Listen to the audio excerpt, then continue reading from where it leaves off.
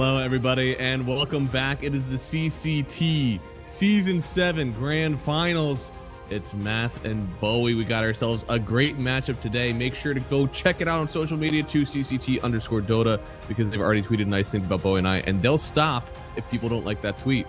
But Bowie, we've already seen this matchup once today and a few times. This is our same Grand Finals matchup as the last series, and if Na'Vi win this, they will be one of two teams to win CCT twice. Do you know who the other one is? Ooh, that's a good question. Is it Dandelions? It is not. It is Team Avalis, or as they won the first time, Team T. But then they got a new org, and essentially the same roster outside of Stormstormer switching back in. So a lot of good stuff. Obviously, that means that CCT is harder than TI because so few people have won it twice. Who do you think you have for this one? Because obviously in the history of this matchup, it should go to Na'Vi, but you're saying that there might be a bit of a hot streak here for Night Pulse. Yeah, I think they are looking pretty sharp. You know, this roster, when I first saw it, I was like, okay, I could see this team actually making waves in the European scene. And like for the most part, they did really well, but they didn't really like qualify to a lot of tournaments, didn't really win even online tournaments that much. But feels like Davai Lama is finally meshing with the rest of them. And yeah, I think this is going to be a tough one. Obviously, I think Night Pulse is doing well, but Na'Vi Jr., they've been doing really, really well, right? Like they eliminated the OGs, like the amount of actual tier 1 orgs they eliminated in the last couple of months is pretty impressive. Yeah, and I mean Na'Vi Jr. in the last 2 matchups, I guess, with Night Pulse, they are 5-3. So it's not crazy, and even before then, Night Pulse have taken their fair share of series. Of course, that's with a lot of roster changes going all the way, but I even want to say, yeah, just barely an advantage for Na'Vi. I want to be with you because I obviously love Davai Lama. I think that's kind of the highlight of this roster. What has changed the most to get them to this spot? There was already a lot of talented people, and I think they were just looking at the spot that, like, not necessarily is more or less talented, but just did what their roster wants to do a little bit more naturally. And that definitely seems to be where Davai fits in. It's also still an offlaner patch. I don't think that's going to stop for a long, long time, but he plays these oppressive offlaners that always do well. And you can see here, I think this Na'Vi junior roster, of course, got the juice, one of my highlight players, and Riddies as well, just has been solid, right? Consistent. I mean, they've been really consistent. They qualified to the last PGL. The ESL 1 Rayleigh qualifiers, they beat Avalis 2-0. Although, was that at the whole bug thing? Like, is the 2-0 in Liquipedia related to the bug, or did they? No, they actually did beat them. All right, at 2 games they did beat them. All right, because I was still related to the bug, yes, but they did get the win. Yeah, they did get the win. They got 3rd in the PGL qualifiers for Wallachia Season 3, where they also beat the likes of Virtus Pro. They beat the likes of lots of teams, even the actual like these they have been doing like really well. Honestly, it's kind of crazy how the Na'Vi junior roster seems to be doing just as well as the main roster, which I'm not even sure it still exists, actually. The Na'Vi, normal Na'Vi. Yeah, right. Yeah, they only have the juniors running around, but I think they also have to cross regions a lot, right? Like they play in Western EU, sometimes play Eastern EU, depending. So they've had to get like a lot of practice, and both Western and Eastern EU are just like it's crazy stacked with teams all the time. I feel like especially tournaments like these have really helped out because you get to see a lot more of these rosters. Essentially, like for the earlier stages, it's practice, and now it's a huge match. $20,000 on the line for both these guys to see who walks home with it. Very important, of course, for both of their teams, both their orgs. And you can see here the Kami, which is one of my favorite names, I think, of this whole thing, because I get to quote Dragon Ball this whole time while we're casting. It makes it so much easier for me. Are you a Master Kami fan? I'm a TFS fan, and I think Kami gets the most jokes during all of them. Wait, who is what is TFS? Team 4-Star. It's the Dragon Ball Abridged. Oh my god. Okay, you're a hardcore Dragon Ball fan. Like, what even is those like the multiverse Dragon Ball things? I mean, a little bit. They basically just do like they do voiceovers of the whole thing, but they actually like edit them. They don't just like take random clips. Like they actually like formatted full seasons where they just are voicing over Dragon Ball, doing their own edits on it too. And then they released that. And it got to the point where like first it started out as just funny, and then it was like kind of getting into the lore. And then they released a Boo Saga one recently that like they didn't want to do, but they just did like a quick one, and it's still super good. I would recommend actually watching just slightly. If you like Dragon Ball enough that you think you could laugh at hearing some like interesting references in it, you know, it's good for that one. Have you seen the Yu-Gi-Oh one that they did? Like, it's like Nuzlocke or something. I don't know how to pronounce it. Yeah, I don't know the name either, but like it is literally just because the actual American Yu-Gi-Oh that we consume has nothing to do with the actual Japanese version. Because like apparently it has like gods and some like dark magic, and whoever made the adaptation didn't like it. So someone just like turned it into something completely different on YouTube, and it's really good. Like if you like YouTube, that like just look for alternative Yu-Gi-Oh or something. You probably can find all the episodes. Yeah. And we're still waiting for somebody to do that with Dragons, but I'm sure we'll have it soon, because we also have random gods and other entities, and we almost have ourselves the game in front of us here, just waiting for one more go. Looks like the flip, it was actually, interesting. Navi Jr. won the flip and chose Radiance as prio. I remember seeing a graphic during Dream League that Dire was winning most of the Tormentors, but on my battle report that I've gotten twice for almost the same interval, it says that I have a better win rate on Radiant. So what is better, Bowie, Radiant or Dire? Well, I think the crazy thing that they actually got Radiant is that in general people just get priority, right? The side seems to, what seems to matter more is that, all right, I didn't get the priority I wanted, so I will pick up Radiant. Right? Yeah. Yeah. So that's interesting that they're giving up priority. That I think that's the more like, regardless of which side is better, which I don't even think you can necessarily say for sure right now because it's kind of early. Yeah. But not getting priority is very interesting because in general, you're like, I'm a second pick team. I just want to adapt to whatever the other enemy is, or I'm a first pick team. I have strategies and I want to run them, and I want first pick because of it. So I don't know. This is gonna be spicy. Yeah, no, I mean, I think it's I personally am still a big fan of first pick. I've still been in a few drafts in my own leagues, and like Abba and DK are crazy heroes. So the best thing that you could possibly have is first pick to always usually dictate like which one you're getting. Because there's 4 bans, right? And 2 of them already are going to be like hero specific bans, like for your players, or even for stuff that you like to play as your own strategies. So I feel like to give away that prio 2 games in a row is a little bit difficult, and it is going to be first pick for Night Pulse. My only read I could give on it is that maybe Navi, they won second pick. They know that Night Pulse will pick first, and they're like, well, at least we'll just get Radiant too. Yeah, I guess that could be true.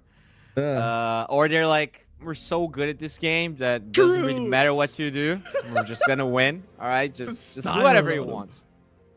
Dude, that would be crazy if true. Yep.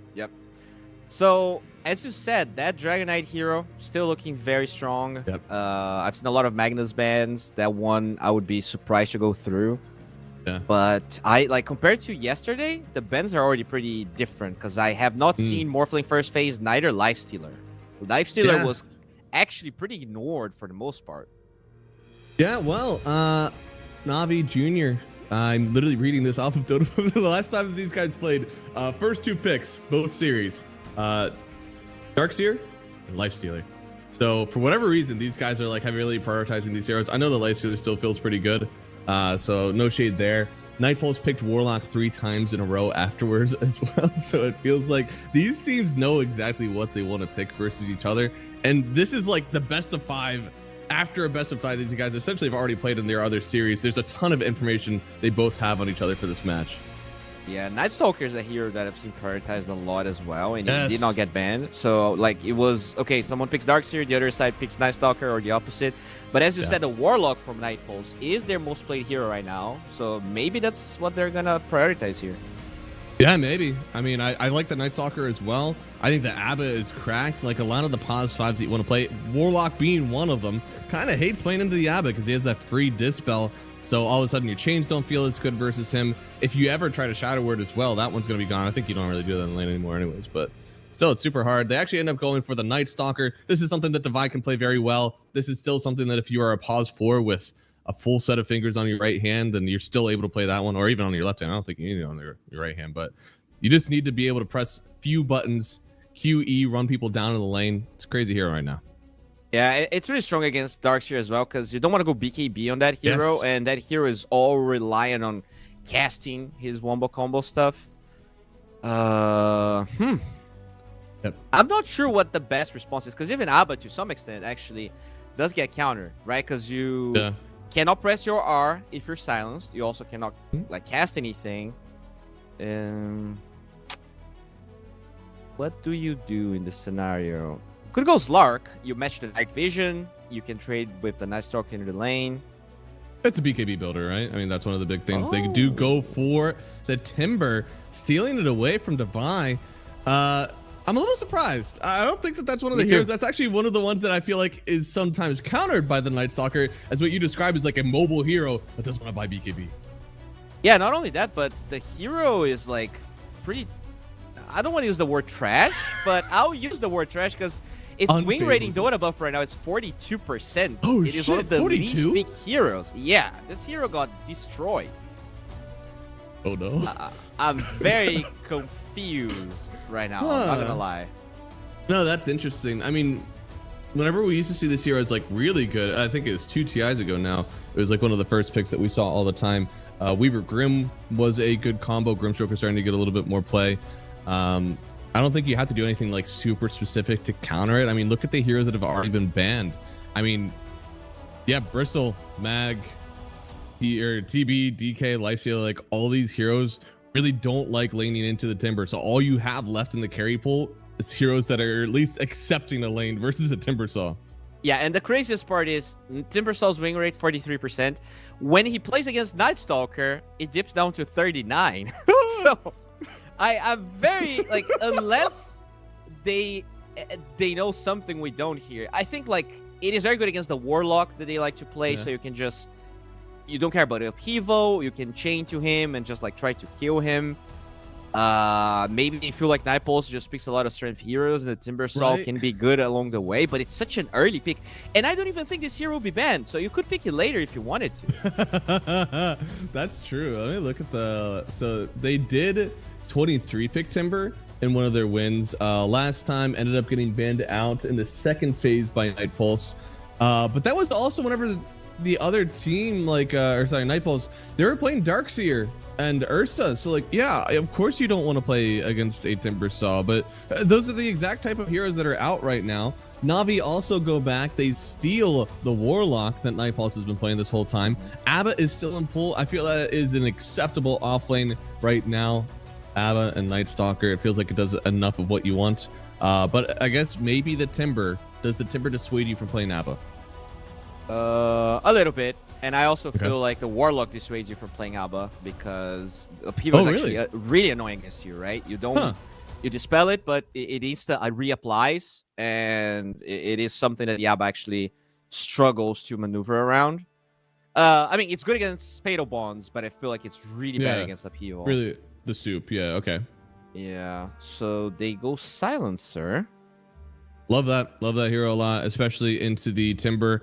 You kind of force them to buy Yules, and Yules is one of the worst items, honestly, to build versus the Night Stalker, because he just waits, silences on top of you as you land, and you're just kind of stuck in the same position again.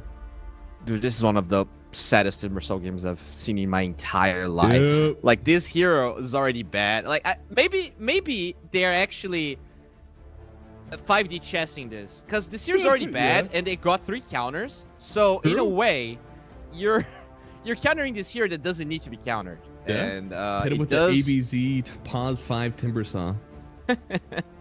And they get this shake here, which so far could be a 4, but they've played it mostly as mid, I want to say. Let me double check. Yeah, I mean, Soxa did end up playing it pause 4. during the Dream League finals, so I can see the inspiration to want to play that as a 4.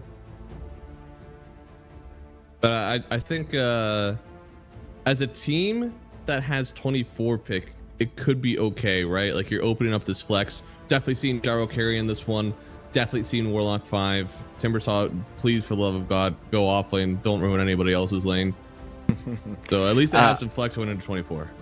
Yeah, I think what is also good is it's going to enable this Timber with the Fissure blocking the lane, right? Because it is not necessarily... I mean, they're going to pick a hero that's good against Timber in lane, for sure. So getting the creep equilibrium just allows the Timber to get the head start. Yeah. Oh! Ooh. Okay. That is a very unusual hero right now. It is, but it technically it does do what we're talking about, right? Like it's mixed damage versus the Timbersaw. That's what you want first and foremost. Now, Gyro is probably my favorite mixed damage carry right at the moment. I don't think I'm in love with the Luna, but it is that archetype. Did the Luna change a ton? I feel like this hero has been so underwhelming since the changes. It did not change that much, and the interesting part about the Luna here is that the night vision, I guess they just want to be on brand with Night Pulse. The night vision for them is insane, right? You have 2 heroes with 1800 night vision. This Shaker is going to have a terrible time in the fights. Unless he's smoked, it is going to be a terrible Shaker game. So I hope they actually play it as a 4 because the score Shaker, you're already against Clock as well. I don't want to see the win condition being a mid Shaker. I'm honestly really surprised. I feel like if you wanted to do this, it would have been a perfectly fine Bloodseeker game. You wanted something that had like mixed damage and taking it to the Timber. I'm very surprised, very surprised that it's the Luna here. But I mean, it's still a counter for Timber, right? It's kind of a classic one. And I think Bloodseeker did get hit pretty hard with all of the changes, like no having Blood Right. I mean, there's so many changes, right? But the Blood Mist and the Blood Right, I don't know. But like no one really understands where the hero, like what's that hero's role right now. Whereas Luna, you know, it's a Timber counter. It's a good matchup for Gyro. I think that's all they're kind of thinking about. Yeah. The Lunar Orbit facet has 5% more damage reduction, which is definitely something. And the Lunar Orbit itself, the collision damage increased by 5%. The radius increased. Okay. I can maybe believe this. I think the most astonishing part is that we're obviously used to seeing this hero as a Conda builder. That item got slightly better with the B patch, but still is not Luna better. Yeah, I feel like that. I don't feel like that's a viable item build anymore. No, as they go QoP. So kind of forces this Shaker into the 4 role. Yeah, pretty much. I feel like you already kind of had to, and it's even worse now. Okay. Oh. Mr. Tiny. Yeah. All right, I'll be honest here. I despise Navi Jr.'s draft a lot. I don't understand why I would pick Shaker into Clock. I hate the Timber pick. I think Tiny mid has been significantly nerfed. I don't really have... besides the fact that I think they're slightly better players, I cannot, for the life of me, support their draft, so I gotta go Night Pulse. Well, so far, both of the series that they played has been decided by 1 game, but that 1 game has always been won by Navi Jr. So yes, I think we could say that they are better in the matchup historically, but I don't think it's by that much. And I'm with you, man. I think this Timber sucks. I like the rest of their drafts. I think it's fine enough. I think that the Tiny mid is like kind of capitalizing on the fact that there is a silencer that you have to deal with. But I don't know. I don't think that my love for Gyrocopter kind of eclipses all of what I see wrong with their lineup. So I'm going to go with Night Pulse for this game 1. Yeah. You know, obviously I could see Navi Jr. winning. Oh, yeah. But 55, it 45? Has 35-65, I think. Oh, Jesus. Yeah. Could see them. Dude, this, like, I've seen so many counters. Like, obviously a better team can always win no matter what, but as you said, the difference is very little considering the results. And if there's a game I can see Night Pulse winning, I think this is the one. Absolutely, yeah. I'm agree. I'll take you on that one. We are into the match, and in classic Dota 2 fashion, it is a pause to start out. and Night Pulse, they're disconnecting. They're trying to figure out what the hell changed with this Luna hero. I don't know. Are they gonna have enough time to figure all that out? Oh, well, I hope so. I mean, what is the build now on this hero? Because I feel like you should go back to old Luna, where instead of going Conda and trying to like kind of hit from range, now you are kind of putting yourself in the fight. You want to go, even maybe a Dusa build like Manta, Scotty, Butterfly, something like that. Yeah, from the builds I've seen, I mean, literally everyone is just building freaking Brooch. Like every damage dealing hero goes Brooch. So from the builds that I've seen, it's like Butterfly, Brooch, Satanic. It seems to be the probably have to have I guess in this game you have to have a BKB after Manta since you are playing into the Timber, even the Gyrocopter a little bit. I'd say it's worth it to build, but definitely need one this game. So I can see. Is there like a small build up on it? Do you go like Manta little crit BKB? Maybe. Even. I mean, this is not a bad Axe game for the Luna, is it? Yo, right, you're against Timber. I am so about now. I'm a bad player, okay? So I love building the negative sector like third or fourth item on Luna because I think it's funny as hell. Dude, I don't think it's a bad build. I feel like you don't scale as much, but like if you actually get the 15 talent and 20 talent, like the thing that I'm against the Axe this game is just that this Timber Soul. Yeah, that's insane. What? Yeah, it's crazy. I was gonna say, like, if you got an Agnesceptor and you got CD on your ult, I could see it. 40 seconds? How long has that talent been in the game? I think it's relatively new. It's definitely. I think they buffed it. I think it was like 25, and it got increased to 40. But I don't like Axe this game just because this Timber is already countered like tremendously, and everyone else is kind of tanky. So that's why I don't like the Axe that much. But you can probably just go like Manta, Dragonlance, BKB, something. Yeah, Scotty's pretty good, right? You're against a range carry and the Timber. Yeah, I'll give it that for the Luna game. Like, it feels like your items are like in front of you, and that does feel kind of good. It's back and forth because usually when your items are in front of you like that, it means you need a lot of them. Probably need a little bit of time to farm. But in this one, like, I feel like at every stage of the game, when you get that new item, you feel stronger, right? Like, you're going Mask of Madness into your Manta, you're gonna feel like you're farming the whole map. I don't think these guys are going to be able to pressure you as much whenever they're staring down a Silencer Night Stalker Quap that is just running the mid game with the Clockwork to give them the first vision. Then you're getting yourself the BKB. Then you're getting yourself the Scotty. And you do have like a little bit of movement. You're saying that you want to have a Revenant's Brooch, right? Even though is the magic damage that you get from that crit, is that actually that good, especially if you're not life stealing off of it? Because I don't think Satanic works with Revenant's Brooch crits. Yeah, but I think, Luna is all about that mixed damage, and that's why the Conda build was strong, right? Sure, you could crit off of it, but I think it just feels pretty good, and it is like a really cheap item for the DPS that it gives you. Because it's like a attack speed base, right? And Luna's dodgy, so... By the way, what is the... So the attack range, you actually... I think that is one reason we're seeing a lot of like, not a lot, but we're gonna see a lot of Gyro and Luna in the future.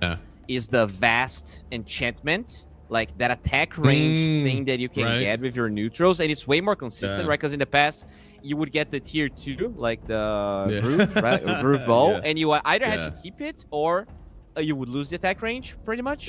But now you can keep it through tier 2, tier 3. So the mid-game timing of those range heroes is actually much better now.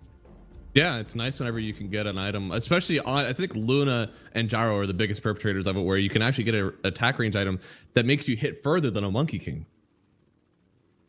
Wow, you make that sound so bad, but like it is bad. You are a ranged hero. No, you but should be hitting to the quarter step. You have low attack range, so plus 90 for you means way more than it means for like a Medusa. The percentage increase is like fucking doubled.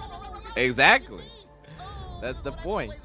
It's I think crazy. TA probably gets into the same category, but that hero, I haven't really seen any TA ever since the new patch. Yeah, man, that's I think Gyro doesn't build the Hurricane Pike near as much as like a Luna would, but something that I love, and you can maybe even do it this game, if you're a Gyrocopter and you know 100% that Hurricane Pike is on your wish list, You're playing into a Night Stalker Clockwork. I could definitely see it happening. Buy that thing first, okay? You got Chop Shop. Get the Dragon Lance. Disassemble for your Aghanim Scepter, okay? If you're always going to keep yourself a Dragon Lance in your inventory, get that shit really quick. It is so good for your farming. Your stats don't feel near as important whenever you're farming out. You can go ahead and get some, more points in Rocket Barrage, more points in Homing Missile, whatever you want. I think that is one of the best builds that people are really foregoing on the Gyro despite having the Chop Shop. All right. So we are finally back. Mm-hmm.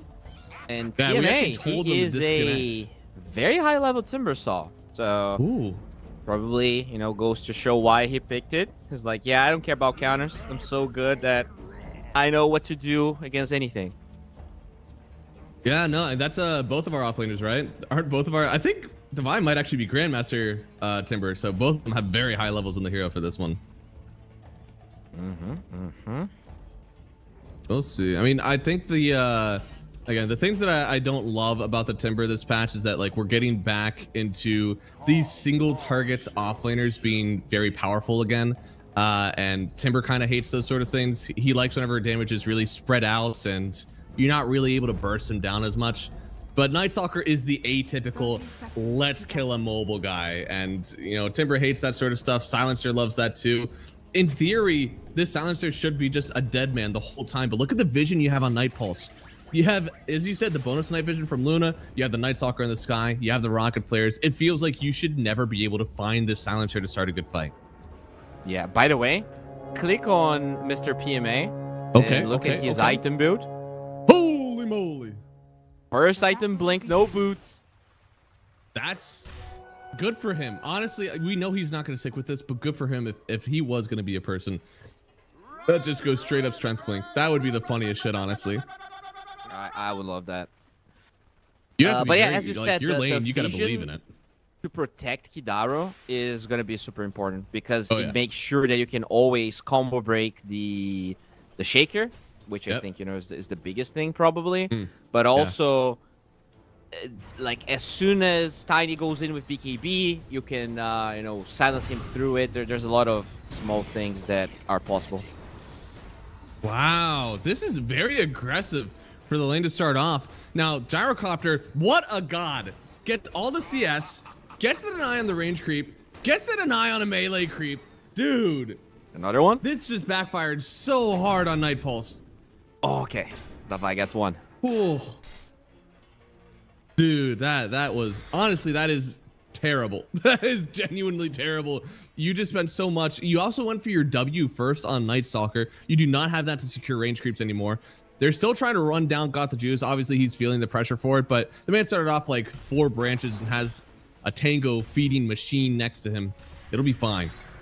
Yeah, the problem is that there's so much aggression that they're not really being able to block the creeps and keep the equilibrium, which means that they are...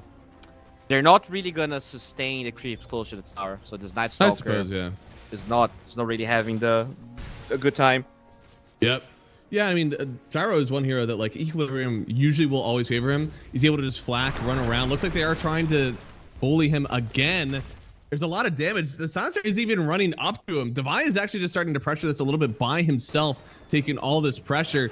And finally, we're seeing a point in Shadow Word, so should get a little bit easier to trade, but a nice pull there from Kidaro. Oh, wow. Beautiful aggro. I don't think people realize all the time that you can aggro away from that camp. Usually it's like a death sentence as soon as the creeps start hitting, but you can actually just like right click heroes and immediately aggro that back to yourself. Yeah, and Kidaro also got a stack, so he doesn't really deny the range creep there, but regardless, they're going to be able to keep pulling and making Navi's life hard. Like the Gyro's not ready to clear that camp yet. Yeah. Okay, so CS-wise, pretty even here. I guess really the Pop even. Struggling a little bit against the Tiny, but Holy that's like the only thing I can see.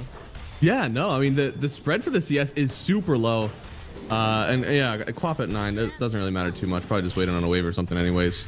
Seeing Big Cogs here, are you a believer in hookup even after the changes? Nah, no one is, man. They're gonna have to buff that like 5 times, and then it's gonna be the best facet for 2 years as the gyro. It's his first blood, it is! And they get themselves some int with it. Now, you gotta control the Lotus pool. You can't just step in there once, so Riddy's forced to TP out, but that's +1 for Kadaro on the brain drain. You love to see it. Just So so far, slow. though, it's interesting that they kept the silencer bottom, right? In general, like at least in the past, you would see silencer against Timber, and that was really good because the Timber doesn't really get to do anything. Yeah. So I'm surprised that the claw, even though their range and melee and all that, I wouldn't say this is the best lane for the claw because he gets close to the Timber, and now that he's strength, he actually gets destroyed, right? He used to be universal in the past, so warding depth didn't hurt him nearly as much. Yeah, no, I mean, this is definitely trying to be better for your Luna instead of trying to be like worse for the Timber, right? Because theoretically, they go on top of the Luna and you're a silencer. You watch the Luna die. Like that's what you do. At least the Clockwork is able to do something about it.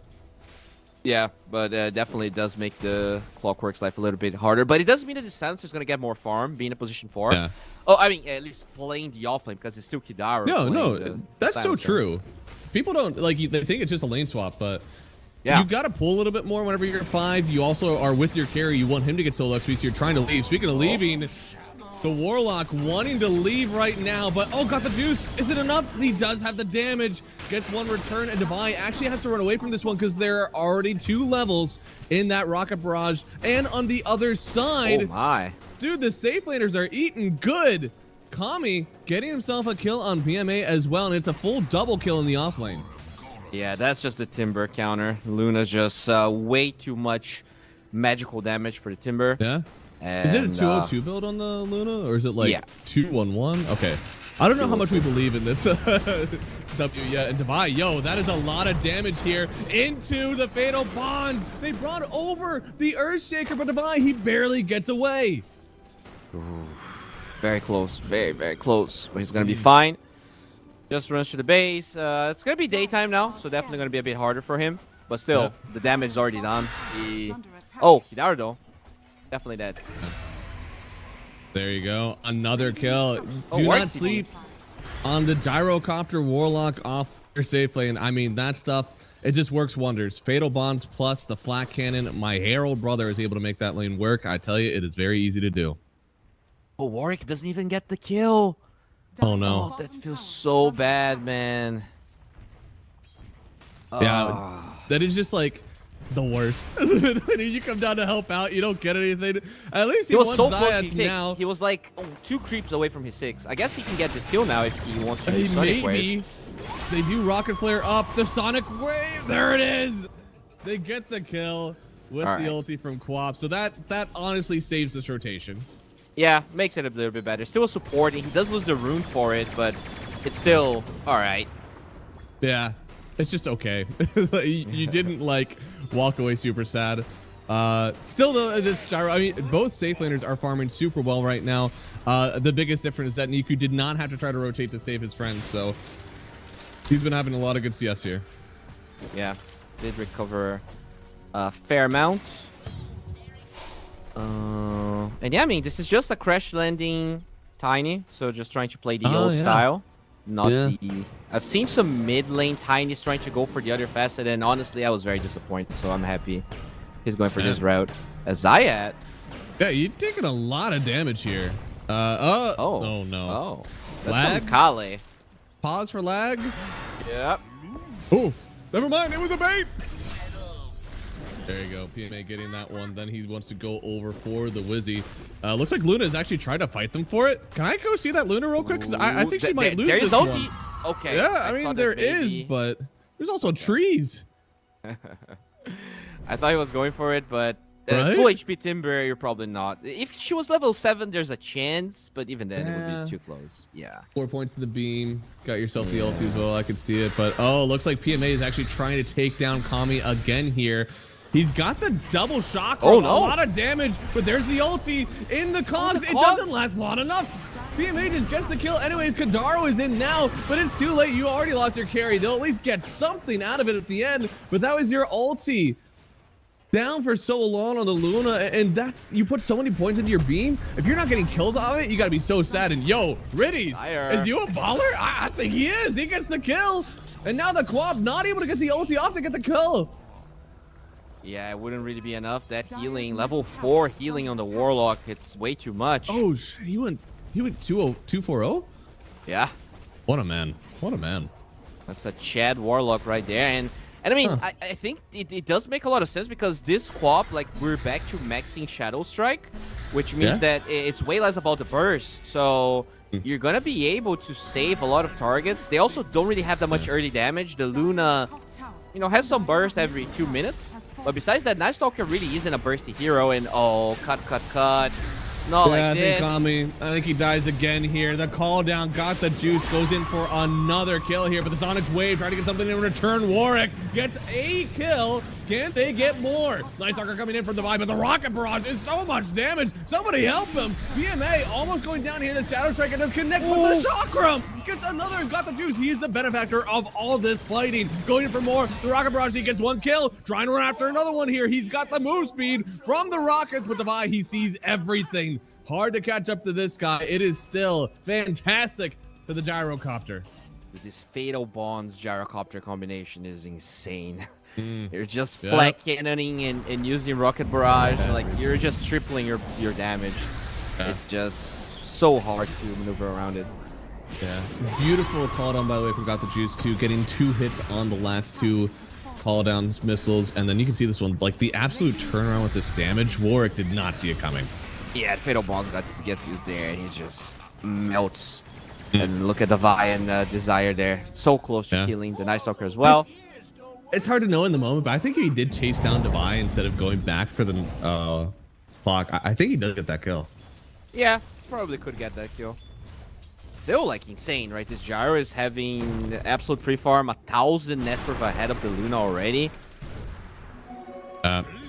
He is quite farmed, and that is everything for a Gyrocopter. Oh, haste. He's even going. Niku. Toss back. Oh, it's pretty good. Warwick, though, he's got blink in 3 seconds. The silence will actually save him for now. Zayash, there it is. The Echo connects the Fatal Bonds. It just blows everything up. He gets a triple kill, and they have to run away again.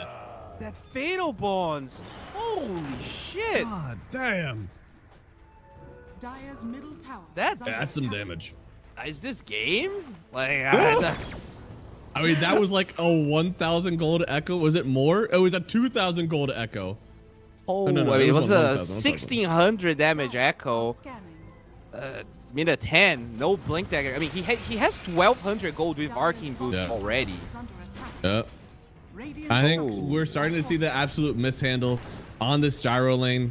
Things have gotten really rough for you, and thankfully, your Quap is still having some of a game, but man, who cares about the Timber, right? Like, we're talking about the Timber the whole game, but it's just this Warlock and all of the other heroes combo so well. Like, they have insane AoE and Fatal Bonds. Oh no, the Fatal Bonds again. It's not even maxed yet, is it? They're just not able to handle this damage. Kodaro goes down, and the one thing that the Night Stalker does well, it's aggression. And if you can't play on the map like this, they are currently beating down your tier 2, minute 11. They've also found your stacks. Yeah, experience has been a big problem. The clock's not level 6 just yet. Sure, they have global, but it's also really big cooldown. So once you use it, you're pretty much signing up for 2 minutes of farm, because you're not going to be able to take a team fight. Not when you're this far behind. I've seen so many Clockwork games like this. You're not getting your level 6, and Kodaro goes down again. They're everything that we said they shouldn't be allowing to happen. They're allowing to happen right now on Night Pulse. They're getting on top of your silencer. You finally have level 6 on the Clockwork. Maybe this is something, because you need to be aggressive with these heroes. Warwick, yeah. Nice job getting away there. Divine getting the silence out, but what are you going to do with it here? The turnaround here from the Timber, maybe okay enough with the ulti. You need a little bit more, but the Eclipse, it's not enough. And now they're going to run you down. They have a nice ward in the river. They see Kami, and the blink dagger. And the toss up. The silence is not in time. The Fatal Bonds are too much. It is a 7,000 net worth lead right now. This Tiny proving how good he can be whenever you have an advantage.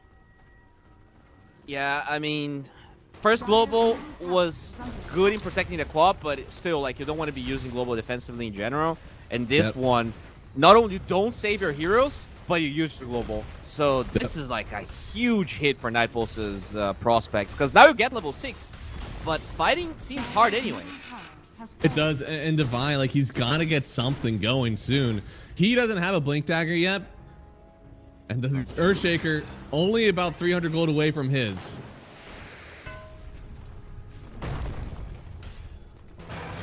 Bye. Yeah, I mean, they want to do something out of this, but, like, what can you do? Getting ran down, and they even toss Kadaro in Divine. He's just taking so much damage. Yeah, I mean, they're trying to get something on the other side, but the Fatal Bonds, again, it is too much. They already lose Kami, and they're just running over Night Pulse. All right, what time do you think they're going to type it? What time in the game? 4 minutes from now. Honestly, just ban Warlock. Don't give them AoE. I get it now. It's just a Warlock and AoE. You don't care about anything else. Yeah. Like that the entire draft is Warlock and AoE. And I guess, you know, it's been a while since this was like super popular. We just forgot it's this strong. I don't know.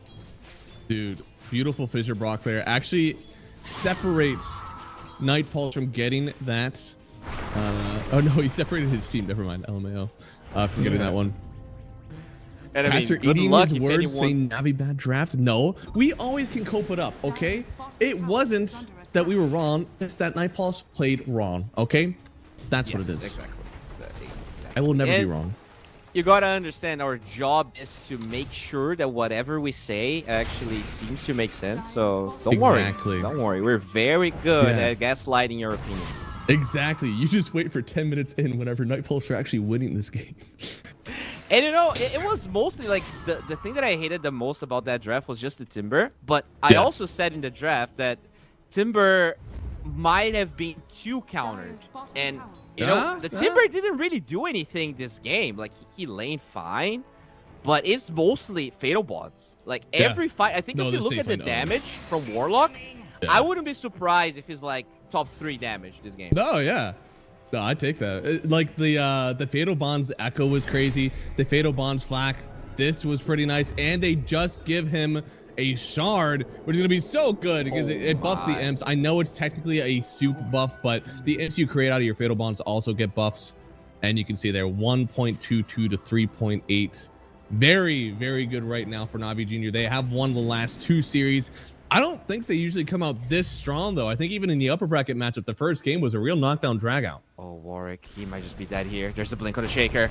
Yep, there it gone. is. Yeah, Avatos up. No chance for the Silence to help out there. They get themselves another one.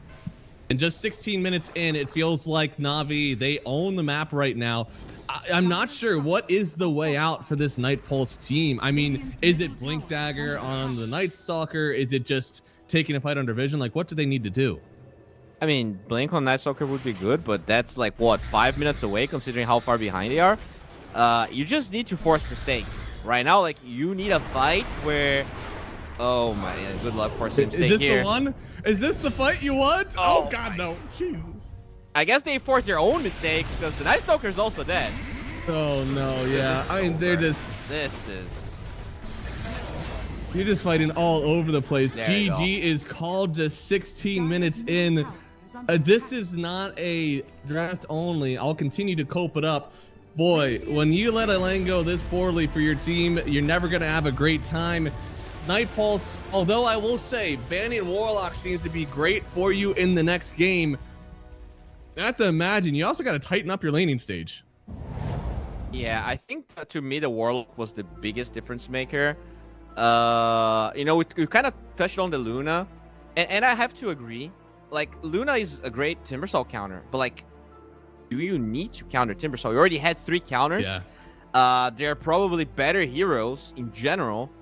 And I don't know, there was just a lot of slightly misplays, right? Quap TPs to help, doesn't really kill the enemy carry, kills the support, loses the rune, wastes the OT.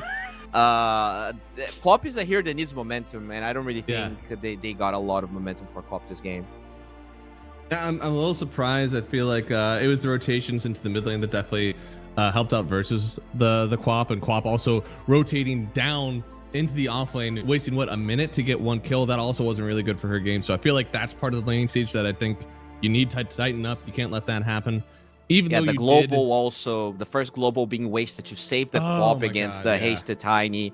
Like all of those slight early boosts of fighting that he could have, all of that kind of got wasted or at least not used fully well. So it's unfortunate because I could have seen that draft working. No, I think so too. I want to give them a little bit of hope and say maybe if you do something again that's a little bit more double melee aggressive with the Night Stalker. I don't think that picking up this like clock silencer right away, putting the silencer on 4, like it seemed like he was going to be fine, but I really do think something that's actually able to take it to the Warlock is what you want. I just don't see how Night Stalker and silencer was really the way to do that. I get that you needed the clockwork with the Luna, but in that case, I don't think that you should be picking the silencer then, as you said, if it's only to counter the Timber. If you're genuinely hemorrhaging your own draft just to counter the Sierra that we don't think was really that great, and even was dying in the laning stage, like clearly they did get countered by the Luna. Like, why are you doing this if you already have other answers? Yeah, and I think like we talked about the clockwork being 5, and in obviously having Night Stalker and Clock in the same lane is not great. Like the clock will probably suffer. But if the clock was 4 with a range offlaner, then you actually get level 6 a little bit faster. And Clock, he is a proactive hero that can play with the cop, whereas the global isn't that proactive in the beginning. I think he becomes proactive as the game develops. But yeah, it's unfortunate. But this is a BO5. There's still a lot of Dota to go around. Yeah, it's easy to learn. All right, we didn't ban out the Warlock. Warlock was played by Nightpulse actually 2 times in a loss. In the last one, they probably thought they were the ones to get it, but nah, Navi was like, you guys may have lost, but damn, that hero was strong. We'll take that for ourselves. Unfortunately, for Navi Jr., there actually is going to be first pick for Nightpulse likely in the next one, so should be Warlock for them if they really want it, but we'll find out, guys. Going to a break, and we'll be back with Game 2 right after this.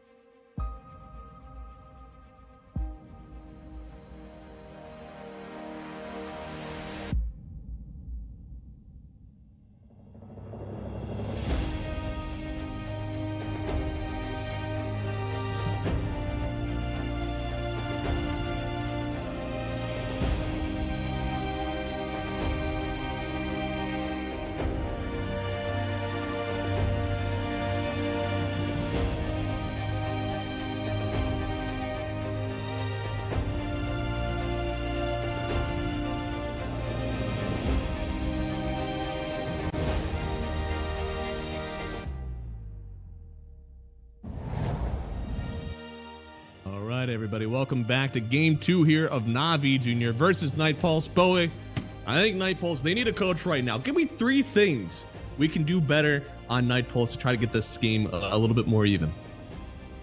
I think the first thing is probably ban Warlock. Then make sure there's no Fatal Bonds in the game. And make sure there's no golems, any type of golem heroes available. So those would be my 3 things. And I, honestly, like, I'm not joking. Like, when you look at Nipulse, their win rate right now is 60% with Warlock last week. So they are definitely cruising, loving this hero. And I'll be honest, it's just insane early game AoE combination of damage with Fatal Bonds.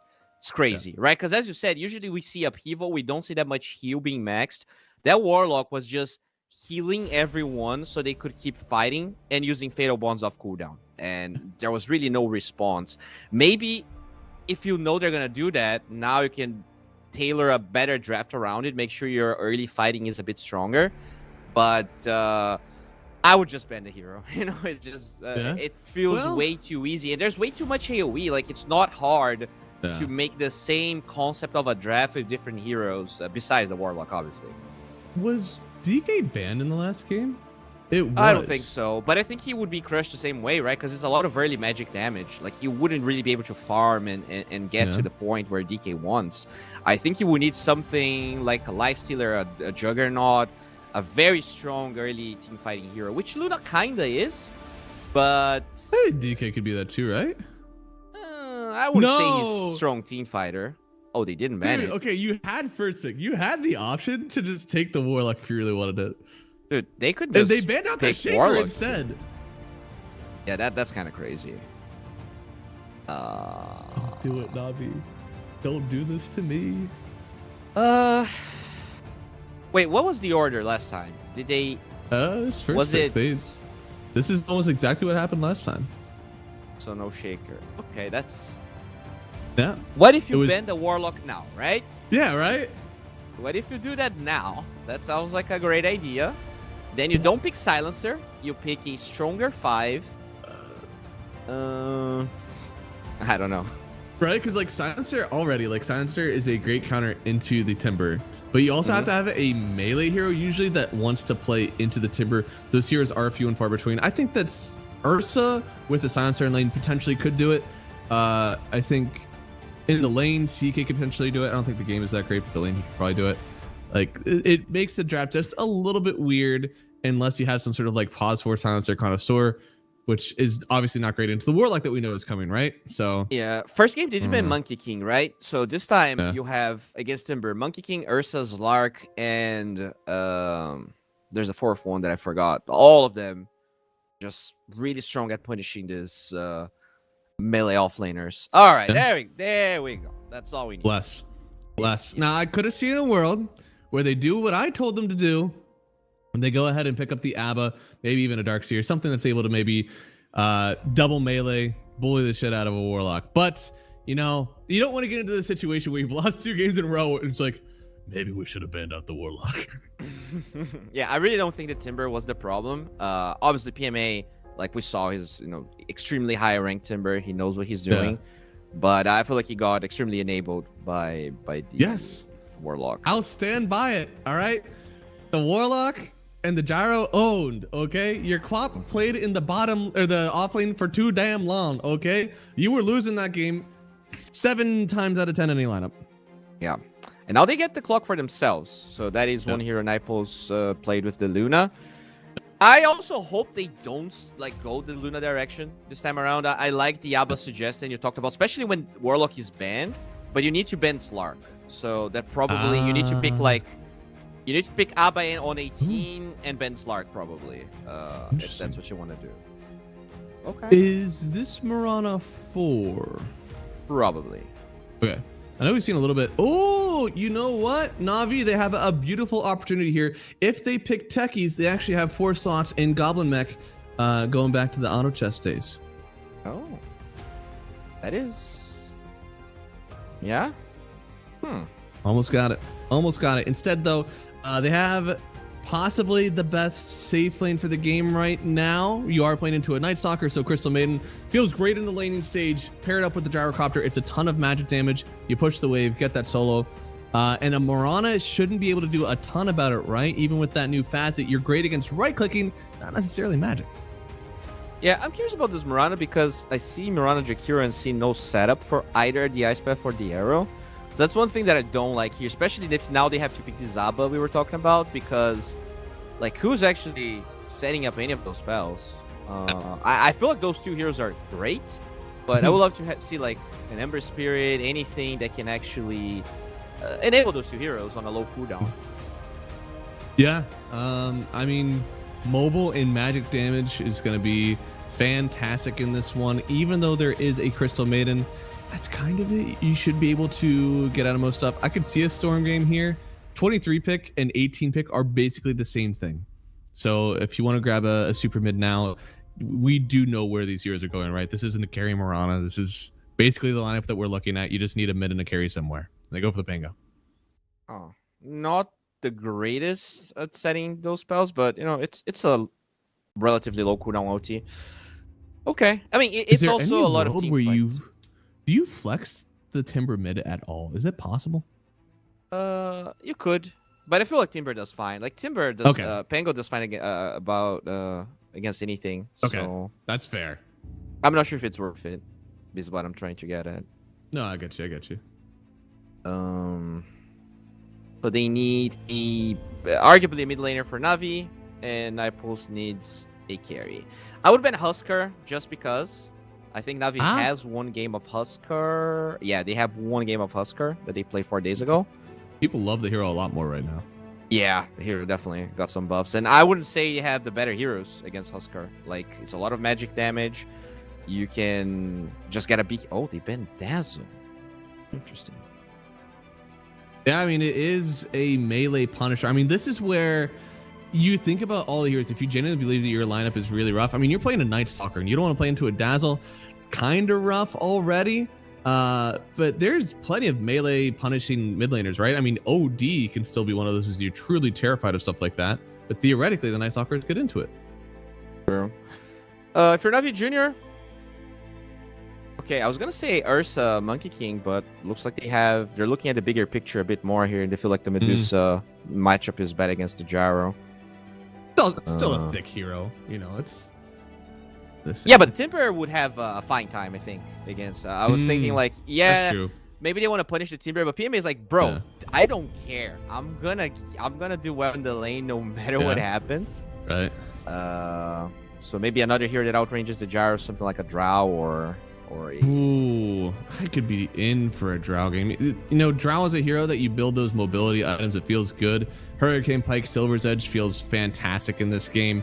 And once again, feel like you got a Pango and a Night Stalker should be able to protect most people, but it is two backline-ish supports. Maybe you do need something that's a bit melee. Yeah, they do take away the Monkey King. Source is still available if they want to go that route. Nipulse, Huskar still available, man. They have 24. You know, it's always scary to let Huskar through. Yeah. I'm a little bit worried. Like, it's not even about the Pango being destroyed in lane, because usually Pango can like survive pretty much about anything. But it's more about how do you actually take those team fights. Yeah. There you go. Yeah, that's good. I mean, Huskar would end up with like 5,500 net, and your team, like, yeah, as you said, like the Pango would probably be fine. Probably still be around like 3,500, 4K net at 10. But like, what does your team do? You don't have a Hoodwink that can break. Maybe you can build the fastest Conda in the Wild Wild West on Night Stalker and hope to God that the break is enough. But I don't think that would be it. So, I kind of wish they picked something with a stun here, but they're not gonna go Ursa just because it's a good match against Timber. If we knew it was coming, Navi knew it was coming. So I'm a little worried. And they don't care. So what's gonna be the mid laner here? Oh, okay. Wait, what? Mid Timber then? You kind of touched on it, right? Yeah, there you go. It was a possible switch. So yeah. I don't think that Jakiro is the worst into Beastmaster. Exactly. Yeah. I think that this lane is still strong enough.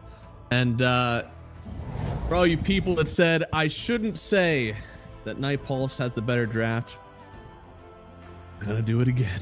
I think that this looks good. And as long as they don't fuck up, I think that they got this game too. Yeah, I like their draft again. Do I think they have the better draft?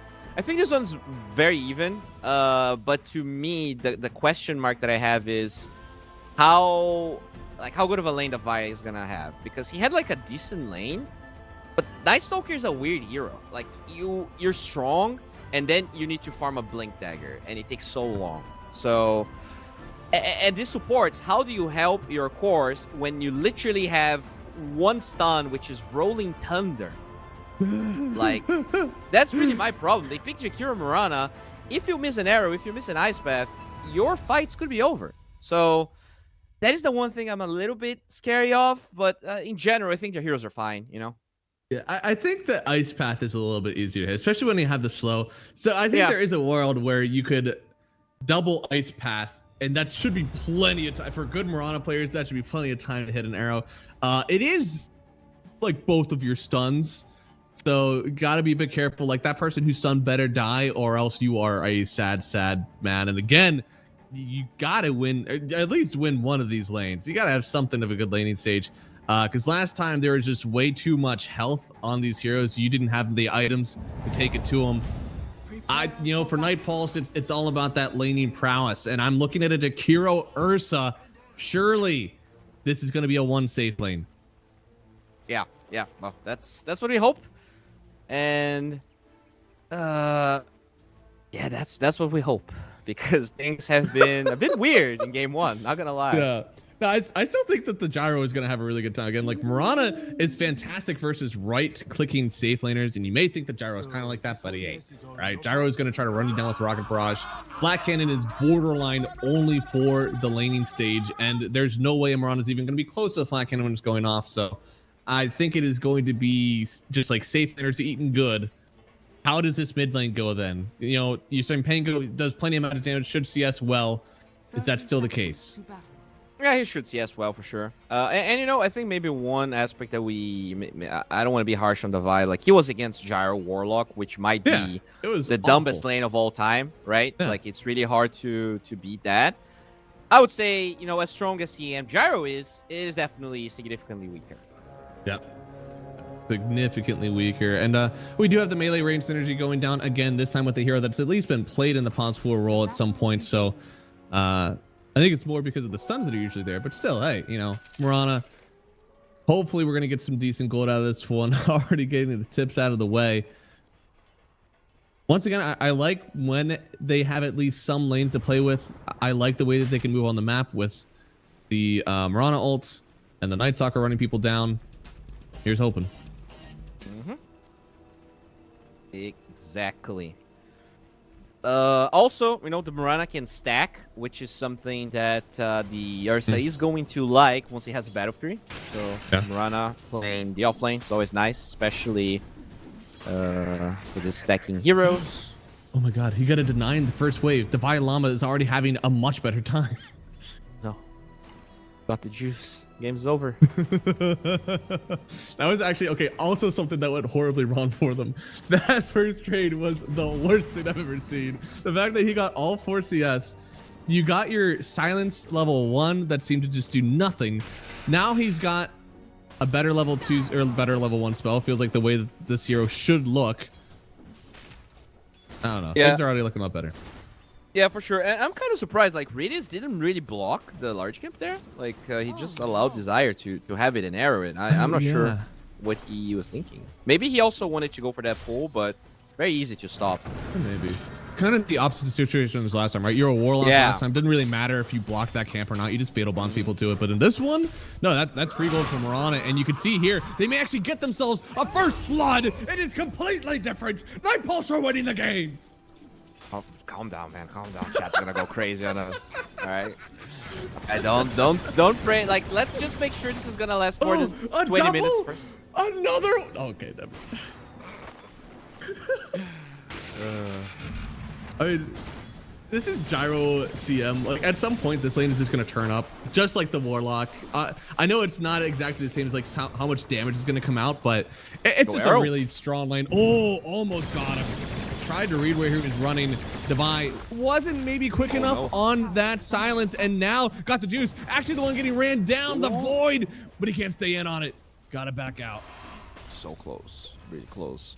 Yeah. But still, that definitely favors Night Pulse here because the Vi has that extra region for the nighttime, which means that, and they don't have the Warlock heals helping, so this Gyro will have to play a bit safer now.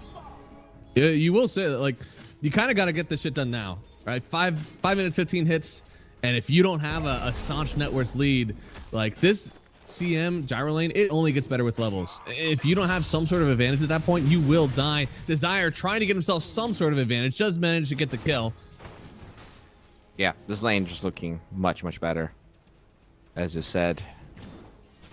Whole new world. A new fantastic point of view, some would say.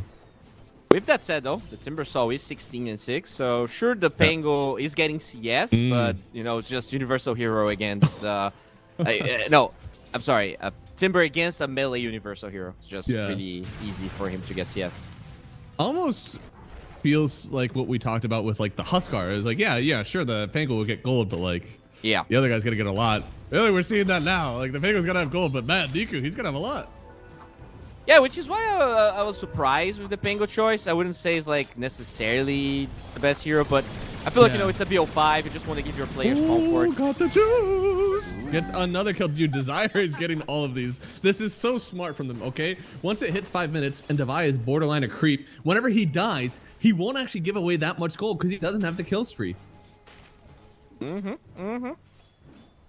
That's pretty much, You're so smart, man. This is one of my 2 fantastic strats that Misery did not believe in. The other one was the Pinata strat that he also thought was dumb. The Pinata one is better, actually. I do like the concept of the Pinata one.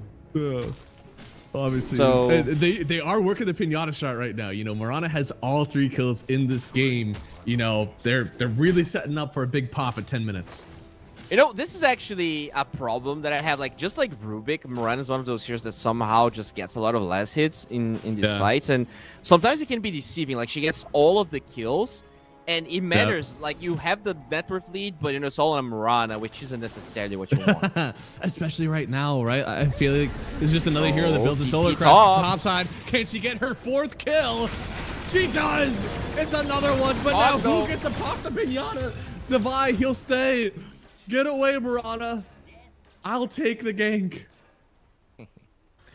I wonder, you know, I guess the build for Mirana now is probably Atos, right? There's a lot of supports going for Atos. Might be the path here. Yeah. No, I like it. I think that's the way that this hero will look the best, especially versus the Timbersaw, of course, who's having a great game. Yeah, and you don't have that much setup, like we kind of talked about it during the draft, so might be a good solution. So, Night Stalker has 2 bracers. I don't think that they got enough out of this one, and now they are trying to run Devi down. He's missing a lot of attack speed. And still alive. Oh, the missed chance. Is it enough? Desire, do not body block for this guy. You're worth more than him. Oh, got the juice. He pops the Pinata. He gets himself 300 extra gold. Now the roll through. Do we get the reverse Pinata pop? Where Warwick, he gets a double kill with the swash through. Yeah, and now Warwick TPs and he gets a double kill instead of, you know, not really getting anything. Yeah. Also completely different from last time. Now this is a complex double Pinata pop where Desire pops the Pinata to not got the juice, but then Warwick comes back and gets the newly set Pinata with a Crystal Maiden as a little bit of flavor on top. Beautiful. Beautiful. That's a fermented Pinata. Wisely fermented Pinata here. Nicely aged. So they're trying to steal the Wisdom Rune here. There's a lot of heroes. Even Niku joining the fray, and they know there's no Rolling Thunder. Oh no, yeah, DD Timber saw this guy. He hurts, but there's Kadaro trying to help out. Desire coming in as well. They brought in Ursa into the mix. They really want this wisdom. If they get the kill on Got the Juice, that'll be the first part of it. Arrow. The arrow, it connects from downtown. But there is a Timber, and he's out of the way. Oh, Desire, he's still chasing though. Desire, are you a baller? I don't. No, do not leap up the high ground. Okay. Yeah, he's fine. It's just asserting dominance here, Yeah. forcing Nico back. Yeah, this game like is it. completely different. Like, this is a 2-0-2 Warwick. Davai, sure he's 0-2, but he's actually he got a lot of experience from that lane, and the Gyro isn't nearly as farmed as he was. Like, that Gyro was gigantic in game 1. Huge, yeah. And now, I mean, the Pango was not getting a ton of net. Now he gets the double kill. Now he's like back up there with the Timber. This game should be fine for him. And again, when he's succeeding, his team is succeeding because they need him to run the map. Divine Llama is just not farmed enough to be the end-all be-all in this one. He's still a little under-farmed, I'd say, for where we want to be. Yeah, but he if did get his team can experience, step up. so he's ready to OT and join a fight if they need to. Is he kind of like a Kunkka in that way? Like, yeah, maybe you didn't get the net, but like you kind of just want the levels. Is he okay with that? Yeah, I think Nightstalker is pretty much that. Like, obviously, you do want a Blink Dagger, but if you don't get everything, but your team is having a good game, that's more than enough, because he, you know, the vision advantage he brings is by itself huge. I feel like the new addition to neutral items has definitely like helped out in a little bit with those sort of offlaners, because you get like another item essentially for free, and these new ones, like, they really help out. I've found myself being able to skip a lot of these early stat items because the way that these neutrals work is so nice for you. Yeah, you can always, especially early on, like, there's not that many options, right? So you can pretty much get what you want, whereas yeah, like the chance that you don't get what you want for the first tier is pretty much 0, right? It's 20%, I guess, that you don't get the one you want.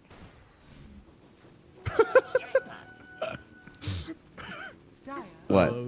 No, they're like regular chatters in here. A guy that actually like untimed him because he got like ruthlessly timed by the bot. He's kind of funny. He's standing up for me in the chat, and we love to see it. We love to see good faith chatters. Good faith chatters. It's all right. It's all right. These chatters, they're gonna like us at the end. You know, they. Amen. Yeah. Amen. They're just angry they didn't get their bats, but I'm sure. I mean, we were going for Night Pulse in game 1, so. I was. You said Navi had it. You know, you had the right call. I was the one. You said it. Yeah, I was contrarian to you. I don't know, man. I'm old. I don't remember anything that I say anymore. Yeah. And I'm doing it again. And Night Pulse are gonna win this one. I'm right on this time. Oh no, Desire. Oh god, Desire, the please. Pinata. Oh, Pinata already popped. He's good. He's allowed to die as much as he wants now. Okay. They do use Moonlight Shadow here, not the shortest cooldown available. Oh yeah, it's not the way you want to use it. Oh, bottom lane. At least it's not like a PMA. Oh. Yeah, roar. Not quite dead. used yet. Yeah, I think they get it now. There's so many creeps. Look at this. He's got the axes too. PMA, painting by a thread. Getting the kill. Now Divine gets a kill on a support on the other side, but that was your Ursa going down after using the Enrage. Really well done there from PMA, and now Zayach looks like he should die in return. It feels like the slow from the Void is actually more than enough to set up for the arrows of Desire. Yeah, when it's nighttime, it's definitely, it can be good enough. Yeah. And now something that the Jakiro also does very well, it's tower pressure. You can actually choose which one you want. You can trade in the lane with your Frost. You can get the towers with your Fire. They're very nice right now on the hero.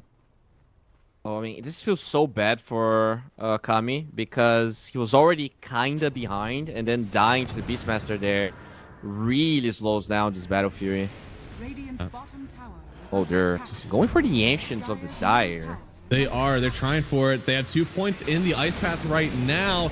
Desire, he's got to get away for a second here, but here comes the roll on top of the Macro Pyre. You want to step forward on this Timber, but it's actually maybe a bit too hot. They will end up killing Divine, but Warwick, he's done so much already. Ends up getting the kill again on this Crystal Maiden, but he's in too deep, maybe by himself. Ooh. A nice Starfall from Desire, and nets himself another kill. Kadaro, he unfortunately tanks the axes, but Warwick is a baller. This guy, he is the fight. He is the team right now.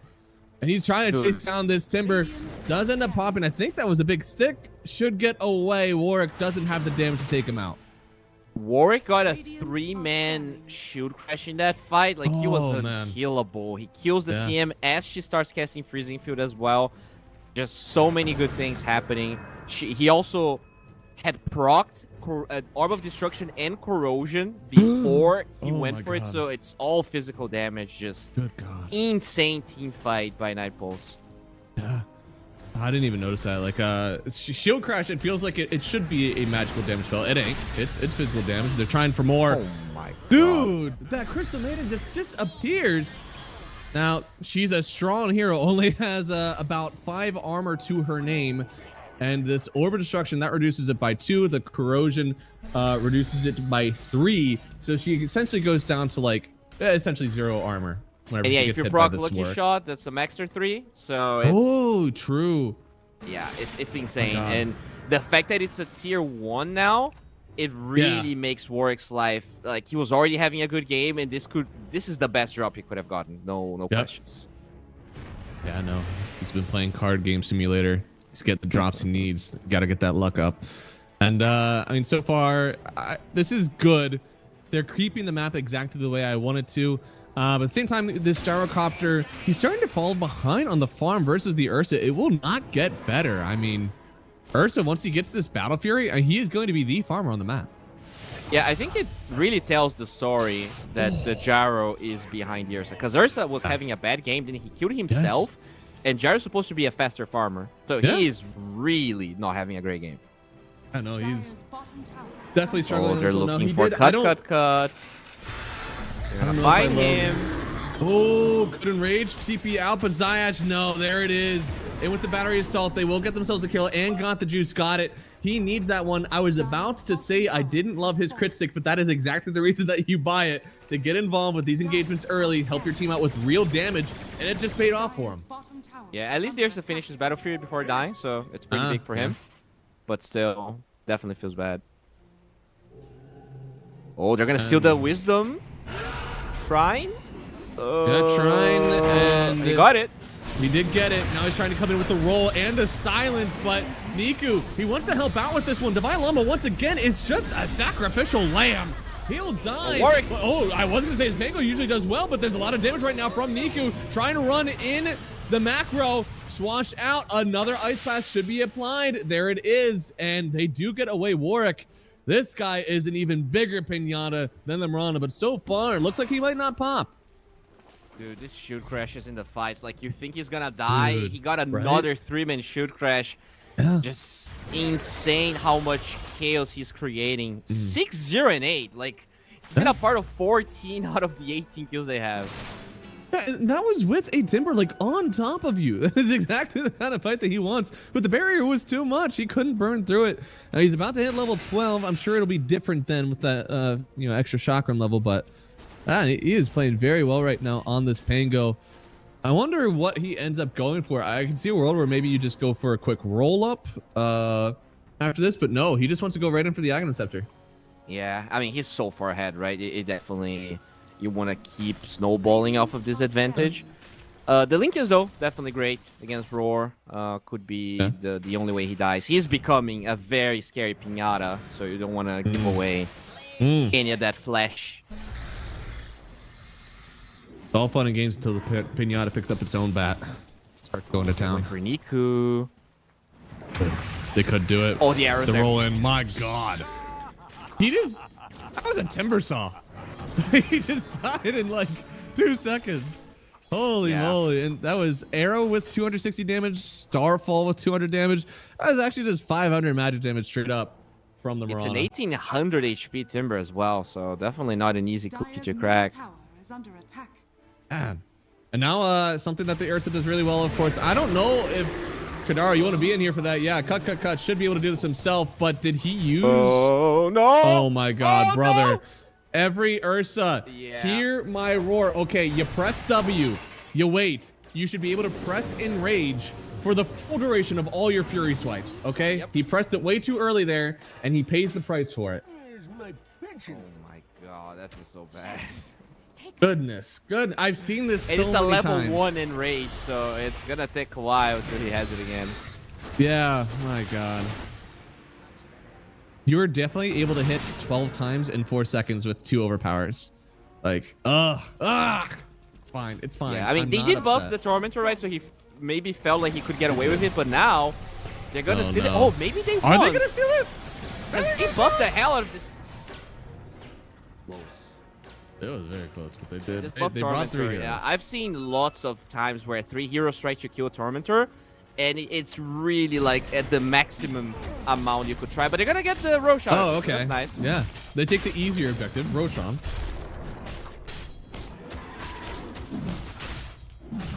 Really, with all the minus armor that this Pango is offering, this genuinely is the easier one to do. Unless the clockwork.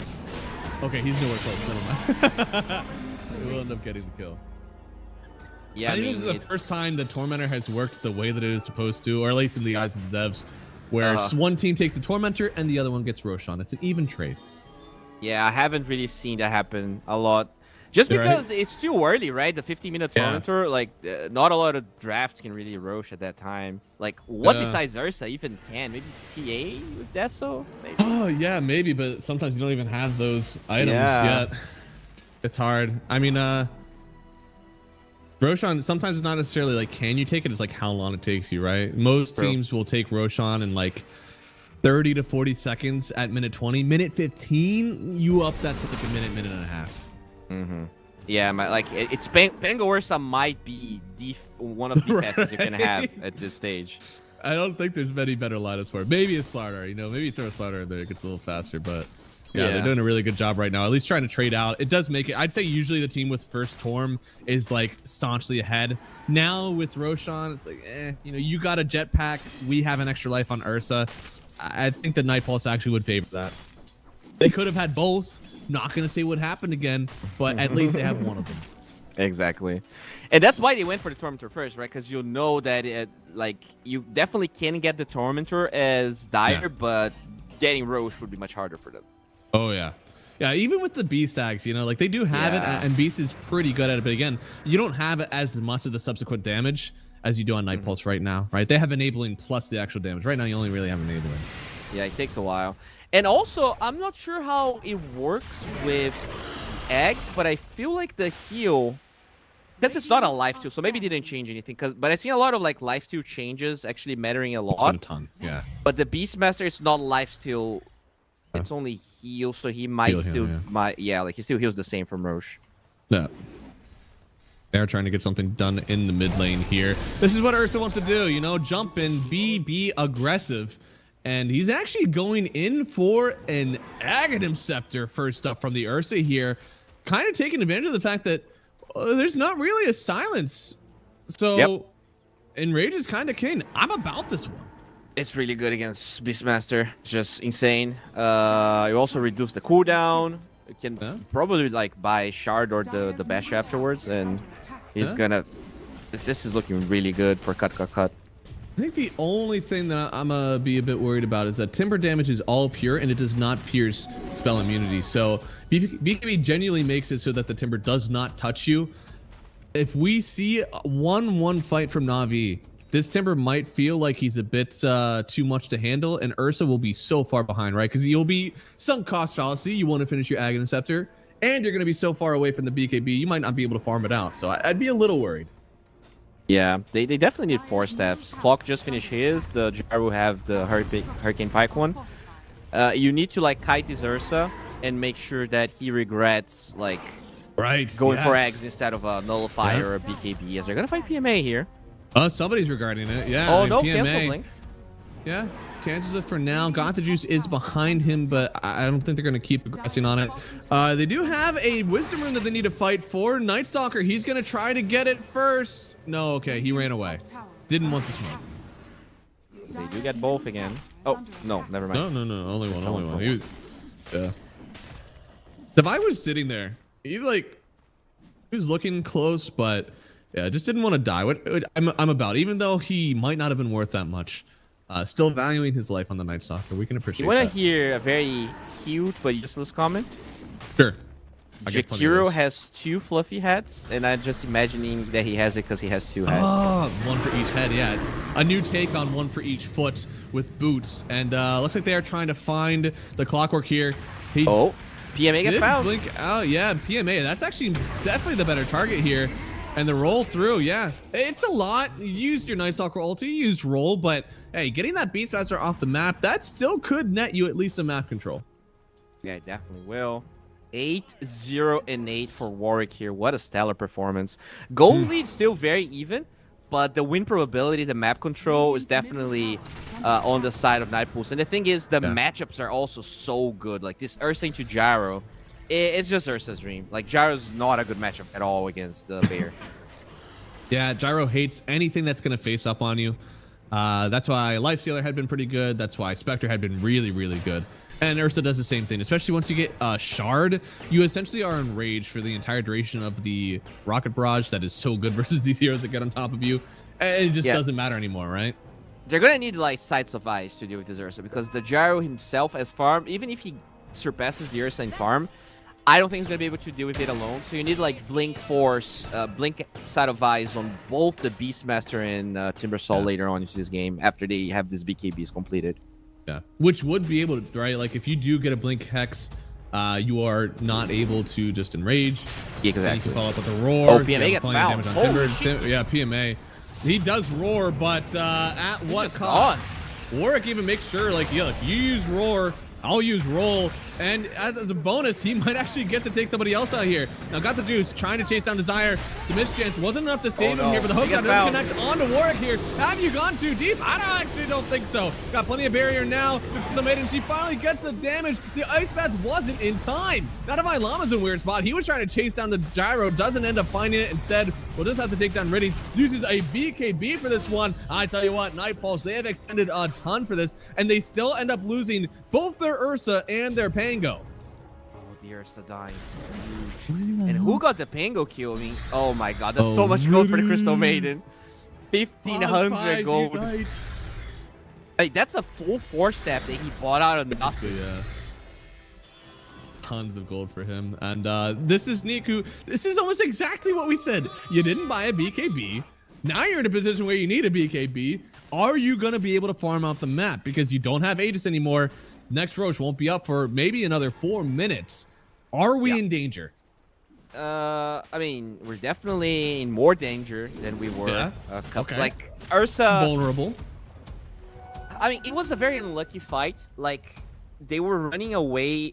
Warwick was running away from the missile, and his Rolling Thunder ended as he was trying to go into the missile so that it hit him through magic immunity. Yeah. And that was really the biggest problem, because then he gets stunned. The Ursa comes in to help. Both of them get hook-shotted. Just a very unfortunate turn of events. Yeah. But, you know, the Ursa is going back for a BKB now, which is good. Yeah, he's got no choice. Genuinely. Oh, wait. Smoke breaks? Oh, my God. I'm a little bit worried. They don't know what they're running into. Thankfully, it was only a Crystal Maiden when the smoke broke, so it was fine. They're still trying to be aggressive on this one. They really want to own the map before the next Tormentor comes out. That way, they can actually be friends and take it together. By the way, I need a workshop from you. I'm not sure if you actually have that information. So, how the hell does this freaking clock works now with, you know, the 3-minute Roche respawn timer? Because someone tried to explain to me, and I just don't understand how it works. What do you... Like, look at it. Yeah. You would expect, you would expect that, like, okay, see, like, it spawned, and I don't understand how I'm supposed to... So I don't think we know exactly what the timer is, but you can see the little, like, bar on it is roughly a percentage. So that one was like a small the shortest the bar, the fastest it's gonna spawn. Okay. Yeah, I don't love that we have the exact same icon that the teams do. I would like to go back to us having at least the exact time, just because I make stupid little bets. But yeah, we have about, like, if it spawns at half, it's like, it's about a minute and a half, you know. Yeah, I was trying to, like, figure out why they did that. Like, is this some, like, anti-sniping thing? Like, really for it? Maybe. I think it's just that's how the code happened, and maybe it'll get fixed in another patch. Hopefully. Cut does break the smoke, and he's the best hero to do that because he can roar out of pretty much anything they have so far.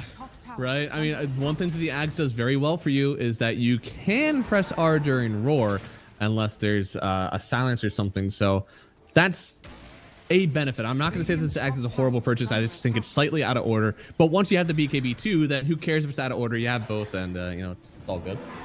Yeah, Roche is up, by the way, so it is a big point of contention here. It was a very fast Roche. It was 25 minutes in. I mean, both teams can take it fine enough. Then the Tormentor that was killed. Yeah, The Tormentor just spawned. They're trying to aggress here. They don't have the vision. There's the roll. This could be really rough. He's got the handbrake on Rourke, turning around on them. They immediately bought the BKB on PMA. The rest of the team is trying to escape. Gritty's knows he's in so much danger here. Can he get the ulti off? Doesn't even want to. They're going to lose both supports right now, but Vive Llama, of course. He doesn't want to let them get away. He wants even more. PMA, that was the BKB used, but that is an Aghanim Scepter on Nico. He still blinked away. I'm surprised he felt the need to leave. And now cut. Is there too much damage? No, they get the root! The buyback from Riddies was insane. And they get themselves another kill on Kami. The no BKB purchase is certainly hurting them now. And they could just take this into Roshan. I am baffled that they dove tier 3 for that. Like, once you get the Q when you have the Ursa lineup, like, it's so quick for you to roach that... And they had already committed Roar, they committed BKBs. You could have just Roche if you wanted to. That was way too greedy of a jump. Yeah, and I get it. Like, I can see why Devi wanted to go in, right? Like, Devi is a Night Stalker. He's able to see where this Crystal Maiden is if she buys back, and you're usually going to be able to survive, right? Ursa but Devi has the BKB, so you force the buyback and you BKB TP out. The Ursa going as well. That was really the miscommunication. Rough. Yeah. Like, Ursa cannot follow you there. There are some times where, like, even as an Ursa, there are places that your offlaner will go where you simply cannot go. Yeah. A little bit too greedy, unfortunately. I guess they're going to get the Tormentor in return, so now we have the opposite happening. Yeah. One team gets the Roche, and they're going to get the other one. Yeah, I mean, this shard is, who does it go to? Is it going to be a good one? Isn't that just, yeah, you can use them both at the same time. That's awful. That's like... Yeah.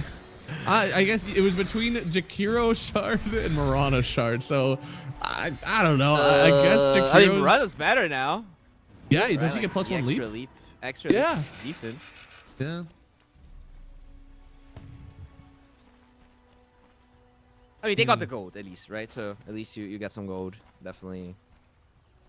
Oh yeah, no, Tormentor is still worth it thanks to that extra gold buff that you get for the full team. I don't know. This is a gyrocopter that already feels a little hard to kill, and this Ursa is still pretty far away from that BKB. They really want to fight this. You can see, dude, the shield rune on Nico. This is before he even pops his Aghanim Scepter. Oh, they find Devi. Devi is forced about the BKB immediately, and I don't know. Maybe you can kill Got the Juice once, but can you kill him twice? Do you even live to kill him once? They're getting that's a dieback on the CM. Dude, they want this so badly. They get the kill on both supports again, but I've seen this before, and this time there is an Aegis. Yeah, gotta be careful. They did the right thing. They killed the supports. You're not like those cores are very tanky. Oh boy. Okay, good ult. Now stuck in the ice path as well, but do you have the damage? Cut. He's got one kill, but PMA, he's held the roar. Here it comes. No. Roar is on point. And Kami, you're going into places I don't think you're allowed to go, and he pays for it. The second time in a row, Night Pulse, they take a fight that gets two supports, and it still feels like they lose it in the end. I mean, I don't understand what Night Pulse thinking. Like, you got the two supports, you force all of the cooldowns, you just want to delay these Aegis and re-engage later. Like, why do you re-engage? Like, with no BKB? It's just so risky for no reason. Like, you still have all of your tier 2s up. Yeah, I just I don't understand it either. I feel like once there's a BKB on Ursa, you're allowed to do stuff like that, but he's not a 2-life kind of hero right now. You know, Enrage is on a 18-second cooldown. You have 13 seconds of downtime, and you can see Roar works very well in that downtime. Unfortunately, I think they're consistently overplaying their hand, and like sure the gold lead's still even, but the map control and the momentum has changed dramatically. Like look at the difference between the gyro and the Ursa. Like they were overall close. So like the gyro was a little bit ahead, but the Ursa still feels very strong. This is enough of an advantage where the gyro actually starts to hit real hard.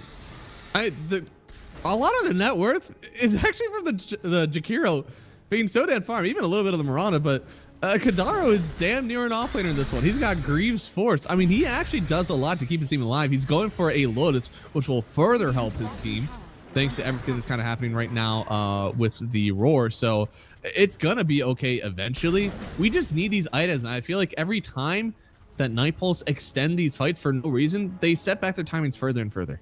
Exactly. That's exactly what's happening. And you know, at least Warwick's still only one death. I feel like he's been playing impeccable. You know, that one death was also very unlucky. Yeah. But yeah, it's a tough game here for Night Pulse now. It's only a 1k goal lead, but Ursa is not a hero that likes to play. Like he wants to be ahead of everyone. He's kind of like Sven. You know, you need to be ahead to feel the oppression. Right? Because you need to kill people in the midst of your BKB or your ulti, whatever that is. Exactly. Now there's like 4 staff on the gyro. There's Solar Crest on the CM. There would be a 4 staff on the CM if she wasn't forced to buy back. Oh, desire. This could be pretty huge, honestly. They get the Ice Path, roll connecting. Ice Path 3 applied. Ursa on top of it. 4 staff. The run away. There's enough damage. Kadaro with the kill. He is the offlaner. Do they have the kill? No. Oh, he gets away, but oh my god! Shit. The explosion from Niku. He almost gets the hero as well, TPing away with the BKB. That was a DD absolute barrier demolition. Oh my! And Desire pays for it. Like were they full HP? Like that was insane the amount of damage he did. Yeah. What was that final damage from the barrier exploding? Holy moly! Yeah, that's crazy. It wasn't even that much. Yeah, I guess he used all of his spells at the same time.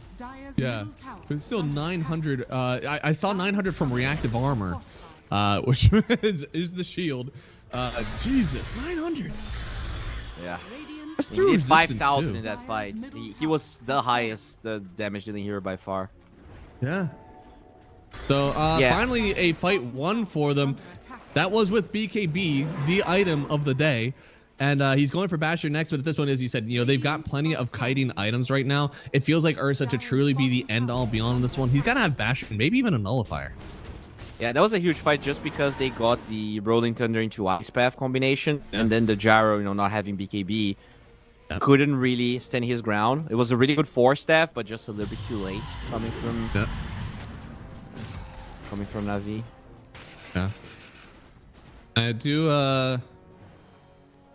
do like the fact that we do have the Revenant Spirits right now on the Gyrocopter. I feel like there's a lot of high armor heroes in this one, so the extra magic damage will be nice. It is into BKB cores and a Rolling Thunder, though. I still feel like a Daedalus could have been used in this one instead. Yeah, he might go for Daedalus anyways, but oh, for now, you think you can go both? I think you can. Right, you can probably get BKB and eat your eggs, probably. Yeah. The Satanic might not be very good because I'm assuming there's going to be a Shivas here at some point. I'm surprised the Pango, you know, against the Timbersaw didn't really buy it. He did get Octarine first. Yeah. I mean, I guess if there's no Shivas, you can probably go Satanic. Yeah. Oh, they're looking for Got the Juice. Don't go. It's an all damage barrier on the Pango as well, so it's not like going a Daedalus would have somehow dodged that, or you're dodging the Revenant Spirits. Either way, you're doing it. I don't love how much people are shoving Revenant Spirits in all the time, but I think this was a good purchase for it. Yeah, they're probably gonna nerf it. Like literally everyone buy. It was supposed to be like this. Oh, I am a high base damage hero, like a tiny, and I buy it, but like literally anyone buys it because it scales really well, right? It's one of those procs that scale. Not a lot of no procs actually do that. MKB and Mjolnir are a base damage. You can hover over both items. Revenant Spirits is 3,300. Daedalus is 5,100. I guarantee you, the Daedalus is better in a lot of these games, but it's also 2,000 gold more expensive. Like exactly. it's so much better sometimes for your timing as a hero to get this Revenge Breach early. Right now, it's a 4,000 net worth lead. Most people are hanging around the same net worth except for our Night Stalker and Jakiro. They're playing a 3.5 together, okay? They're sharing the wealth. They are, and Roche is approaching here. So this is going to be the next point of contention, obviously. You don't really want to give it away to the Ursa. So everyone's going to camp the area. I mean, you really only need Zayach in there for now, since he's going to be able to kind of give the vision, and then your team can finally decide exactly when they want to engage. Nightfalls don't necessarily have that same Gotta be careful though, because he has no buy. He's trying to, he bought out for an eggs, which he didn't complete. Oh, if he dies, this is gonna be terrible. Maybe Very he's low away. HP. Looks like he is. 200 HP. He got Lucky, 7 no sacks of bashes Fury swipes. from cut. Like that's Right? like 7 hits, no bash. That's insane. Wow. Oh, Lord, they do get the roar and immediately take down one of the offlaners on this team. No roar. I wonder. I mean, if Roche spawned faster, maybe they could have forced this. Cut. Okay. Oh, coming on in. Right on top of this Ursa, but now got the buyback juice. for I Zero. mean, he do be thick, but he's still got to get away here. Auric rolling on the backside and the hook shot. He might just get cut. They're trying to find him. The BKB wearing out. Is there enough damage? There is. Nikru. He gets the kill. It was a buyback of the hero, but it might be too late now. Without your damage, how do you take this fight? They see everything. Backs up. Now in with plenty of damage for Desire as well. A third kill for Navi Jr. Davai Lama trying to get away. He might live, but again, without his Ursa, his team surely does not have any claim to Roche. Oh no, it's daytime. They might still want to kill him. They buy back in the Mirana. That is a huge buyback force, but I don't think Mirana can actually get any kills out of this buyback. This is just saving her Night Stalker. Warrior gets found. Good 4 steps. Yeah, no, I mean, that doesn't connect, but oh no, the hook shot, it does. They get a kill. And Warwick is popping the roll. He's like, look, I didn't hear no bell. He gets the kill on the CM at least. I mean, hey, your Ursa is still down for 30 seconds. Might as well get something now. Dude, Warwick is playing so freaking well. Like, as all that was happening, he cut the mid-wave, he TPs there, gets a counter kill, and because they bought enough time, it might not be fast enough for them to steal the Roche from the Ursa. Yeah, I mean, there's no gyrocopter. Your damage is not really around right now. They are checked it out. Top on Nightpole, so I wonder. Yeah, they're not gonna force this. Yeah, but Roshan is about to come back. If you time this correctly, look, the gyro, he's not going to be back there for another 5 seconds. Maybe you all in it now, but Roshan is going to start walking top soon. The disarm. No Moonlight Shadow, and he will roar. You got to get the gyro in now. Okay, PMA is pumping. They have a smoke? They don't. I guess they're going to give it up. Oh, that's sad. Yeah, with no delay, I feel like even a Jakiro walking over and tossing off some spells could have been something, but instead that is going to be Aegis. They give it back to the gyrocopter. He is a strong boy. I mean, good God. He's got the Satanic. He's got the SNY. Plenty of strength to go around. It's unfortunate, right? When you think about that engagement, if the Ursa bash the clock and they get that kill with no buyback, maybe they just rush out of it. Instead, he lives with 200 HP. Then they killed the Jakiro. And it's like so many small things going the way of 5 hits, Navi. no bash is almost impossible. Almost. Yeah, what is the... I'll calculate later, but I think it's like... It should be like 90% plus that you bash, right? 7 hits? Yeah, it's very high, especially because isn't there some sort of like escalating odds with it as well? Pseudo... Yeah, pseudo random. So you're the math magician, man. I'm but a failed engineer guy. Well, I can tell you that 3/4 to the 5th is a very small number. Okay, thank you for that information. That's very useful. Yep. And looks like they are going to try to get a roll here. Nice job on the first attack, and the roll keeps him on top of the Timber Saw. What? Was the roll? That was Mars. I think it might have been. Oh no, and now they turn this one back around. This is your time. Warwick. Take your fight. Another Ice Path right on top. I've got the juice for the roar in from PMA. He's got a BKB. Not a whole lot else that he can offer here. He might be in by himself. Sure, he's taking the hits for Gyrocopter. A beautiful ice pass again from Kadaro. Reapply. It's a triple kill for Kami. This Ursa once again takes a one fight. What will he do with it?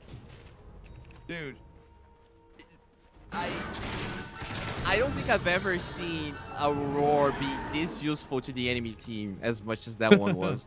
Like, he was roared for 5 seconds. It was just the top of the enemy they wanted to kill. Like, he would never be able to get all of those stuns without the roar. So yeah, that's huge. They don't lose the Aegis, but so much momentum going the way of Nightpulse here. Yeah, because they could go higher. I mean, sure, your Gyro does have an Aegis, means he's fine enough to at least stand forward and kind of hit these waves, but still does not mean it is a free defense here. They are missing both of their thick boys here for over 30 seconds. Roll through from Warwick, trying to just section out this guy for now.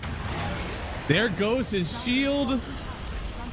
But so far, they haven't actually been able to take the high ground. And that's the problem with Versa Dress, right? This hero is just absolute garbage at taking towers. Pango, same thing. Night Stalker, same thing. So, unfortunately, this is a game where a lead matters less for Nightpulse than it does for Na'Vi, just because you need to win more fights to actually get something out of it. Yep.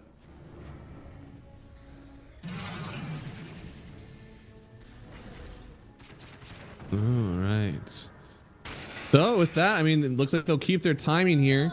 2 minutes of Aegis, so Na'Vi could potentially force something, but it is nighttime, not easy to get the vision advantage. But a BKB there. Nice job on, which apparently is not stopped by Nullifier, by the way.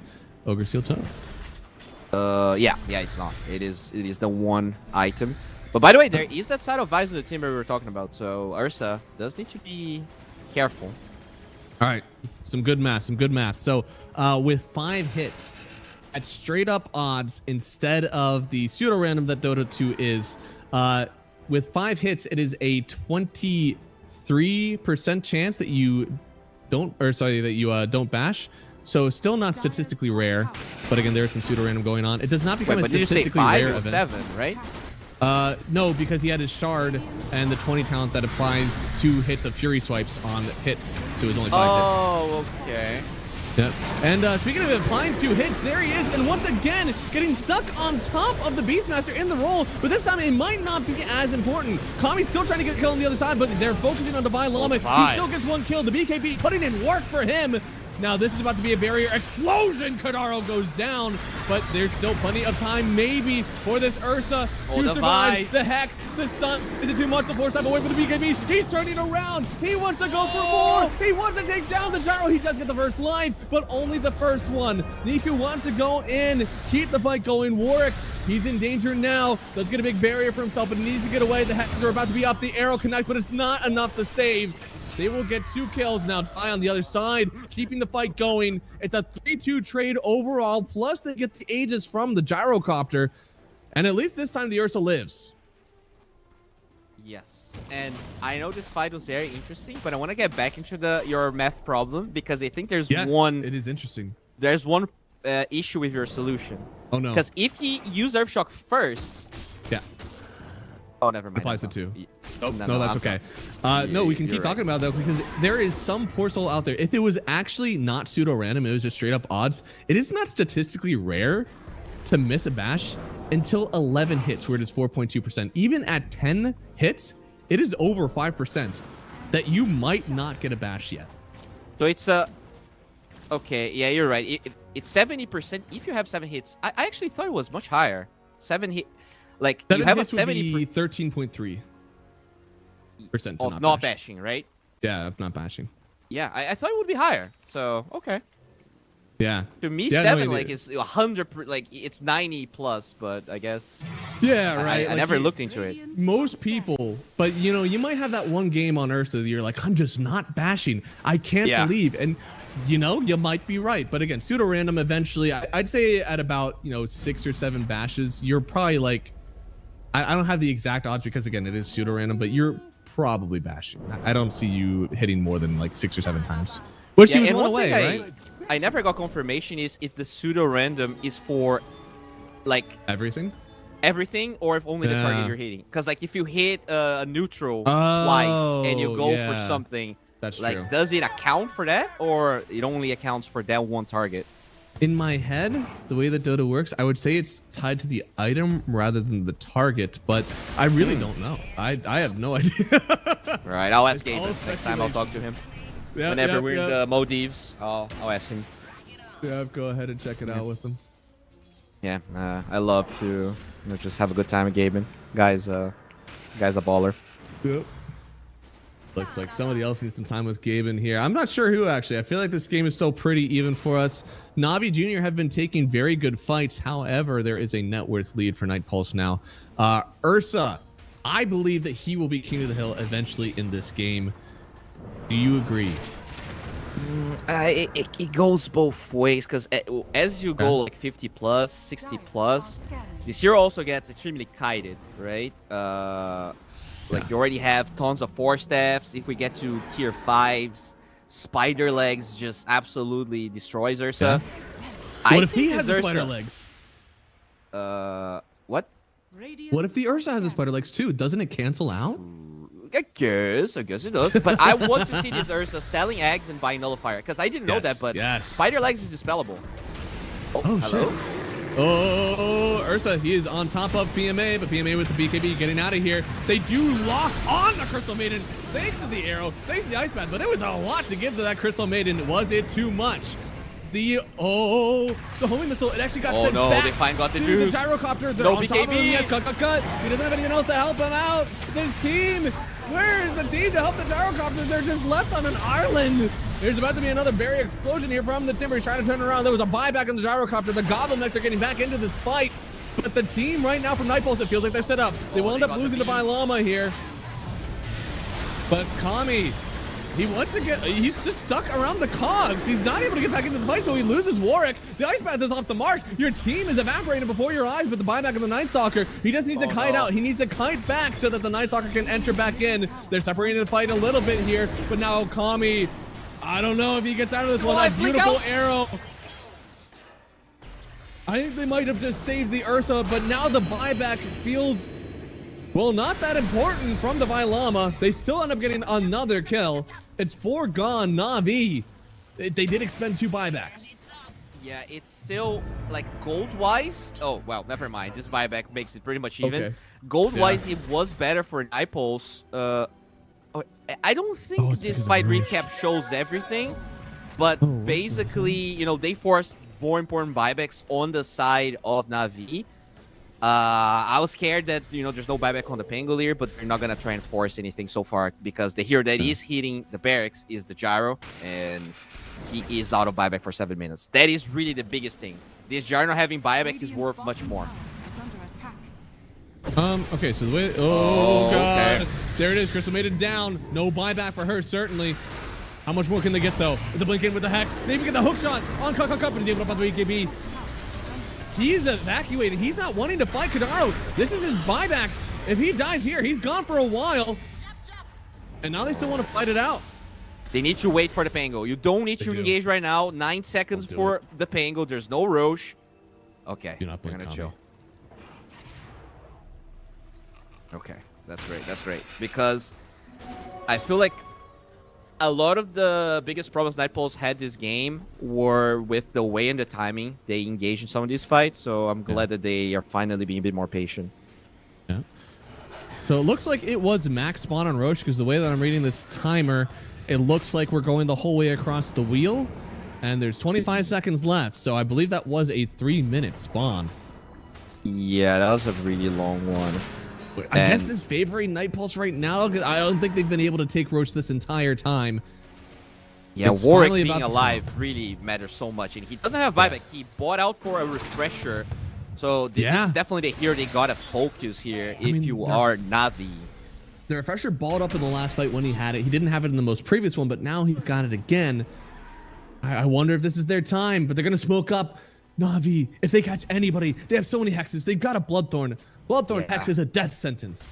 That's the problem for the Pango. Like, he doesn't have a Dispel. Bloodthorn, as you said, there's so much, and they're gonna join the pit. No Jakiro for now. The arrow. Oh, the arrow. Okay, we'll actually scout it. We'll scout. It's already kind of low. Here's the Moonlight Shadow trying to work their way buyback around. from Davai, and he's the hero that needs to go in. So he needs to go in with BKB, or this could be a disaster. He's ulting out. He sees as much as he can. Who does he want to go for first? Do you try to take out a support? Try to take out. Yeah, there it is. Right on the Crystal Maiden with the Hex. Locks him up here. Oh, the Beastmaster. Nothing about the BKB yet, but yeah, they get on the Beastmaster. He's forced up onto the high ground. Roar connects. Was on top of the art hook shot and clockwork. He's just going to go down right away. And now look what they can get. They get themselves the Crystal Maiden. Roll again, thanks to that refresher coming in on top of the Beastmaster. They finally get rid of his barrier. Do they have it? It's a nullifier. It's there. They get the kill on Niku. He has a buyback. He wants to get in for another fight here. When they refresher BMA. BMA, he's got the roar. It gets blocked by the Lincolns. But they're on top of the Ursa. The Ursa just goes down. He's dead. Does have a buy. He does have buy. He's going back in for it here. Trying to tangle with this gyrocopter. Davai cast the Lincolns on the Pango. That was such a clutch move here. And if they can steal this Roche, oh my god. Oh, I mean, they won it, yeah. Cut. You have no BKB. This is a really nice spot. Arrow connecting as well. Can he get it? He gets it. And he gets the refresher charge. He's got at least one more life on him here. Getting after the Timber Saw. Barrier connecting again. This could be Divine Llama. No, he gets away with the BKB. Now the Ursa wanted to turn it. It could be his fight. The Roar connects again. That was after the buyback though. Arrow connecting. Forward for more. Cut. He gets this kill. He hasn't even died yet. Look at the Crystal Maiden. He gets another. Kami. He really is a god. And looks like with Niku. Banner in that camp. Placing the banner for a little bit of extra health, but it's not enough. Kami with the buyback into the Roche Pit, into the Aegis, and he still has the Aegis in his hands. Yeah, he's the cheese. He's back to full HP. But dude, we do gotta give credit here. The way that this Pango, he got 3 Rolling Thunders in a freaking fight, bro. Warwick has been the cornerstone of Nightpulse. Oh, they cut the entire wave. That's so annoying. Oh, yeah. That clockwork, just cutting the entire wave with his eggs. There is another one, though. Nice. Yeah. Now they have their own banner. They're going for it. They're going for the juggler. Yeah, he wants it. He's got Aegis. I mean, he's allowed to do it if he wants to, but it looks like he might just take down the racks, make it easier for himself. There's a lot of damage on that gyrocopter, but they're on top of him here. Where are your friends? I don't think there's any friends in sight. He's hexed up. They just get the kill on him. He's gone. No buyback. And there it is. Kami, after playing a flawless game where he's made literally 0 mistakes, ends up taking the game at 54 minutes. And this is game 2 for Nightpulse. We've got ourselves an even series. Kami made 0 mistakes? 0 mistakes. I didn't see a single thing wrong. Yes, 0 mistakes. That is the words of Math Magician. Overall, though, I think this game could have been much easier for Nightpulse. So even though they won, you know, it gives me. I still feel like Na'Vi should be the favorites. I feel like they overall, like it was much harder for them to win this game, and they made it very close. But yeah, Nightpulse, I think Warwick played splendidly. Davai Lama had a much better game, always scouting for like allowing the Pangolier to get vision for those kills. The Jakiro, you know, you said so much farm that was acquired by the Jakiro. Everyone played well. And you know, Ursa is a hard hero to play. A lot of times you can get out of position. I think that Eggs, you know, it was definitely not the best second Eggs game, unfortunately. Yeah, I think the Ags needed to come out one item later. I think having the BKB first would have made a lot of difference. I also think in general, Kami was just a fucking madman. And it was like, if he sees people, he blinks on people. I think his items matched the playstyle that he wanted for the whole game eventually. And that's why it ended up working out. I think a little bit of valuing your life, just a little bit more, could be good. I know that's like different for carries right now. You know, this Duraccio style of kind of enabling your team is not bad. Obviously, Warwick loved it, but just a little bit of value in your life. All right, would have gone a long way this game. Yeah. Overall, though, I think it was a really good performance from Nightpulse. It does mean we're going at least 4 games, which I'm very hyped about. And you said it, right? Every single series was 5 games between the 2 teams.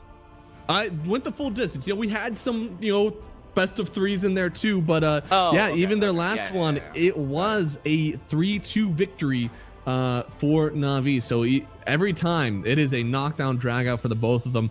We'll find out who's going to get the coin toss win in this next one, because we are going into the next set essentially of 2 games. So stick around, everybody. We have plenty of Dota on the way.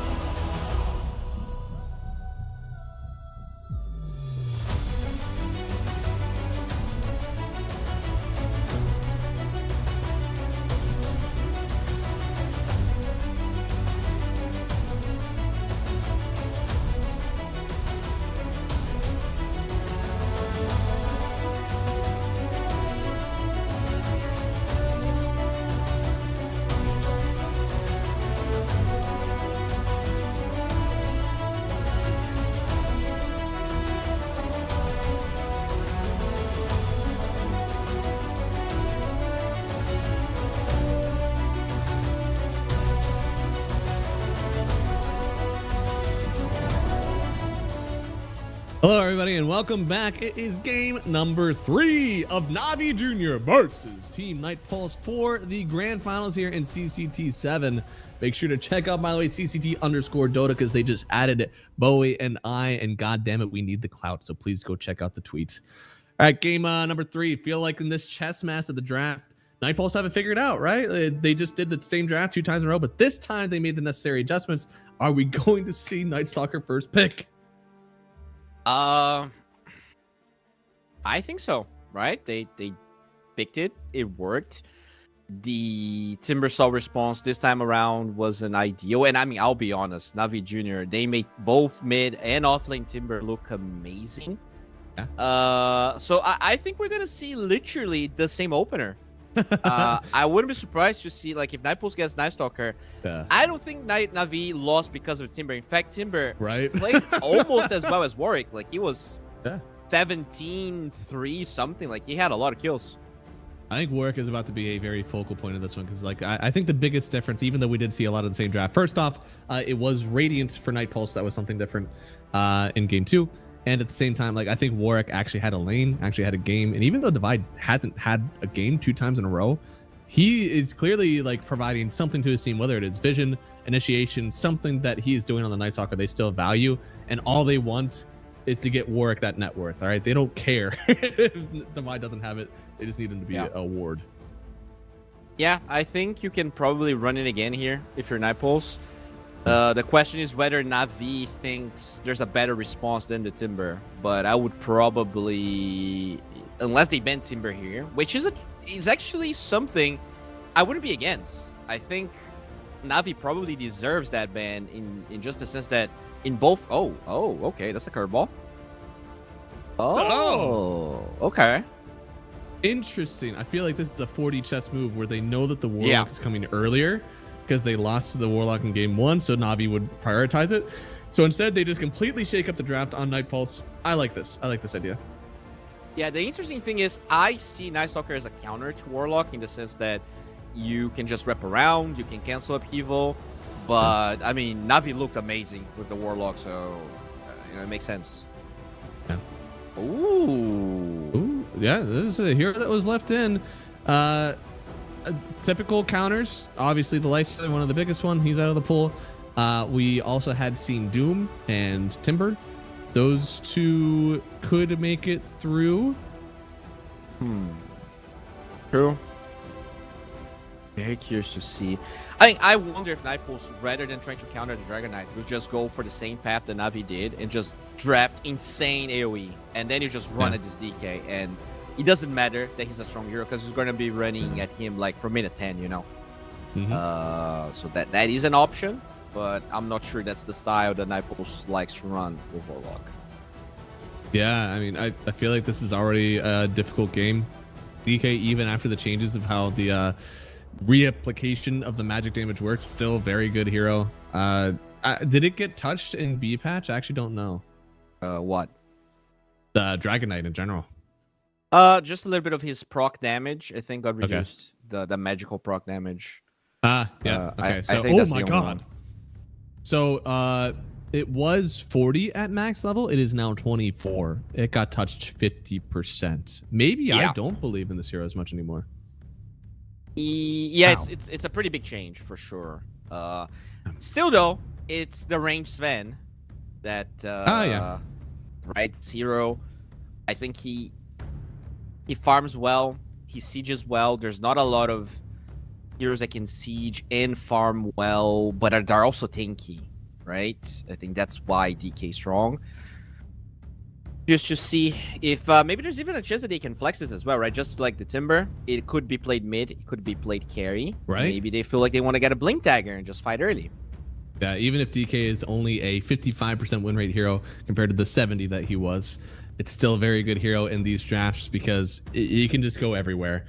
And Navi, something that they clearly have wanted every time, is second pick. So we are going to be waiting for 24, still not knowing where this DK is going. Exactly. And they are taking their time with this last ban here. Yeah, I mean, they're both running through their reserves a ton.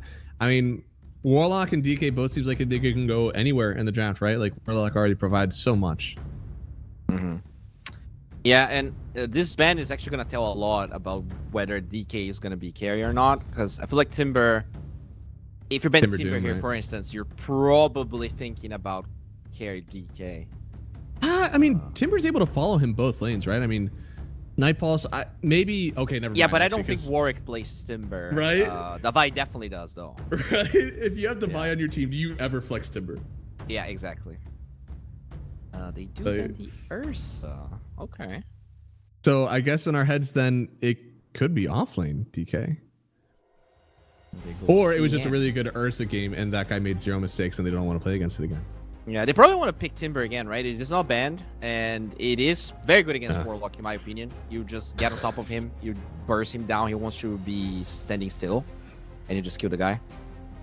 I love this strat from Navi Jr. I mean, with this Crystal Maiden, that could easily be a lane with the DK that could also be setting up for the Gyrocopter again. Plenty of movement here again. Yeah. And they're going to go for the Warwick Pango. Slamming love, all right? It seems like Warwick was untouchable in this one.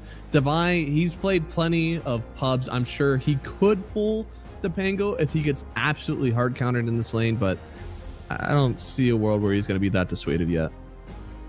Interesting word to pick, because the Pango is definitely a lot of AoE, like the Night Navi did in game 1, but this Muerta isn't necessarily. I'm not sure what she's supposed to do. It's a solid 4. I would say this is probably one of the best pause forwards I've seen in this patch so far. I feel the X insane. Is really strong. Like the X is broken. It's just like one-shot waves from 12, like I don't know, 20, 100 range. It's crazy. And there it is, the Venom as well, which is interesting. So it is a mid DK. Yeah, or they are thinking that they can run this DK by himself and jungle on the Veno. Wait, what do you mean? You mean offlane DK? Yeah, offlane DK, because that's what they did with the Night Stalker, right? Night Stalker was such a good hero at laning that you just send him alone. I know, I don't love it. I think it's a little bit weird actually to do it in this game, but maybe. No, I think it's gonna be mid. I feel like it's okay. So what offlaner then do you pick up that somehow solo lanes while your Veno is jungling? Darkseer is looking good, right? You're against TB. You have some AoE for all of the garbage that they have. I think Darkseer probably stands out. We'll see if they're gonna ban it. And now for Navi, you want to ban an offlaner as well. Yeah. Astonished that there hasn't been a Doom ban yet. I feel like that hero is cracked versus the Gyro, cracked versus the DK. Is the hero actually just like trash? No, it's not. I think the hero's actually decent. I've seen a fair amount. I've cast a fair amount of Doom in CCT, but I feel like it's a bit passive. Considering how the Vi likes to play, I don't want to see Doom. I would like to see something a bit faster tempo. Slardar? Like Slardar's Can you Slardar into this? I feel like Slardar into Veno CM is a bit weird. Yeah, I mean Dawnbreaker would be by far the best one. Oh yeah, that was a good ban for them. And is Marcy open? It is. Because I've seen a lot of offlane Marcy, and I actually really like it on Muerta. You can actually throw people back into the calling. Muerta is just on crack right now. I'm sorry, Marcy. Yeah. I know. I still agree with it. I think that Muerta is insane. This genuinely might be my favorite for the patch right now. I think the hero is just like on another level. They banned Darkseer, which I'm very happy they do. I would like to see the Marcy, and I think I remember seeing the Vi play it, if I'm not mistaken, in like the heroic times. I'm sure. I'm sure. I mean, he played Ember Spirit offlane. I mean, if you're able to play Ember offlane, surely the Marcy isn't that bad for you. Yeah, but you could go for like the boring Beastmaster, right? I guess against Gyro though, it's pretty bad. Yeah, right. That's one of the heroes that people actually pick to punish the Beastmasters. That CM Gyro, so might be a little bit rushed. But I mean, you have a Muerta in your lane. Does that alleviate any of that pressure? I don't know. Ooh, oh, hey. Okay. All right. Offlane Abba. Cool. Yeah, I like. Or offlane Terrorblade, I guess. Could be in case they pick Doom here on Navi. Right. You can actually play offlane Terrorblade. Yeah. Kind of good flex either way. I don't think you're really intent on picking Doom on Navi, so might not have to worry about it. Yeah, probably not the greatest idea. I could see a world where I don't know. One thing that I don't like, Night Pulse, they forced this Warlock, and I don't think they actually are fully utilizing Fatal Bonds as well as Na'Vi did. Yeah. I mean, TV does not do a ton of damage outside of the meta, right? And neither does the ABBA. It's a lot of slow burn damage that maybe if you get something like even an Underlord could look really good on your team right now. Just something that tanks up Greaves Pipe. Mm-hmm. Oh my god. All right, easy Night Pulse 2-1. Easy. Dude, I refuse to support the Dragon Knight. This guy is supposed to be royalty. He's supposed to be the best carry, and you're gonna play it off lane. Okay, it's a Frost Dragon DK. Now that's kind of cool. Dude, when was the last time someone ever attempted this? I don't know, but hey, I mean, Frost Dragon plus Frost Orb, definitely a lot of slow. That's essentially what people tried to do the last time that this was like a thing. You would go Corrosion and like Scotty, and you would just like sew people to death. It was kind of gimmicky, right? It wasn't good. That's why we didn't see people do it. Honestly, I hate it. I mean, it's inventive, but first of all, Sunder's not a heal. Second of all, like Warlock heal is pretty blah. Like what are you actually? I don't. I would actually just like to see, just get destroyed but farm with your red dragon and like become a third core. I'm a hater. I feel like Night Pulse is gonna win this 2-1, which means Navi's probably gonna win for the delight of chat. Yeah. Do you think that Kami can get 8 kills on map 3? That is such a specific question. I think I know what that's related to. Do you think that Luka Doncic will get more or less than 15.5 points in his next game? I don't know. I mean, this is an interesting line. As you said, I feel like the Warlock is just like, it's there, great hero, but do they really have a lot that's working with it? I don't think so. Not until very late in the game. And Na'Vi, I mean, you look at both of the times that these teams won. Whenever Na'Vi won, it was like no hope for Night Pulse. The last game, there was hope for Na'Vi. I mean, I feel like at any point in that game, they could have won too. So I think we're actually 2 people for Na'Vi on this one. I don't know if I believe as much in this one, despite the fact that it is Kami on the Grandmaster Terrorblade with possibly the best support of the patch. And it works well, right? High armor hero with this healing Warlock. It just, the damage isn't there. Yeah, and the thing you talked about with like Dragon Knight being strong in lane, it's definitely kind of true. He should be stronger, but I think the fact they have a Warlock, actually a Warlock with a bad combo, means that the Dragon Knight actually gets to probably farm okay in that lane. Yeah, right, because Warlock has even 2 without bonds. a Venom on his lane. Yeah, you either go Fatal Bonds and you play aggressive, which the Terrorblade doesn't really do well, or you heal, but I mean, why are you healing against a Dragon Knight that's solo? Like, he's not gonna be doing anything. So it's a weird place where this Warlock is not really gonna amount too much in the lane. I don't see a world where the Warlock is able to like lock in the DK when Metamorphosis is popped, right? So DK will lose those waves. He'll probably lose like 2 to 3 waves every time that Metamorphosis is pressed. But in terms of like you're literally solo laning while your Veno is getting the gold as if he is an offlaner, like it doesn't matter. What's happening here? I think they were trying carriers on PMA. They were trying to kill part of the wave, but now with Reflection and just like 6 heroes actually battling it out in the river, they don't get what they wanted. Now they're TP back home on the Venom so we can go into the jungle on the other side. And PMA, oh no. Oh, that feels They bad. may have done exactly what they needed to do. Yeah. I mean, that's kind of what... you're literally going to throw him to the wolves, and the Venomaster's going to be jungling, and that's it. Oh no, he TP'd here. I mean, that's what you had to do to not give up first blood. He had a salve. But so Kami gets a free, literally free first wave, not having to look at a Dragon Knight. Gets almost all of this XP to himself. Na'Vi, PMA is just trying to get this XP by himself. This is a disaster. I think playing the wave straight up would have been fine, but this is actually a disaster now. Yeah, but you have a jungle Venom, bro. Yeah, I mean, there's some cope. This is what Wildcard did very well. Like you'd look and see Fade with almost no net, but somehow it still worked in the end. Oh, the bread play, it wasn't enough. Huge first blood from Niku, and that is thanks to his ward. At least Warwick knows there is a ward somewhere on his own high ground. Huh. But I mean, Storm getting a solo kill on the Pango is huge, and it means that you also like the kill. All of those resources spent to kill the Dragon Knight mean very little, because you know it's not first blood. Yeah, it's not first blood. So overall, Navi Jr. is actually happy. Yeah. No, for sure. And Warwick didn't end up. I think I would have straight up brought a sentry ASAP to my lane, knowing that there's only one way that Niku was able to get that last hit through the tree, through the branch. But Warwick 2-for-2 bottom here. The Terrorblade is gonna be solo. Yeah. I'm sorry. I mean not solo, but I'm not gonna be in a tri lane.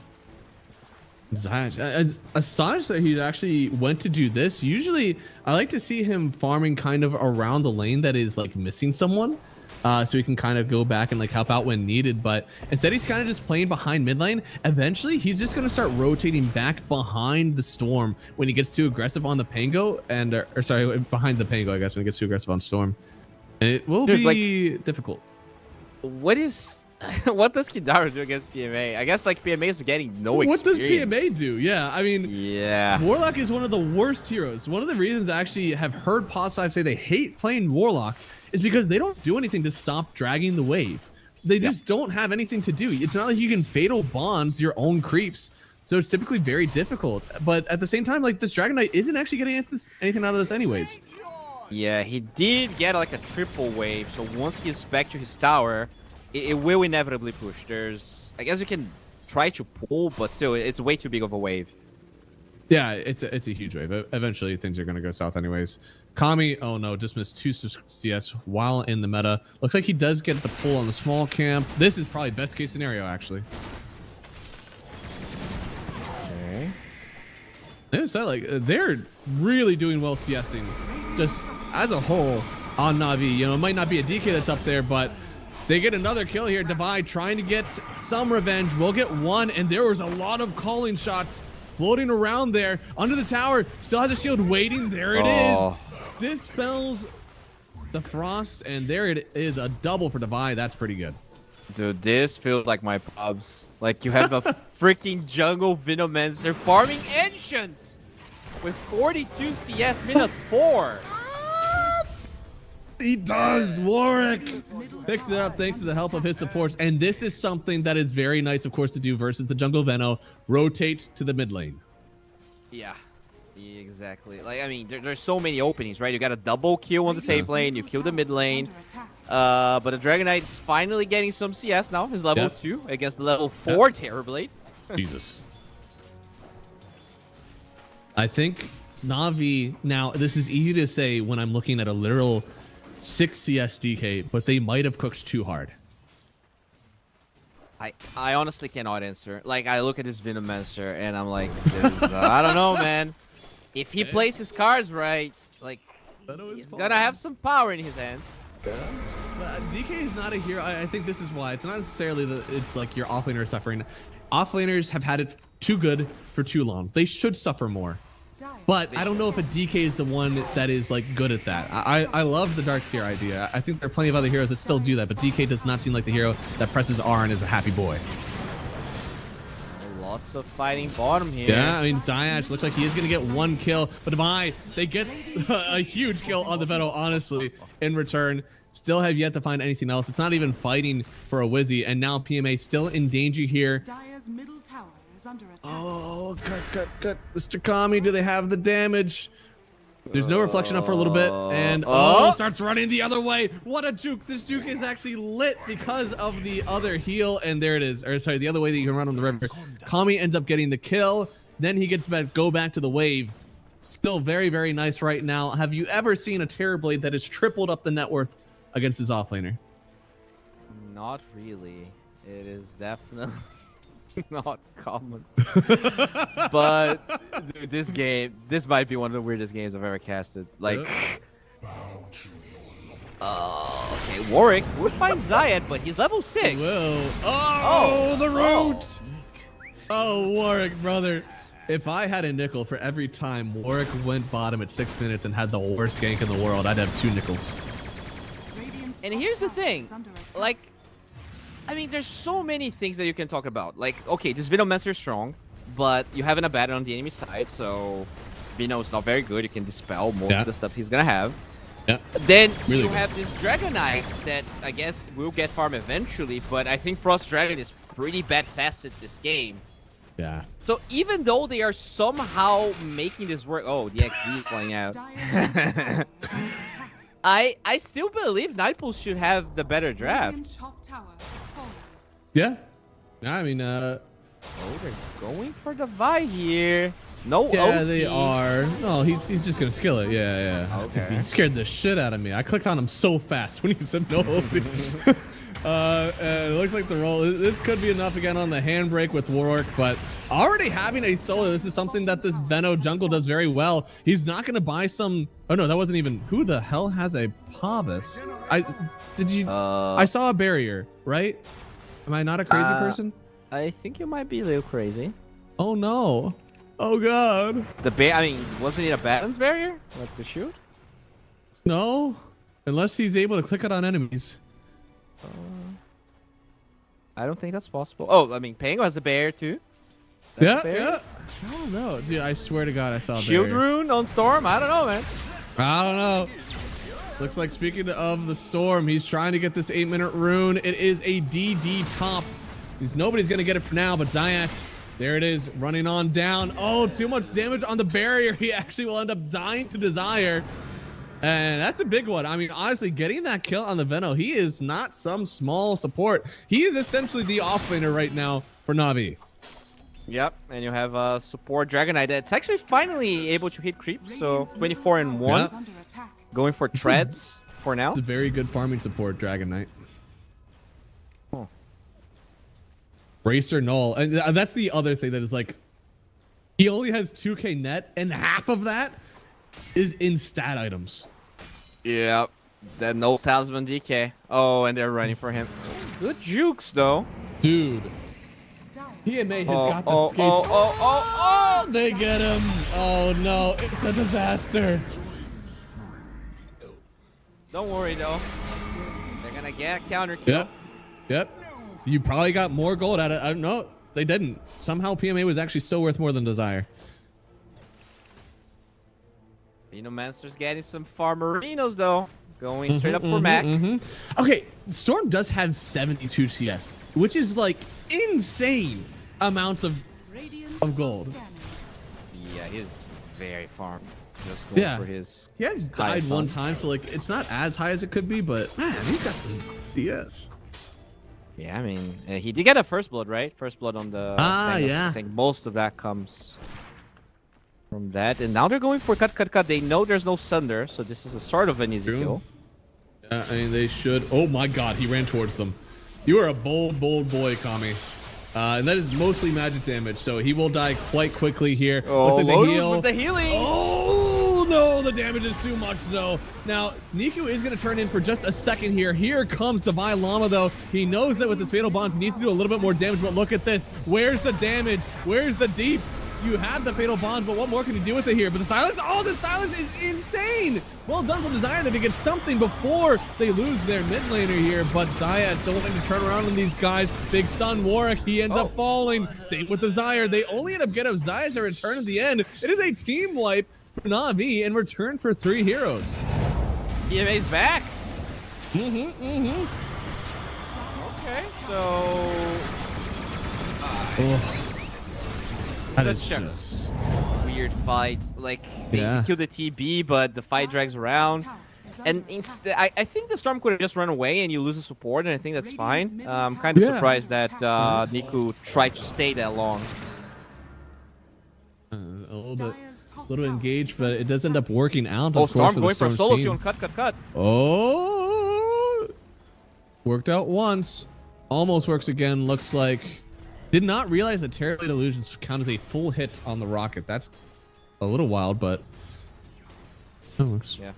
That's crazy. But I guess he does have Sunder, so he probably kept an eye on the timer and decided not to go for it. Yeah, I mean, he's still farming well despite what happened up there.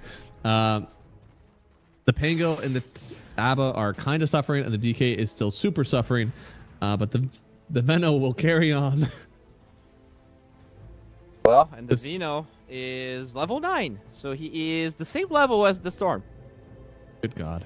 Yeah, I mean, he's got some pretty good items. He got the urn, going for the full solar, which is almost completed. Full solar at this point is obviously insane, let alone the fact that there's an urn on top of it. Oh, they once got the juice. Kind of splitting the fight, though. Storm keeping the Abba engaged, and then, oh no, a rough bounce from Warwick. It kind of stops this fight fully in its tracks. Gonna be up to Divide to just kind of sit here and make sure they don't take this tower for now. Yeah, it was a really good vortex from Niku. Just stops them from getting on top of the gyro. And yeah, Warwick not really having the same impact he had in game 1. I think he had like a Diffusal Blade mid 9 that game, and now he's still yet to finish it. Yeah. No, it's just like really far behind. These are essentially 10-minute numbers from the both of them. And they're waiting on a lot. Meanwhile, it feels like this gyro that he once again, went crit stick after the Falcon Blade. It feels kind of like a cookie cutter from him, but it does allow him to get involved very early. Yeah, Devi. Did you see that? The Ravage from the creeps stopping the gank. Oh. Why even buy a Helm Dom when the creeps will just work for you anyways? True. I mean, Devi, he is a llama in a way, so maybe has the animals on his side. Real respects real. And that's that tier 1 tower in the mid lane. Nicely done. Yeah, I mean, they're successfully push him up. Oh, the deny. Clutch. So good. Once again, flawless performance from Will. This has been so much rougher for him. I feel like these mid rotations should have helped him out a little bit, because like there is a Veno on the other team, so like rotating should have been pretty nice, but it just didn't really seem to net as much for him as they want. And now we're in this weird limbo where like Pango wants 1 item, Abba probably wants 5. I'm just not sure where it ends for them. Like, when do they become strong? Yeah, they're gonna smoke without the Diffusal Blade, which is even weirder. I guess they're expecting someone to try and get the wisdom here. It's a good bet, but can you? It's a tight spot. You know, you lose this fight, it's not gonna feel good. No, it won't. But they zip in immediately and zip bounce, just trying to figure out gyro. They're using what they saw. Pause and talk about it. Okay, we saw 3 heroes on a wisdom rune. We also have wards up there, though. Is it a fight? Definitely not. Yeah, it's definitely not. Just get out. I'm gonna give up the wisdom, but maybe. Do you have to give up the wisdom? As long as they don't use any horrible ultis here for Night Pulse, it is still a confined area around the Tormentor as well. Yeah, but it's only the Storm and the CM here, right? Everyone else is too far. Yeah, that's I mean, Night Pulse. I think they could take the wisdom and then go down and take the Tormentor as well. I guess. You're gonna spend about like 10 seconds here. Yeah, maybe they can, especially with the Vice, Hilo, with the shield. Yeah. There's a reason it's a lot easier for Dire to take those Tormentors. It's kind of where your heroes want to be. You usually have an offlane tier 1. This time they don't. So I don't know. Maybe they can't actually without the offlane tier 1. Yeah, the offlane tier 1 is definitely annoying. It's like most of the reason that you're able to take it. I'm surprised that PMA is like, he's actually recovering here. Like, there's so much, they're getting so much farm. Like Zayat's farming.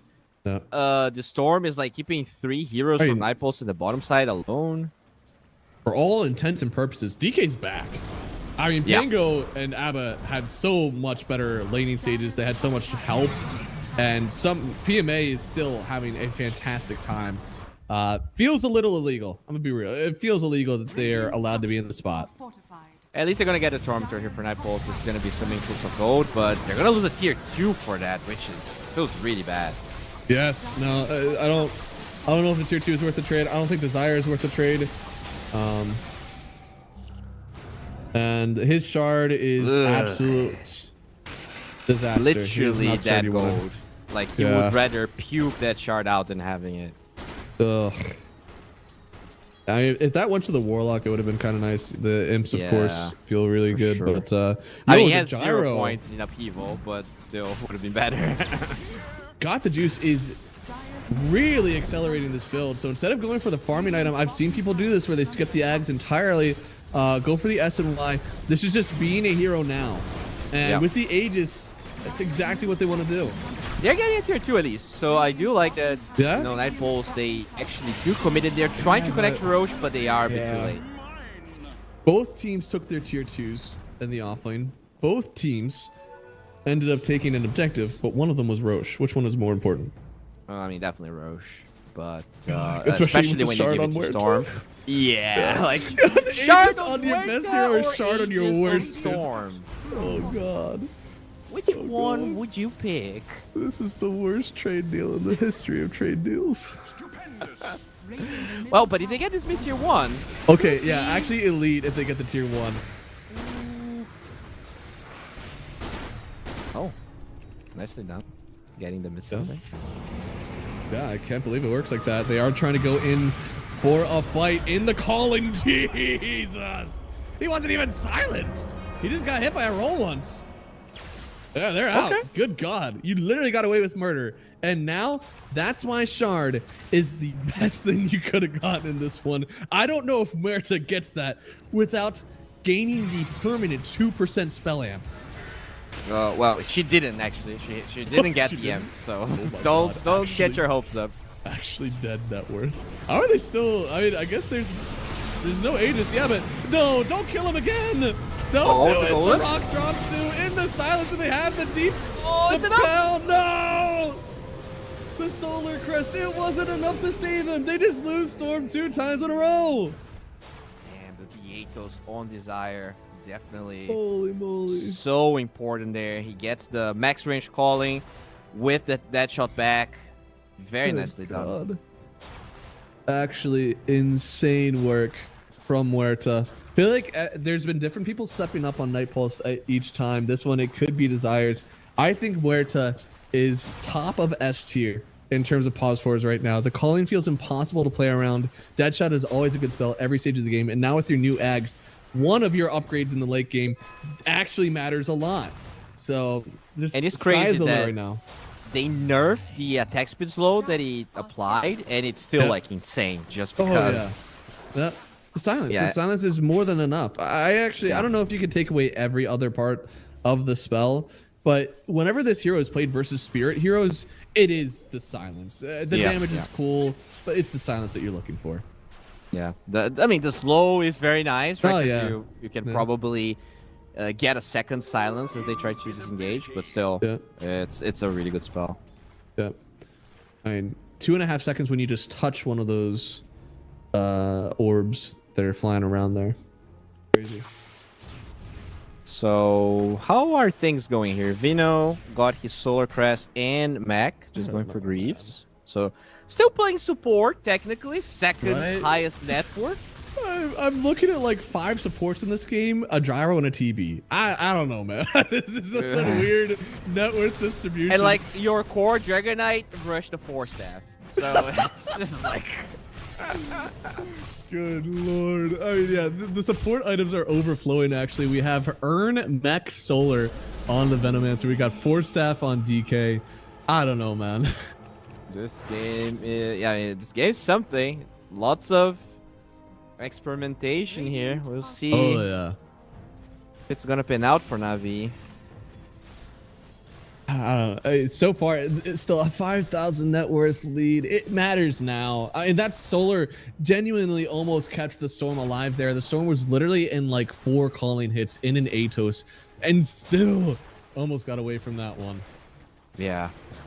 But I mean, this Terrorblade is getting huge, and you know, the more I think about it, like, can you actually handle this TB? Because like, you don't really have many ways to stop Sunder. You have the spells for the Venomancer stuff. Like, if cut, like, I think this is the one game where a lot of the hopes of Night Pulse actually rest solely on him, especially because Warwick's not having a good performance. Speaking of him, finds Zayat. Yeah, they do see everybody rolling in to try to save this Venomancer. Force Staff away is pretty nice. Divine now rooted up. I think they could have the damage from Desires trying to turn this one through. No, he might might get get one more dead shot off, but he might die afterwards. Nico, yeah, he lost all of his mana. Warren took him away. And now Divine is just sitting in the ice rain. It's good for him because he's healing off of it. And now he's going back for Zayas, who they started the fight on. He's still not dead. Gotta be careful about the re-engage though, because I mean, TB, yeah, I don't know. TB is still trying to run forward for this one. He's very slow, finally catching up, using the DK to his own advantage. Once he gets the Sun Drop before he gets too much HP, does get it now. The slow, there it is, getting the catch up, and it is gonna be a 3-for-2 trade. Na'Vi hemorrhaging kills, but still the net worth is in their favor. It's almost like the 4-step rush Dragonite doesn't really do that much. And here's the thing, like, this net worth is so deceiving, right? Because this Venomancer is pretty much a support Doom on steroids here. Yeah. I feel like this net worth lead actually matters. It does. It does. Like, no, I'm sorry. It does not matter. It does not matter? Oh. Like, this Dragonite doesn't do anything. What is... Yeah. Like, he has heal reduction, sure. Abba is gonna heal less when he gets hit, but I think that's a symptom of his item build. Like, I guess that's what you mean, right? Like, they have a 4,000 net worth lead, but like when 2,000 of it is a 4-staff, maybe even 3,000, a 4-staff and 2 stat items on a DK, like how much does it really matter? Honestly, if this Dragonite actually had the Fire Facet and was just farming like 24/7, I would be way more confident on Na'Vi Junior chances to take this. Yeah. And maybe if this was like an Orchid instead, right? Because like there's no... Yeah. I mean, there's a Dispel on the Abba, but he's actually been saving that for himself. He's worrying about a Gale, a Root, or just from the silence Maiden. The Abba so that the Storm can jump wherever he wants without the shield, right? Yeah. I mean, either one. I feel like it's a deceptively good Orchid game just because there's already so much on your team that this Abba wants to dispel. Looks like they're running into the mid lane here, finding this Pango. A nice roll up really early from him this time around, and going in for the roll immediately, coming back in on the Storm. Look like they actually are trying to still get away. Well, that's a lot of damage. They might be able to re-engage on War, but on the other side, and the colony, the gyro, the Divine Llama, forcing a BKB out. Oh, that is such a good trade already for Night Pulse. They still have everything to their advantage. They may be missing a roll, but they're still able to fight. They just need to catch up to this team, and I tell you what, if there's nothing else that they do, it is disengage from Na'Vi Junior, man. Gale, Frostbite, it's hard to catch up to these guys. That still feels really bad if you're Na'Vi Junior. You pop BKB on Gyro, you pop all of your spells, and you get 0 kills. I guess they did use meta on Night Pulse, but they are slowly grinding the net worth difference here. And I don't know, I look at this Dragonite, I don't understand what he's supposed to do.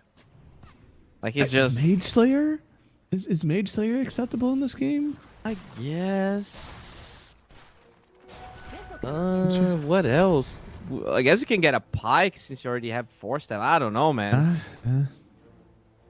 I don't want to see him go damage at this point. It seems like he's content with like trying to just be an issue that their team doesn't really know how to solve. And the thing is that the Venomancer got a lot of farm, but he's also not building damage, right? So then I look at their draft, and Storm is not a hero that really brings that much damage. Like, he brings gap close, he brings control.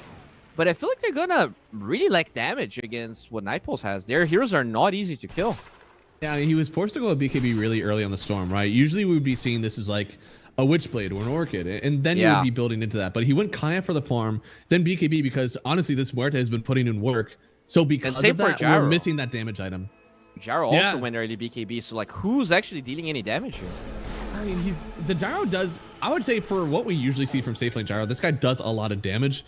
But because of the DK and because of the Storm, what they've done, his like they're gonna lose growth. They're 7k gold ahead, and they're just gonna lose growth. Yeah. Like, I feel like this is squarely on what the DK and Storm have had to do. Maybe a little bit of like what we said last game, you know? Ursa went for an Ags, and it is a great Ags game. Do you really buy it now? I feel like that's what I'm looking at Storm with his items. You know, it was a great Kaya game. Do you really get the Kaya now? Should that have been a Witchblade? Should that have been an Orchid? And then into the BKB? Yeah. Oh, okay. He's back. Regardless, though, I'm very curious to see what the DK is going to buy. Because I think he has to go back into damage, or the Vino does. Because they're going to lack damage. Like, to me, that is Rolling Thunder. Yeah. Going in straight Or away. step DK. Yeah, I mean, DK, he is thick, but there is a Terror Blade beating in damage. You can't nail through that one. It's even a GD now popped on Warwick just to make sure. But at this point, they've gotten out as many as they can. Riddy should go down here. They'll take 2 kills, take a Tormentor with it. Not a bad one to use with your Metamorphosis. And now somebody with a real shard will get it, I thought. I don't. He doesn't have this coil, but it's alright. Like you can yeah, slow people right. and catch up to it. I mean, it's fine. It's definitely fine. He literally has opted in for 4 points in stats instead of maxing out the miscoil. It's not fine. No, he's gonna get 1. He's gonna get 1, and then you get to chase people with your coil. You know, it's a slow. True. I'm sure that our next point, he's gonna deviate from the stats just once, so he can get a point in it and then go again. If he doesn't now, I'm gonna laugh so hard. But I think you get 1 now. Like you probably get 1. Definitely. The Get shard 1. is the one reason you wouldn't get stats. Yeah. So, Dragonite, yep, queues up the Hurricane Pike. Let's go. Let's go. I don't know. I feel like I could have seen a Mage Slayer. I could have seen an Orchid. I still feel like that's a good. I don't know. Everybody facing a little bit of lag in this one. And the thing is, yeah, Morta has a Nags now. So, oh man, that Mortags is crazy. And you have Searing Signet too, so it's a lot of damage. It's pretty nice. I feel like the Signet has been one of my favorite items of this patch. That they like added in. It's just it's cool. I feel like every hero that I played a lot of Silencer as well. So you're able to Arcane Curse and go. The biggest bait was Dazzle, because I was like, oh man, this item is sick. Every time I do spell damage, but it's not spell damage, it is magic damage. So I literally pressed E on a wave as a Dazzle, and none of them burned because it was all physical damage. And you know, the crazy part is that they literally gutted Gale Guard in half. And it's still an item that everyone gets. So we have 1, 2, 3. Yep. We have 2, but there's a lot of tier 2s still. And Gale is level 3, right? If I'm not mistaken. Yeah. And I'm really surprised, especially surprised that the Gyrocopter picked it up, because you have S and Y BKB. Like, that's about as protected as you get. And at the same time, like, I just don't see a world where you're this far behind, you're feeling like you have a damage issue, and you go for a defensive item. We've seen people go for the Nemesis Curse when they are down, when they are dying, because they just need that damage, even if it's at their own expense. They just need it. So I'm incredibly surprised about this. Yeah, I'm assuming he got a really bad drop, right? He probably got like Whisper of the Dread, Gale Guard, Ninja We're Gear. able to see it now, right? Aren't we able to see what he... Oh, no, we can't. I don't think we can. Wait. Yeah, we get to see which one they picked every time, but we don't get to see the options they had. Which Unless would be they're great. like in the middle of choosing it or something, right? Doesn't it pop up or something? I don't know. Oh, I think so. Yeah, I think you do. Yeah. Like there's the little T that shows up. Right? Yeah. Yeah. You're able to do something there. He is going. Nice Oh wow. So this game is one where I would have more expected a Revenant Spruce. Revenant Spruce has always been like the anti-Terrorblade item. Instead, going for the full Daedalus. Yeah, or sorry, for the MKB, which should then be a Daedalus afterwards, since you're opting in for mostly physical damage. Yeah, that's interesting. Is he expecting like a butterfly? Yeah. I don't know, because otherwise you would just be using this crit stick. You would have already completed the Revenant Spruce. Yeah. Maybe he's like, I can finish the Daedalus, but I'll wait to see if the Terrorblade is going butterfly. Like, I think what he's doing is... Oh, no, he already bought something. Oh. Yeah, no, I believe that was the full... Yeah, he got the full MKB. Damn, all right. Which I would have liked to see this last game. Revenant Spruce is a very cheap item, so if you want to get it early, like, I get it. If you're truly going for the most late game you can get, it's always going to be physical damage. That's why I don't love like how much this Revenant Spruce is going to shoved in, because it's a very early tempo. And if it doesn't, you don't win the game early, sometimes you really regret having it in your inventory. Divine Llama, gonna go down here. Looks like he pops the ulti. Still getting dragged on in. They're not doing as much damage. It looks like he's trying to juke them going through the river long ways, but it don't matter. He'll still die. But on the other side, Riddies, he is going to get taken down around the mid lane. Okay. I mean, this is dangerous. I hope they don't force on Night Pulse that much, because you can definitely get punished here if they all shown it here too. A bad and dying is definitely more important than Crystal Maiden. Radiant's middle tower is under attack. Right now, yeah, they're just letting the illusions do their work. I think they're baiting something here. They do have... Okay. Gyro's a bit too hard to kill. So he's going a Bloodthorn there on the TB. Could be pretty nice. I mean, this Gyrocopter does have BKB, but once the BKB is done, you know, or even once the BKB is pressed, he won't have a Dispel until he has the Static. Yeah, it's pretty good for the DK, right? Because he's the thick boy that doesn't have any Dispels. So definitely makes his life a bit harder. This Veno is... I love it. Like, I look at the Veno... Genuinely, I think he's doing his job. Like, he is so protective with his items. That is usually what this hero does. Like, it makes your team unkillable. I think that's why the Night Stalker paired up with him is so good, because the Night Stalker inevitably will do damage with his ulti. He just needs to, like, stay alive as he's doing it. That's... I don't know. DK just doesn't feel like that hero with Frost Dragon. Oh, kind of onto the high ground. That really nice job. So forces out the roll. Yeah, that's pretty big. I mean, as you said, he's doing his job. Like, he is very farmed. He's dragging people around the map. He's definitely... Unironically space, like, this whole time. Yeah. Like, they have a 5,000 net worth lead, despite there being a Terrorblade and an Aegis. I generally don't understand how all these waves aren't just, like, in their face. Because Terrorblade can control this bottom half of the jungle with Aegis by himself. They just need, like, a Pango, maybe, to cut top if they really want to. And he should be fine enough. Like, this wave should be in their base. There should be illusions hitting towers. I don't know how Navi Jr. have avoided having any sort of tower pressure in almost the entirety of this Aegis. There's only 20 seconds left of it. I mean, it's the Gyro, right? Like, he shows up, he clears the wave, the storm, cuts the wave, the Venomancer does the same. They have a lot of wave here, unfortunately. And, yeah, the Aegis pretty much gets wasted. I guess they did control the map quite a bit, and now Zayat. Yeah, now with the Aegis gone, this could be your time to take a fight. They're rooting up on the Abba. Thankfully, that's the best thing that he can deal with. By the way, Abba has a pointing miscoil. Just want to say that. There we go. He did it. Finally, he's at full power. And he has Orb of Frost, so he's applying the orb as well. Yeah, he's... Again, been sacrificing a lot for his Muerta to get farm. I think both of these offlaners are enviously looking at their Pause Force, thinking how on earth they got to hit creeps this game. Because he's still waiting on his Manta style, of course, on the Abba. He's been pretty poor. DK is waiting for an item that does something. So they're both kind of in the same boat. Yeah, definitely. The Abba, as you said, surprisingly low in net worth when you consider that PMA had such a bad start. But I guess the shard on DK really helps him get some extra farm that the Abba just doesn't get to do. Yeah. PMA is going for BKB next, which at this point he'll be a strong foundational hero. He won't die as easily. Should be pretty tanky for his team. Give me one more item on top of that, and I'll actually be a fan of the PMA build. I feel like the items I see from him are great. Just again, slightly out of order for what I would really want.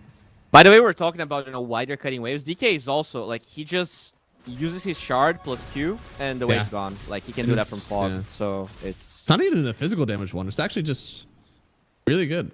Yeah, it's hard to punish because they don't have, like, their only real catch is the Pango, right? Yeah. He needs a, I like that he's going Basher, because they need more ways to stop these TPs. Yes. No. Already with the Aghanim Scepter as well. Another one where, like, a strong foundational build, right? It's not quite popping just yet. That one more item, really going to make it feel super strong on the Pangolier.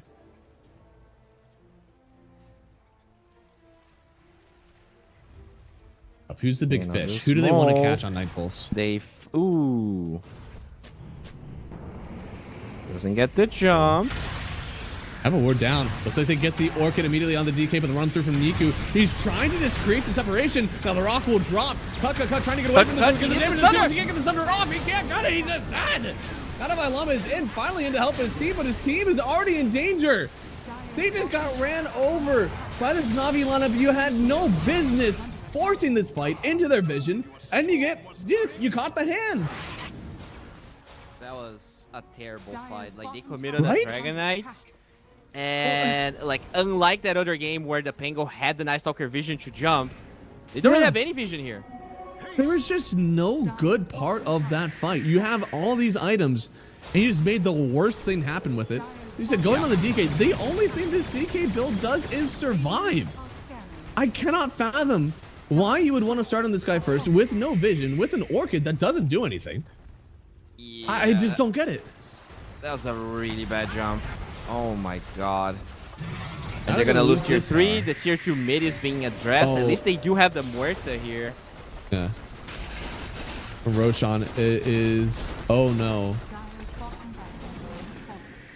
It looks like it's gonna be a short spawn. I feel like that timer is going by pretty fast. I don't know. See, no one understands this clock, man. You can say whatever you want. No one actually understands this clock. Is it... Like, is it fast? Yeah. So what is 3 minutes is 180 seconds, so each quarter should be about 45 seconds. So I think it is a full 3-minute spawn because it's we're hitting the corner at 45. No, he's alive. Like what? What? Okay, never mind. I'm wrong. I'm wrong. Look, this clock, it's so weird. I don't get it.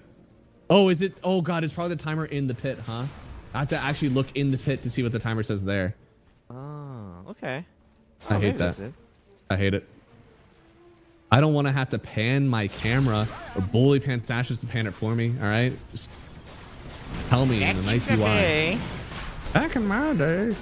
Looks like they are just gonna take it now. Obviously, Night Pulse. You already took one horrible fight. Don't try to double down and take another one. Get your items. I feel like a BKB on this Terrorblade might be imperative now, but he's actually trying to finish out this Hurricane Pike. It's a refresher on the Dragonite. Okay. Double BKB for him. They are wrapping around here. They want to try and take a fight. Maybe you can kill Zayat. All right. Okay. Dives. They do be thick, though. They will get the kill, but to jump in immediately. Oh, Storm, you want those hands? You really want them? He's only got a cheese on him, but he needs the Sunder. Looks like they might have him. The hands are too much. They take down the Terrorblade again. Magnet damage is supreme. Kadara going down as well. Thankfully, they were able to TP out on some of them. But, oh no. You've let it go too far. The Storm Spirit, now with the Shiva's Guard, is amping up way too much of this magic damage. I think Night Pulse, you kind of just threw away what advantage you had. It's unfortunate. Like, if that tier 2 tower mid's not up, they don't get that fast TP, and they probably don't punish that as fast as they did. But yeah, I don't know. There's no BKB Terrorblade. I'm not feeling it. Yeah. Like he's getting like really suboptimal Sunders just because he doesn't really get to walk around in the fight. Yeah. Oh. Trying to cut the waves with the illusions, but Storm Spirit is on the job. We'll let him take it. And Desire has Ags. Once again, both these pause 4s are genuinely forces to be reckoned with. He's got Ags and a Gleipnir on Desire. In his mind, these fights should be like instantly won for him. I'm sure that he's kind of astonished right now. Oh my god. Oh my god. Oh my god, Divide. All right, well, that's his ulti. That's not going to be up for about a minute. That is some crazy deeps. And that's the power of a Daedalus. That shit is strong. They're going for the towers. There's no creep, so there will be backdoor protection eventually.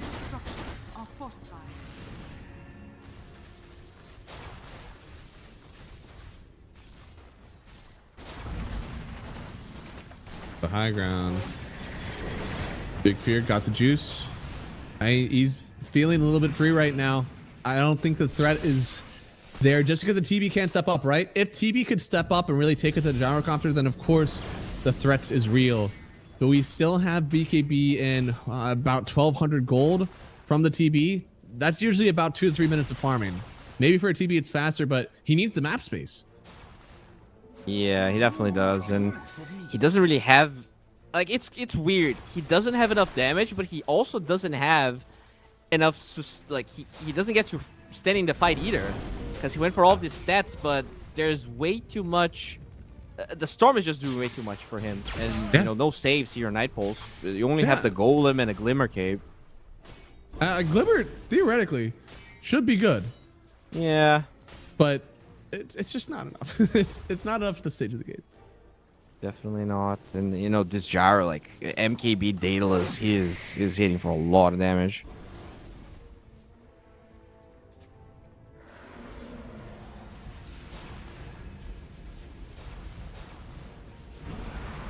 Right now, even with the upheaval. Oh, good that shot.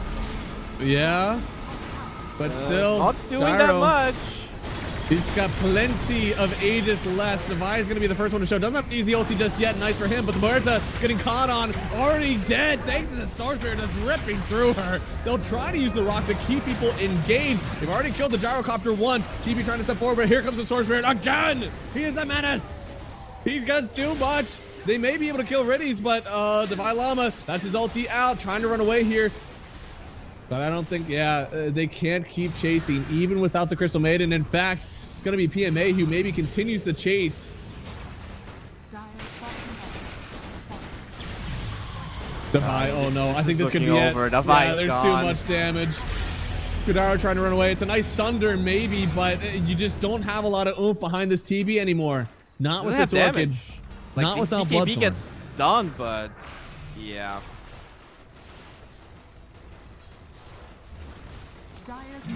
So yeah, I mean, looks like we're gonna see some extra jungle Venomancers in our pubs after today. Maybe. I mean, I feel like the jungle Veno, he did his job. Played a very good game on Zayach. No, he did. I would not focus too much on that though on Night Pulse.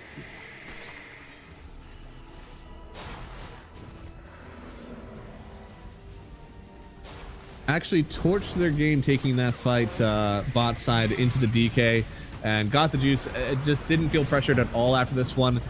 TB had a pretty good game for the whole time, but that Aegis is just a huge misuse. This should be the last fight that we see from them unless Kami can turn something around, something pretty fierce. Warwick has already taken so much damage, can't even step up, got the juice. He was just hitting the Ancients and didn't even know that there was a Pango around there, kills them anyways. That's game 2. Pretty easily handled there from Na'Vi. They just farmed it out as much as they want, and they end up with the win. Really solid for them to just kind of like lay low and take exactly the right fight they needed. Yeah, I think, you know, you hit the nail on the head. I don't really feel like they should be focusing too much on the Venomancer. I feel like Nightpulse, they underperformed, right? The Pangolier got solo killed mid. The Terrorblade had such a perfect game and yet failed to really translate that into a more meaningful performance, I would say. I really, you know, Warwick, night and day difference between this game and game 2. So hopefully, you know, going back to the drawing board, they get more comfortable matchups, because I really don't think Storm should solo kill Pango level 2. That just shouldn't happen. No, I don't think so. I think they're kind of riding the high that Warwick has been playing a fantastic Pango, but obviously Zayach and the team, they knew that it was coming. Like, they had to have known that Pango was on the menu again, so they had something that was cooked up for it. Just a gross mishandling, I think, of the Aegis.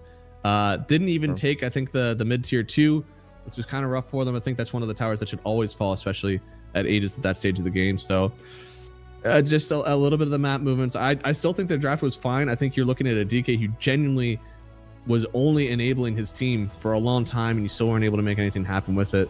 A lot of late BKBs, and just in the series in general, I feel like we've seen it from a lot of people that needed it earlier. I agree. Yeah, I think that, you know, the games that Nightpulse won, it feels like they won out of just outstanding performances from a single player. Whereas as a team, Na'Vi Junior seems to be more on the same page, right? They don't really make team fighting mistakes as much. They have an overall better game plan. So I think that's what Nightpulse has to kind of work on the next couple of games. Just make sure that they're in the same page on what needs to happen. We talked about a little bit before the series that this Na'Vi Junior roster, they're very consistent. They are going to bring a Na'Vi Junior play every single time. And Nightpulse, they have this spurt ability, but sometimes we get games like game 2, sometimes we get games like game 1. This one was a mix. We had a little bit of game 2, but we ended with game 1. I think that was the issue here. So we'll see what the hell they're going to bring in game 4, because we're going to go to a break, but we'll be back with potentially the last game if Na'Vi can close it out. We'll see you after the break.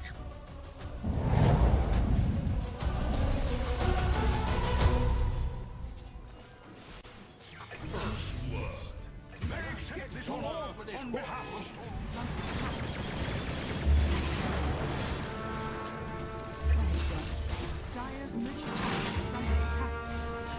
Radiant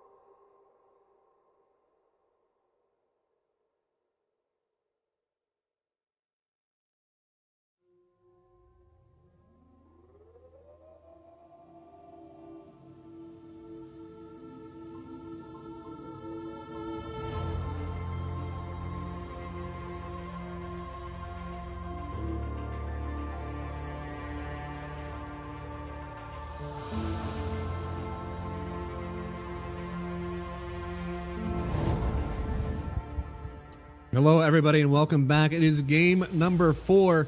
Now, Belly, you and I both know each one of these series between these guys has gone to the very last game. You and I both have the script, so we know that Nightpulse are actually going to win this game and bring it to game 5. Now, how are they going to do it?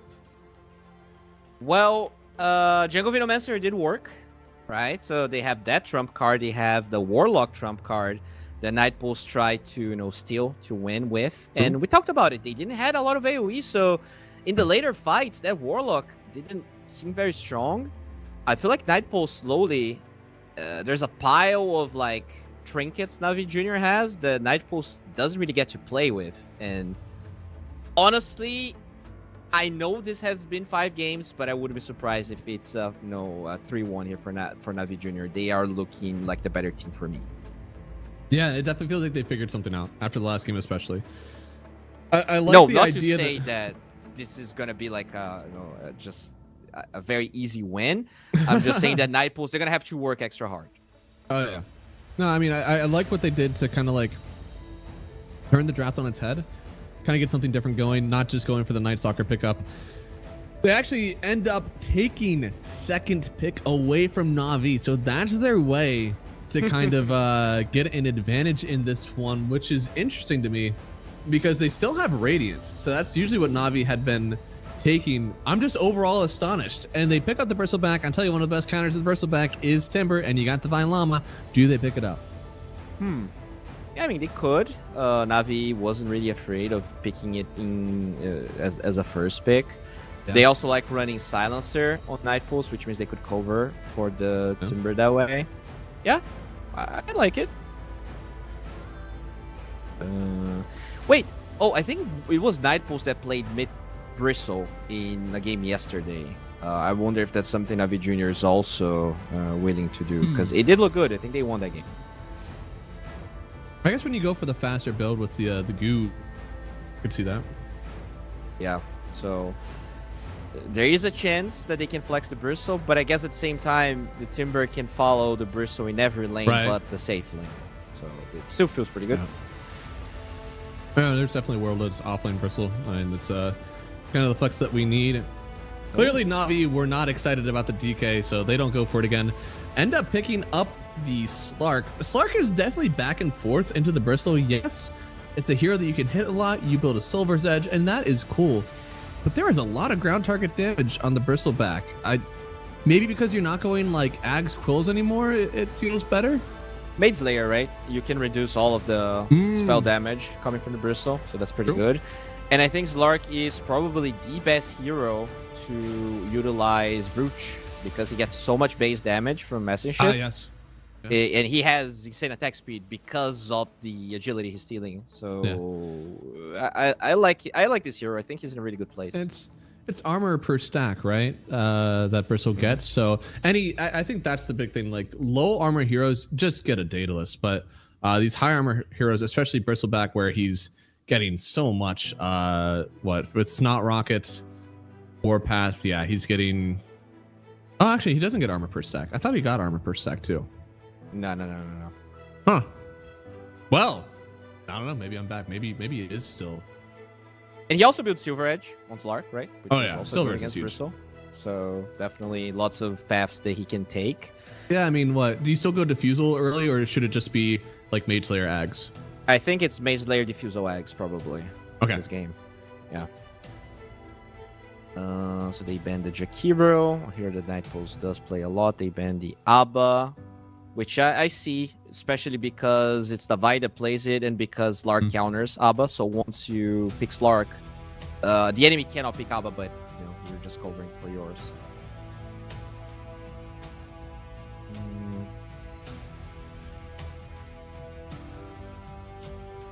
What do you ban for here? Malibu's starting a sing-along in chat, eh? That's a good way to get the chat involved. We should just do like karaoke during drafts instead of doing the breakdown. Oh, okay. Is that a 4 clock? I feel like Slark and Clock can definitely get like taken advantage of. Yeah, I hope so. So maybe they're looking for a Darkseer here at some point, but I'm surprised that they banned the Timber, right? Wow, I guess you can play carry Timber carry Bristle, mid Bristle, but it is definitely unusual. I mean, Timber's really good into the Slark, I guess. At some point, you're always going to have the barrier, a lot of ground target damage. Now, there's still less rack and pull that I think is an acceptable support in this game. Something I've seen, I think Bet Boom is really good at. They'll do like these high damage, like kind of greedy supports, but they'll just do 3 tanky cores and just send it.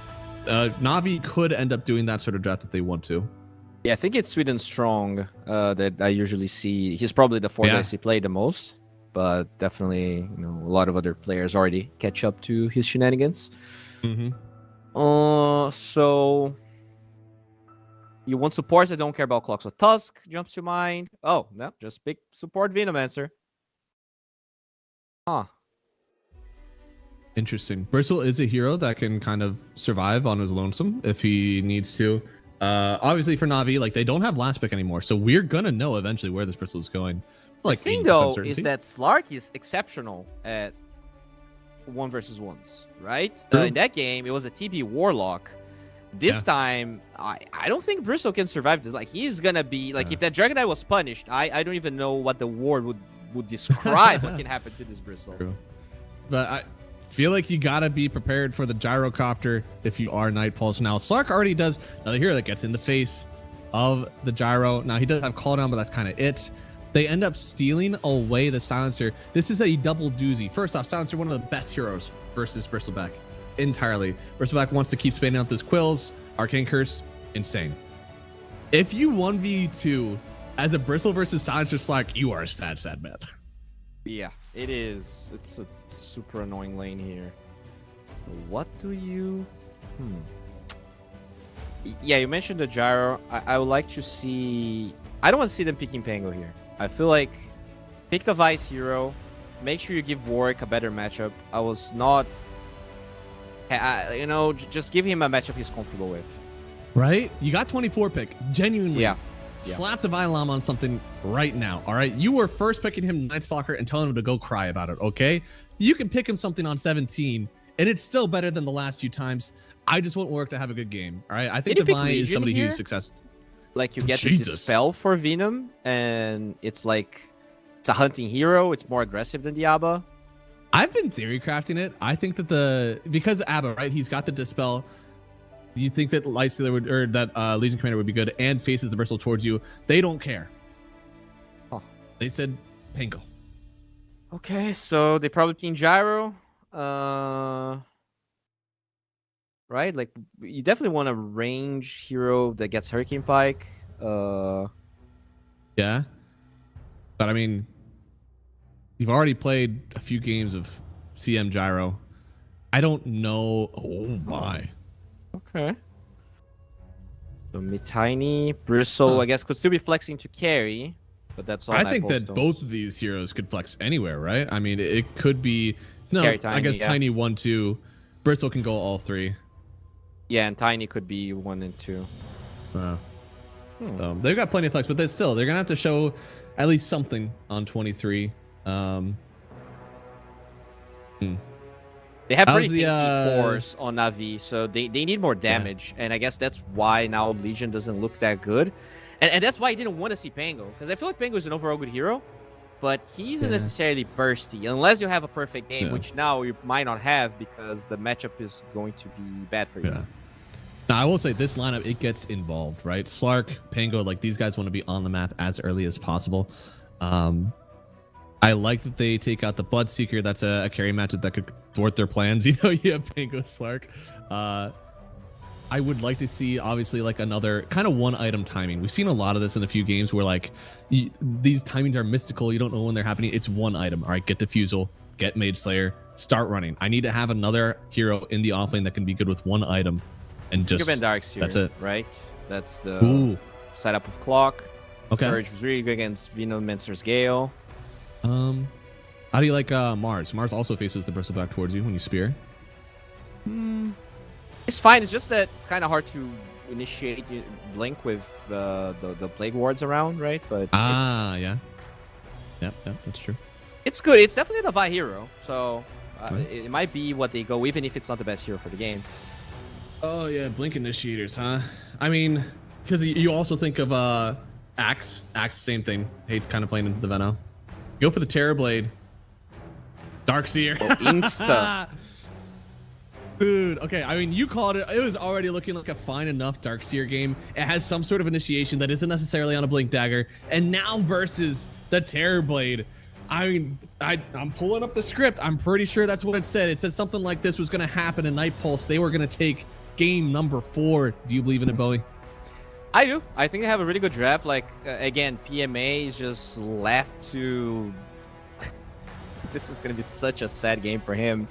He's against a Silencer's Lark by himself, right? Zaya jungling. So, yeah, I think this Lark's going to have a really good game.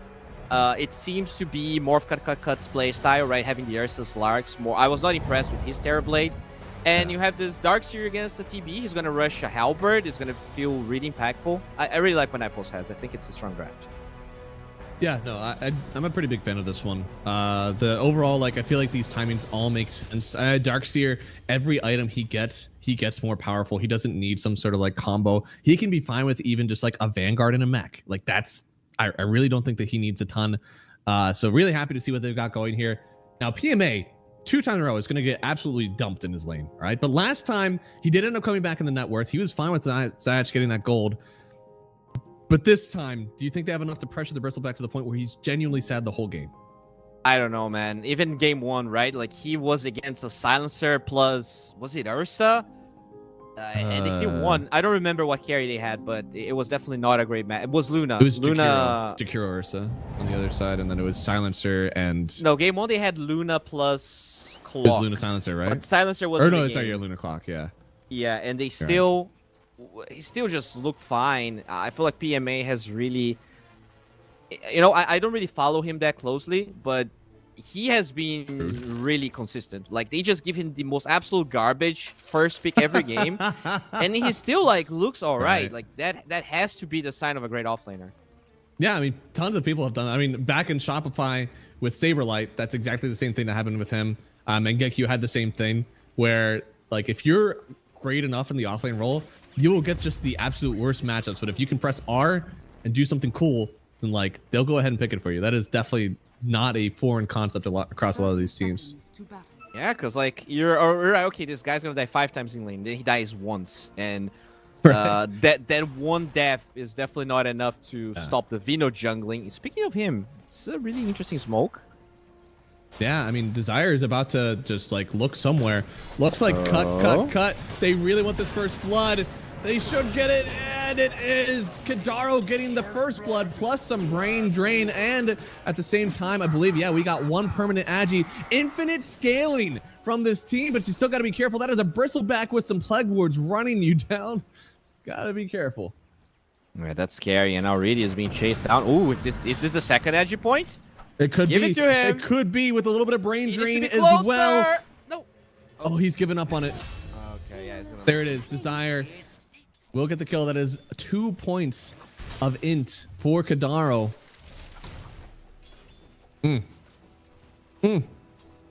Yeah. Oof. I mean, 2 points of int, 1 point of Agi. Yeah. If this game goes late, they definitely have the better odds here. Yeah, and the levels on the Silencer mean so much in this game. Just to, like, your QE combo on the Bristle will essentially make him useless. And then getting Pounce on Slark also very good for Kami, because that's your only actually form of lockdown to kill this guy.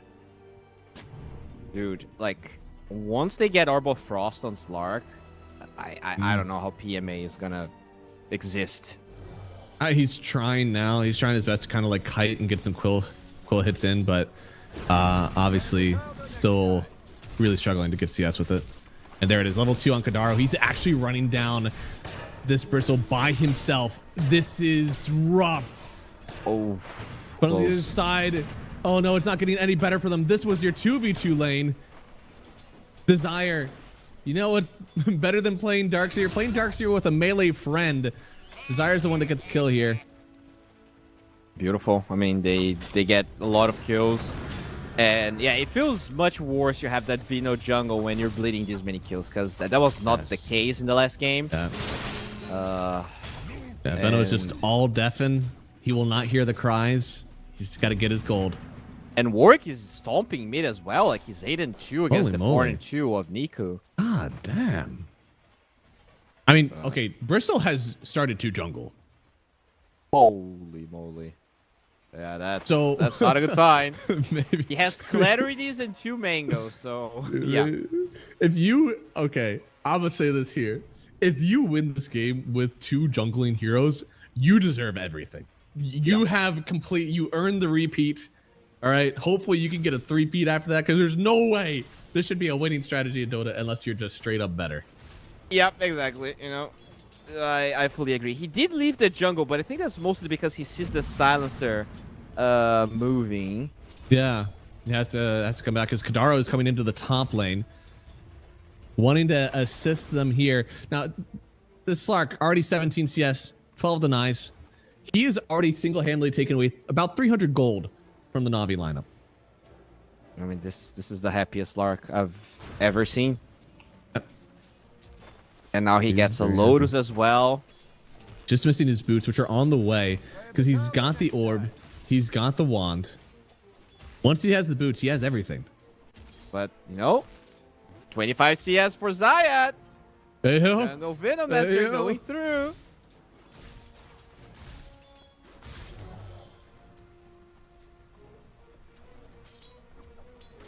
God, this is gonna be a fun Slark game to watch at least, because I tell you what, when Slark is big, it's kind of like watching a Riki on the map. You're just hunting and hunting, and you're just constantly getting stronger with every single fight. Yeah, and Slark is another hero that doesn't care about the Gale, right? It's another hero that can pretty much just play around Venomancer as if he didn't exist, and that they're diving here. Oh man, yeah, they're going all the way in here. Metamorphosis is popped. They are going to lose the Crystal Maiden first. And they're just going to TP away on Kadar. Does he make it out in time? He does! Beautiful. Bavai did have 2 TP back to base, but he has Surge and the waves push, so he should be fine. I mean, they were actually fighting close to the jungle Veno. Didn't end up working out in their favor still. But at the same time, you know, the Bristle, he is coming back in the CS.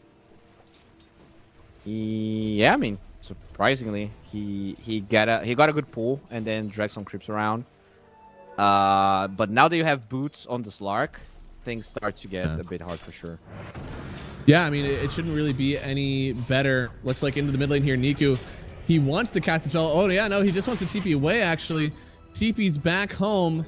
This Kadaro Silencer is not really doing what we expected. We expected that he would just kind of be fully dominating PMA, but he's handed off a great lane to his Slark, and he's just trying to win every other lane. Yeah, I mean, I like it, honestly. Slark's going to get like, a lot of levels, and that makes the lane even harder for the Bristle. Oh my god, you're right. Yeah, I mean, not even like it's more points in Essence Shift. It's just like he gets more and more points in Dark Path, closer and closer to his ulti, where he genuinely will just trade away the Bristleback's HP. Yeah, that is definitely a very sad PMA. But is this the I think he was actually having a worse time as the Dragon Knight, right? So surprisingly, I guess because the Silencer did leave, he's not being absolutely humiliated here. Yeah, it's like, even if you can make one person's game just like the worst they've ever had, if you are giving everybody else a really good game to make that happen, you know, it's not quite as worth. So this time they're kind of bullying everybody. Except for Divine. Looks like he is still the recipient of the bullying. You did pick Darkseer into the Crystal Maiden. Sometimes that's not as favorable for you, especially when you're left alone. So good rotation in there from Na'Vi.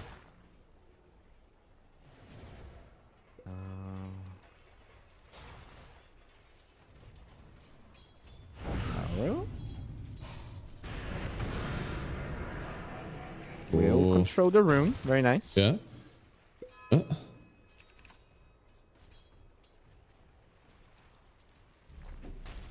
Dude, it's so dumb how fast the Venomancer farms. Like, how is he level 6? That's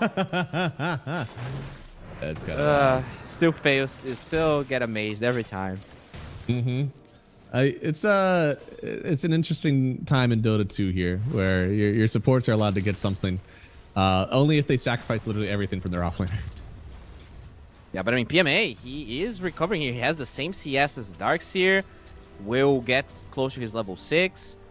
So sure, this Lark's having a perfect game, but the price is that Bristle will do fine. Now, I think what could happen here, Slark could try to make a contest for the Wizzy. It looks like Bristle, he's going to get it. Are scanning. So Yeah, it's a 1 for overall, 1. Radiant's middle Yeah. tower is under attack. Pango though is level 6, so if there's a fight happening top, he could definitely help with the amplified damage rune he holds. yeah.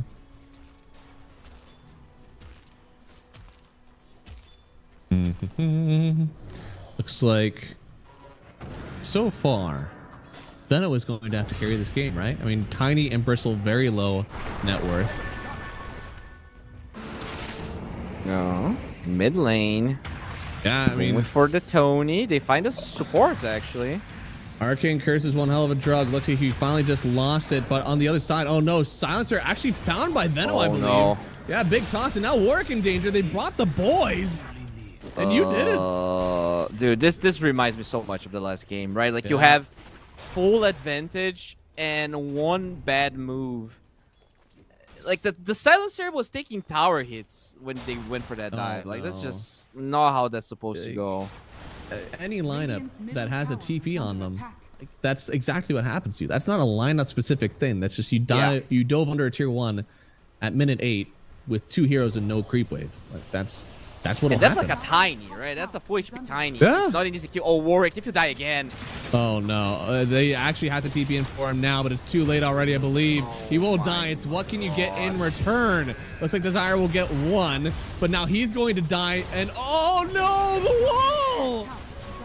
Okay, finally the wall will connect again. Forgot the Juice still gets another kill. Oh no.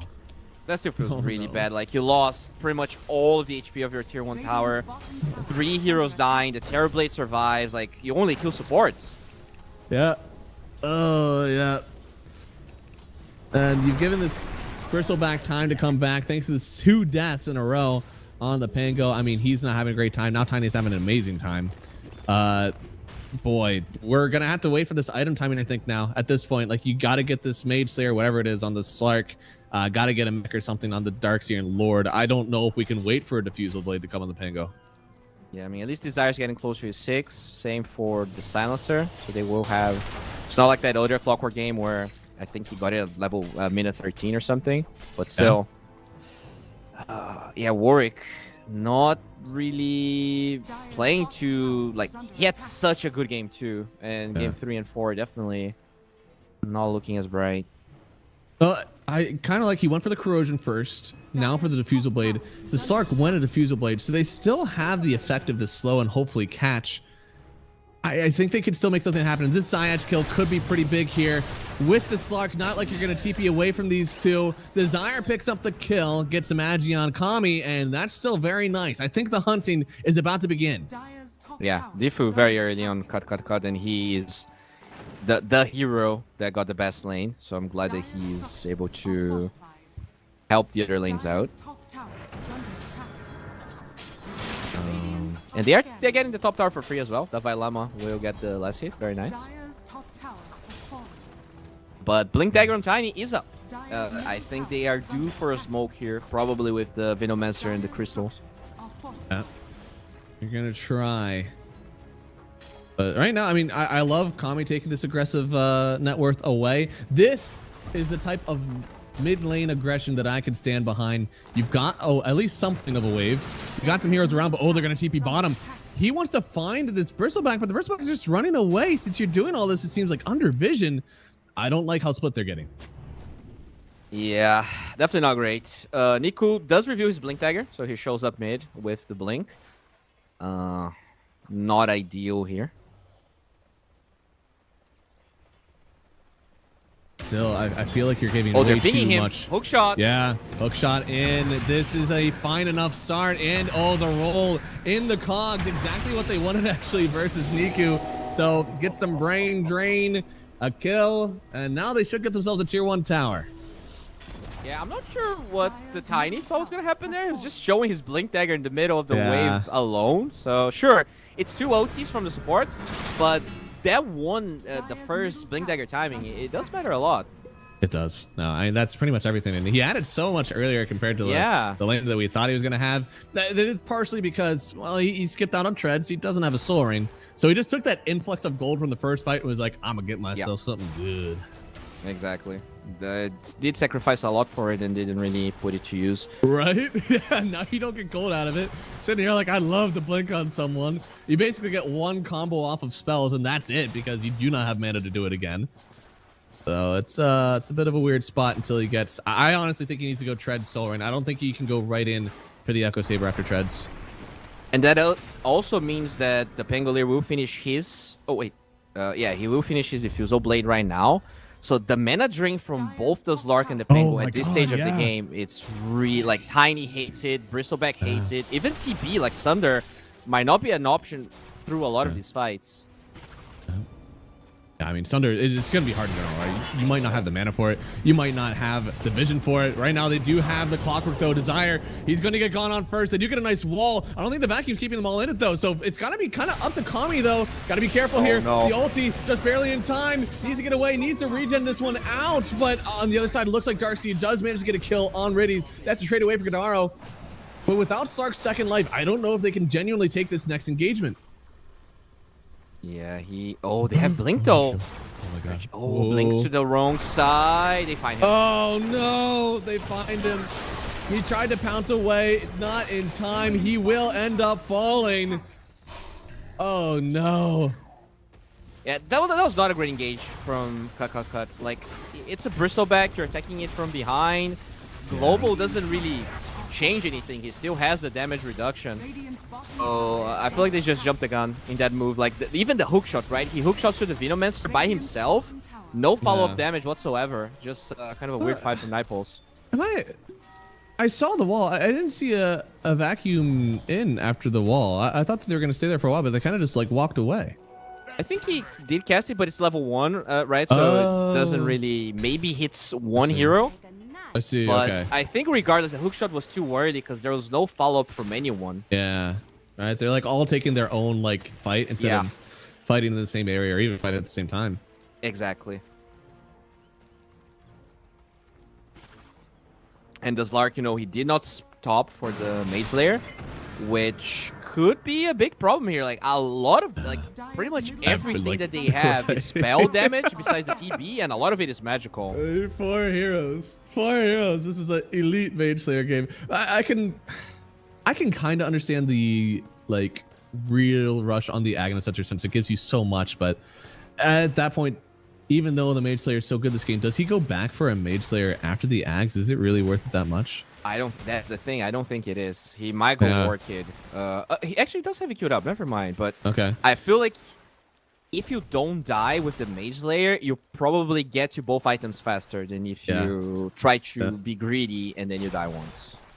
Looks like they are going in for Tormentor the Tormentor. So which is the better one here? I mean, both are decent, right?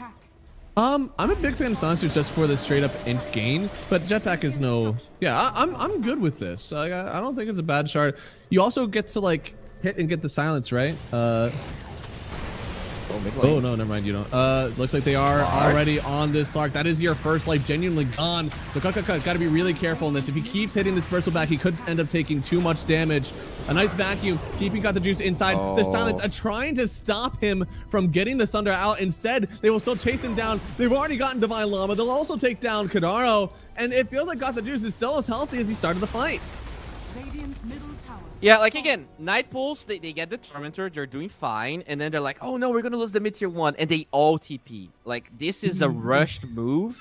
If they had someone already set up there, maybe that fight could work out. I feel like they just don't take fights as well as Navi does. I think they just force some weird engagements. Yeah, I don't know.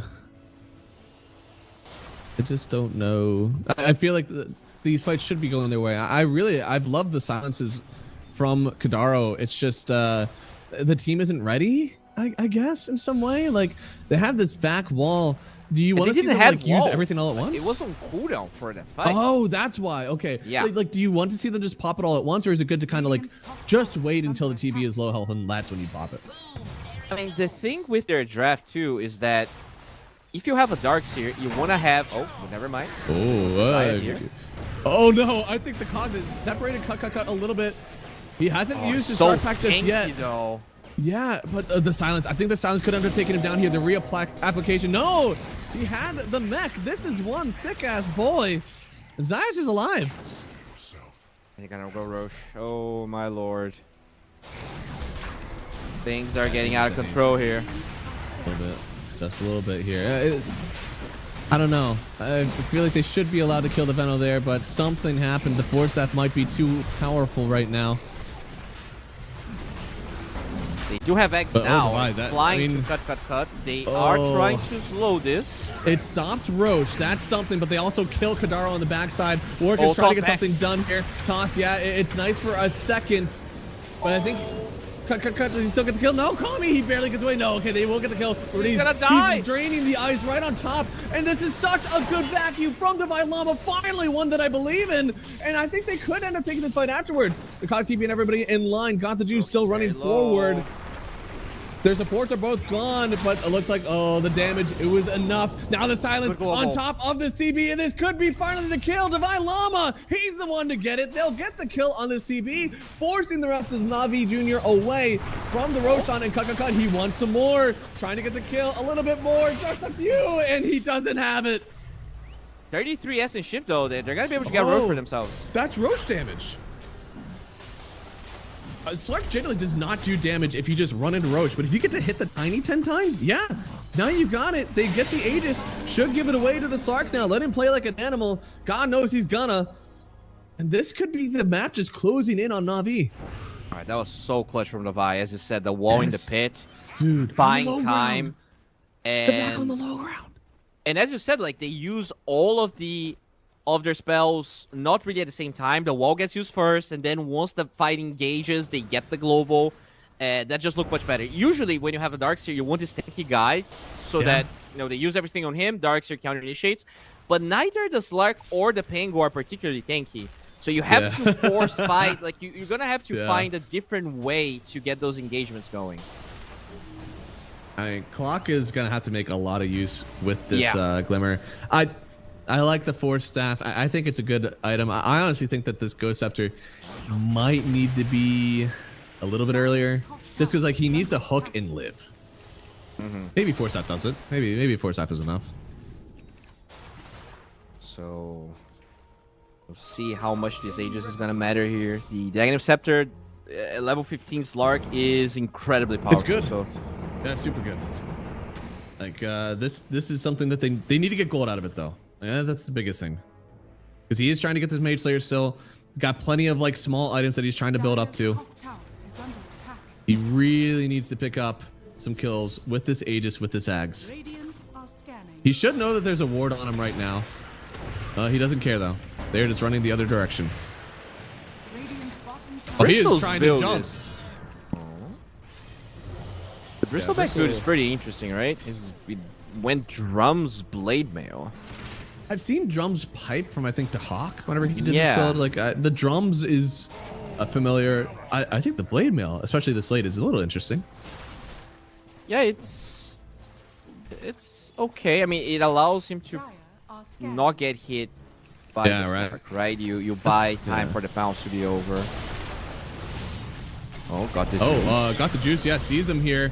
Uses the ulti pretty quick, and now the vacuum as well. Just saving time, getting the back in again, waiting to call for the silence to see if they can kill him, but I don't think they can actually. Instead, he's going to try to take down a Crystal Maiden. Hookshot is going to kind of connect on each other here. Still have yet to get a support kill. Now maybe Na'Vi, maybe they want to take this fight. The Zyre goes down, still very low on the Slark, has to get away.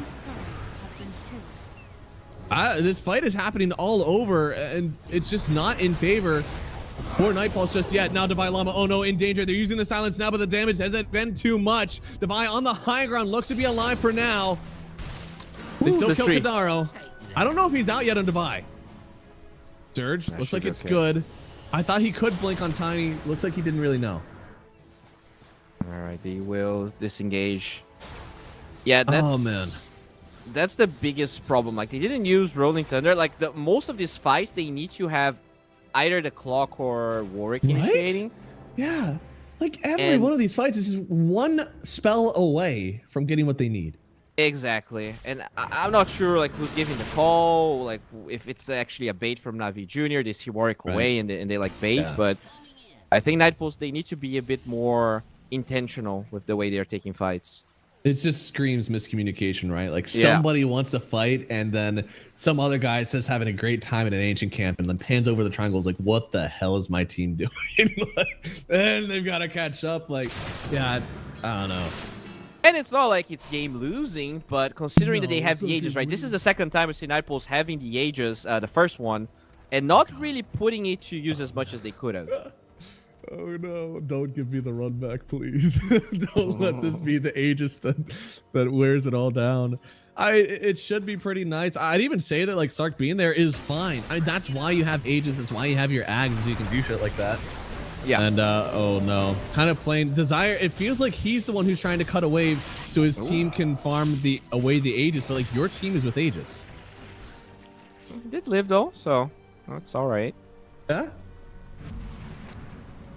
Shard now on Slark is going to be his next item with the Maze Layer being done, so do like his build. It feels like this Slark is about to pop off with the items, but we've really stagnated in his Agi game. It's only gotten 5 points. Double jump in, but the Hurricane Pike away instantly from the TB keeps him away for now. Yeah, this TB is starting to get massive. He's also going for Norkid this time. Yeah, I feel like once we get this Shard on the Slark, he's going to feel pretty powerful. I wouldn't mind seeing something like a Basher Abyssal. I wouldn't mind a BKB. There's a lot of like good stuff for the Slark if he wants. Yeah, I'm trying to think what the best item for him is this game. First, it Scotty wasn't is so damn expensive. I good. can see that. Brooch is good. Orchid is good. Even BKB might be necessary. Yeah, right? I feel like we've played, what, 2 games in a row where it's like, wow, an earlier BKB would have done a lot for you in this game. Yeah. I wonder if you toss it in just to be sure, you know? I think he can survive, right? He's got a Mage Slayer. He should be okay, but no need to leave it to chance.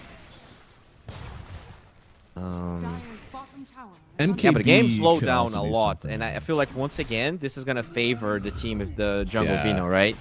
Yeah. Like you're just getting this insane amount of farm on this hero that it's just so annoying.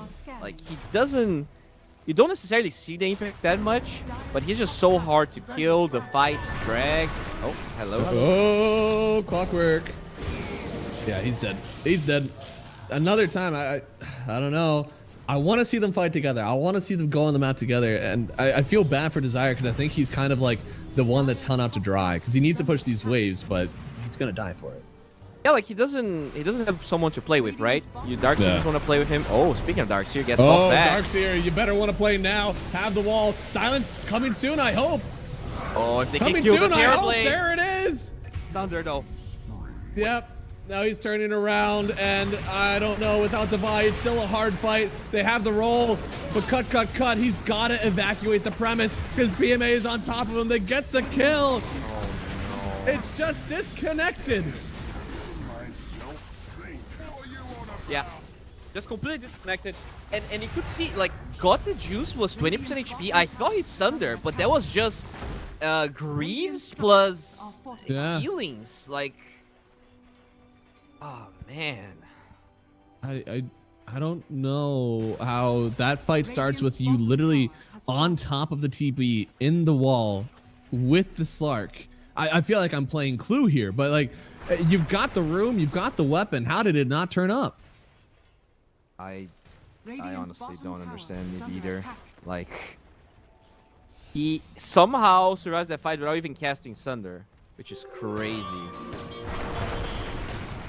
Yeah, no, I mean, Na'Vi are crisp.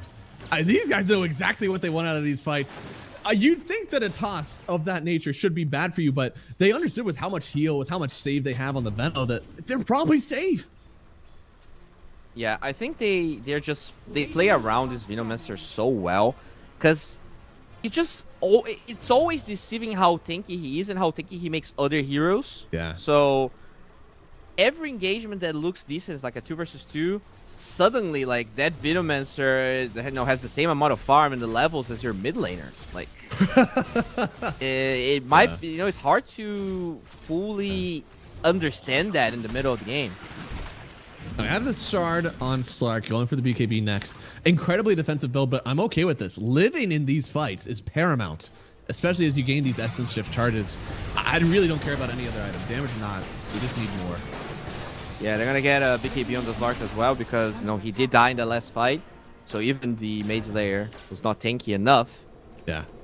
But now Depth Shroud, it'll also keep your team alive, and I know Divine Llama would definitely love to have some more of that because it seems like he's kind of putting his body on the line. He's got Crimson, Pipe, and Greaves, and it still feels like it's not enough for him just yet. Oh, wow. Yeah, they don't have the damage to kill the TV. Like, in fact, they don't have the damage to kill any of the cores. That's the problem. It's 3 really tanky heroes that... This is a huge smoke. Wait, what? Could this work? Oh, they break it. Cut. He jumps in on the Tiny. You do not have an Aegis. Got to be a little bit careful with this one with the roll through. No, he gets caught on the wall. Wasn't able to get the stun. The cogs, there may be enough to at least get 1 kill to start. Silence out as well. Desire trying to get away, but that's to Bristle right on top of him here. Kadaro trying to TP out of it. He'll be fine, but the back wall. He blinked away after the Sunder. It's a hell swap. It wasn't damaged. Cut trying to take it to the TP. Does damage. He dies, but he dies right afterwards. Devi will try to get away. Looks like they can't cancel him out. I think that was worth it for Night Pulse in the end. I don't think so. Dude, that was supposed to be Terrorblade dying and Slark probably cleaning up afterwards. Instead... Yeah. Oh, wait. He never pressed ult. He never pressed ult on Slark. Oh, what? He wasn't silenced at the end. What the... He wasn't stunned at the end. Oh, that's crazy. Yeah, well, it would be bad. Yeah, I wish I hadn't noticed that, but you are correct. Oh no, it was a 400 set of attacks, of course, for the illusions for the TB. So like, you don't get those hits off if you can't see him. It genuinely was that. The TB actually did the highest amount of damage that fight. That's crazy. Yeah. 6,000 damage. Yeah, he's doing a ton. I mean, I feel bad also for Warwick because he got kind of caught in the rocks. I think that would have helped him get the initial hits on the Tiny. I'm still going to be a believer in this Slark through and through. I do believe in the lineup for Night Pulse, but if they take more fights like that and things get weird. Yeah, that was probably the best fight that they had. But it still goes to show that damage is really the problem. Burst damage is the problem. Neither of their heroes is really bursty. They want long fights, but at the same time, all of the heroes on the side of Navi Jr. build damage over time with the Bristle, with the Vino.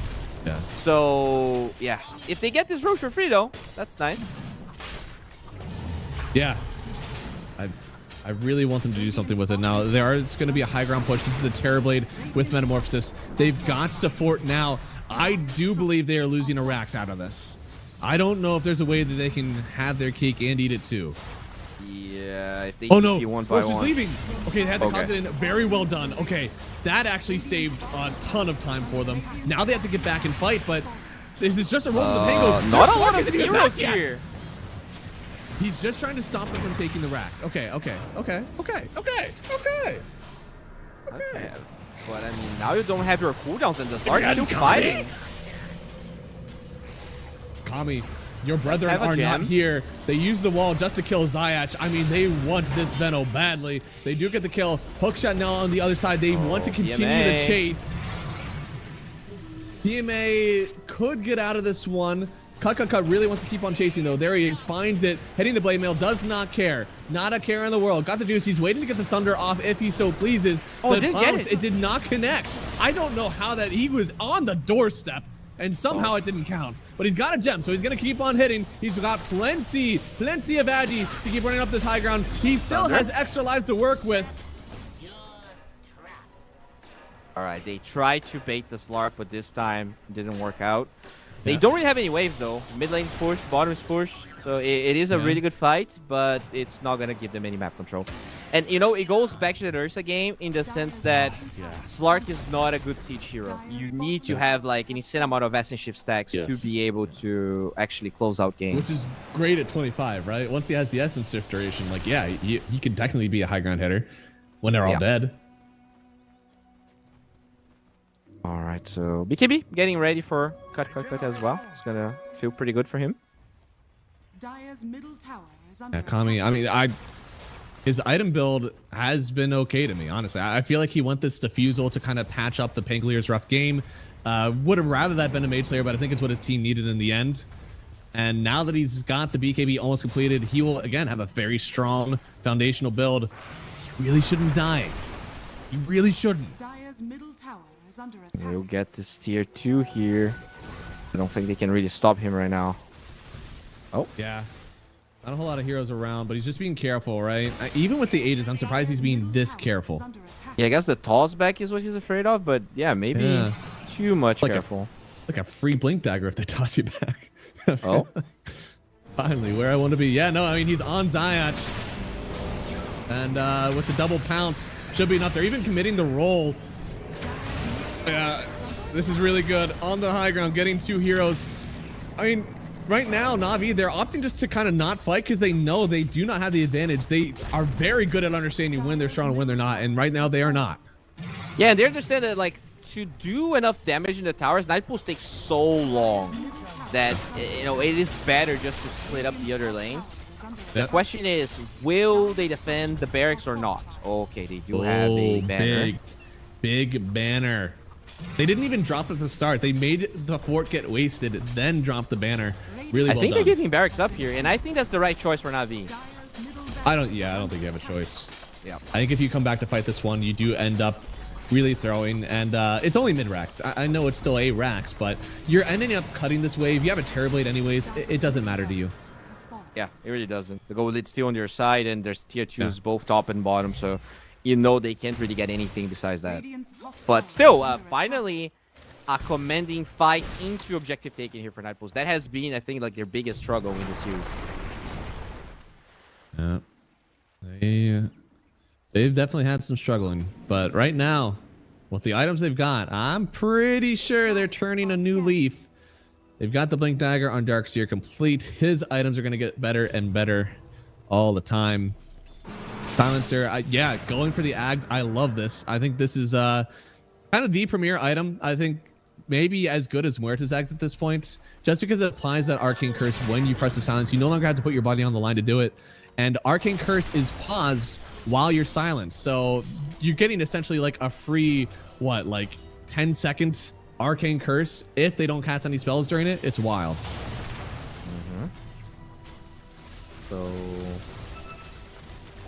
they are still trying to use this Aegis, but I don't think Na'Vi Jr. is going to take the bait here. 30 seconds. You can probably just disengage. Who's the big fish? Who do they want to find here on Night Pulse? Oh, Radius. Ooh, you might be... Oh, Zayach is a big fish. I like that. It is fish on fish violence. Oh, no, the roll. Oh, God, the handbrake. Oh, no, he missed everything. The Aegis is expiring here. This could be a good fight for Na'Vi. Dude, you've got to be careful. It is about to get reclaimed now. This is where things get a bit hairy. They're going to buy back on the Venom. He knows there's blood in the water. Cut. He doesn't have the gem anymore. He's actually not hitting. He's got a BKB and TP away. But nobody told Devi. Devi's sitting here. He's got the best back wall in the world. He may still kill Reddies with it. Oh, that's Oh, no. But he dies for it because his Slark just TP'd away. Communication issues. Yeah, I mean, again, you know, it's Na'Vi Jr. When they bait and take the fight, they know that the Aegis is expiring. They still get something decent out of it. Yeah. But, you know, the Slark is getting pretty big, as you said. He's going to have a Disperser. All right. I like the extra Dispel.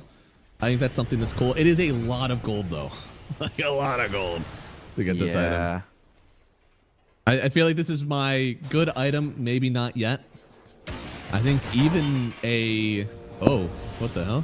Even a Satanic could be better. Gotti could be better. MKB could be better. I don't know. There's a lot. But, hey, this is Agi, so who cares what item you're getting next? Okay, they got another one. I do agree that, like, some sort of Dispel, maybe outside of the BKB, is needed. I think Satanic is probably the answer for that, but hey, man, did he just finish? Yeah, he finished the full Disperser. So, slot efficiency. Now he's able to keep the gem. Yeah, it's definitely more of an aggressive item, right? Its XP definitely scales up. I like that he's able to get a dispel without losing the gem. That is Llama, toss back. What I do love. Yeah, toss back here. He is trying to get away. There's a lot of trees getting thrown around. He's trying to just TP out on Niku. Now Niku might be queuing up himself. Or oh no, the back wall. This is actually really nice. Slark, he can try to get some Agi off of the Crystal Maiden first. Gets that one. Now turning back onto PMA. Divine Llama is in a bit of danger. Trying to get a 4-step away. He'll get it. They get the kill on PMA. Kami, he's getting the Agi. So this was a weird fight. Like, this is the first time now V actually took an engagement where the Terrorblade is on the other side of the map. So, like, they get that toss back on the Darkseer, but they didn't really have the damage to kill him instantly. Kind of not really sure what the plan was there. Yeah, he definitely overestimated how much he was doing with his Aghanim Scepter. It's a lot of damage. I get why he thought, but man, there is a pipe Crimson Greaves on this Darkseer. My man's is thick. And now they're gonna go for barracks here. They're gonna go top. They don't believe that they can end it. They can't go bottom. They just have to try to take this. Now there's a fight coming up eventually with the Bristleback, but I think you might just lose your racks beforehand if you do not shove this Slark off the high ground. Looks like they will. And the toss back is really what you have to be worried about here. Yeah. Only one silence, right? Yeah, it's just. Oh, and the Tiny does have Eggs plus Brooch, so it is a lot of damage. It is. Oh my. What? Oh, no. He pressed delete. He pressed delete on the Slark.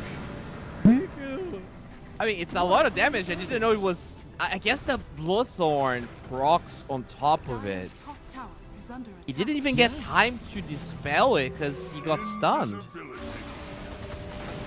Yeah, I can't see the death summary, but I'm assuming he was just completely stun locked. It might be time to press Depth Shroud if you're hitting a high ground, and you might not be able to fight if you're not in Depth Shroud. Oh my dude, that boost was looking so good. He actually died in 2 seconds. It was the silence, avalanche, and all the troops behind him. Honestly, actually, the TB did like 1,200 damage with his right clicks. I think they forced the disperser once. So he used the disperser and then he couldn't really deal with it. Dude, yeah, you have to have the disperser up anytime there's an Orchid around. And now, walking up the high ground, they do have a fortification. They could defend until the Slark is up. Now, this roll is just trying to buy them time. Yeah, this is just keep off my racks. This is not a fighting roll, but now with the creep wave in, there is the fortification. Gotta respect that.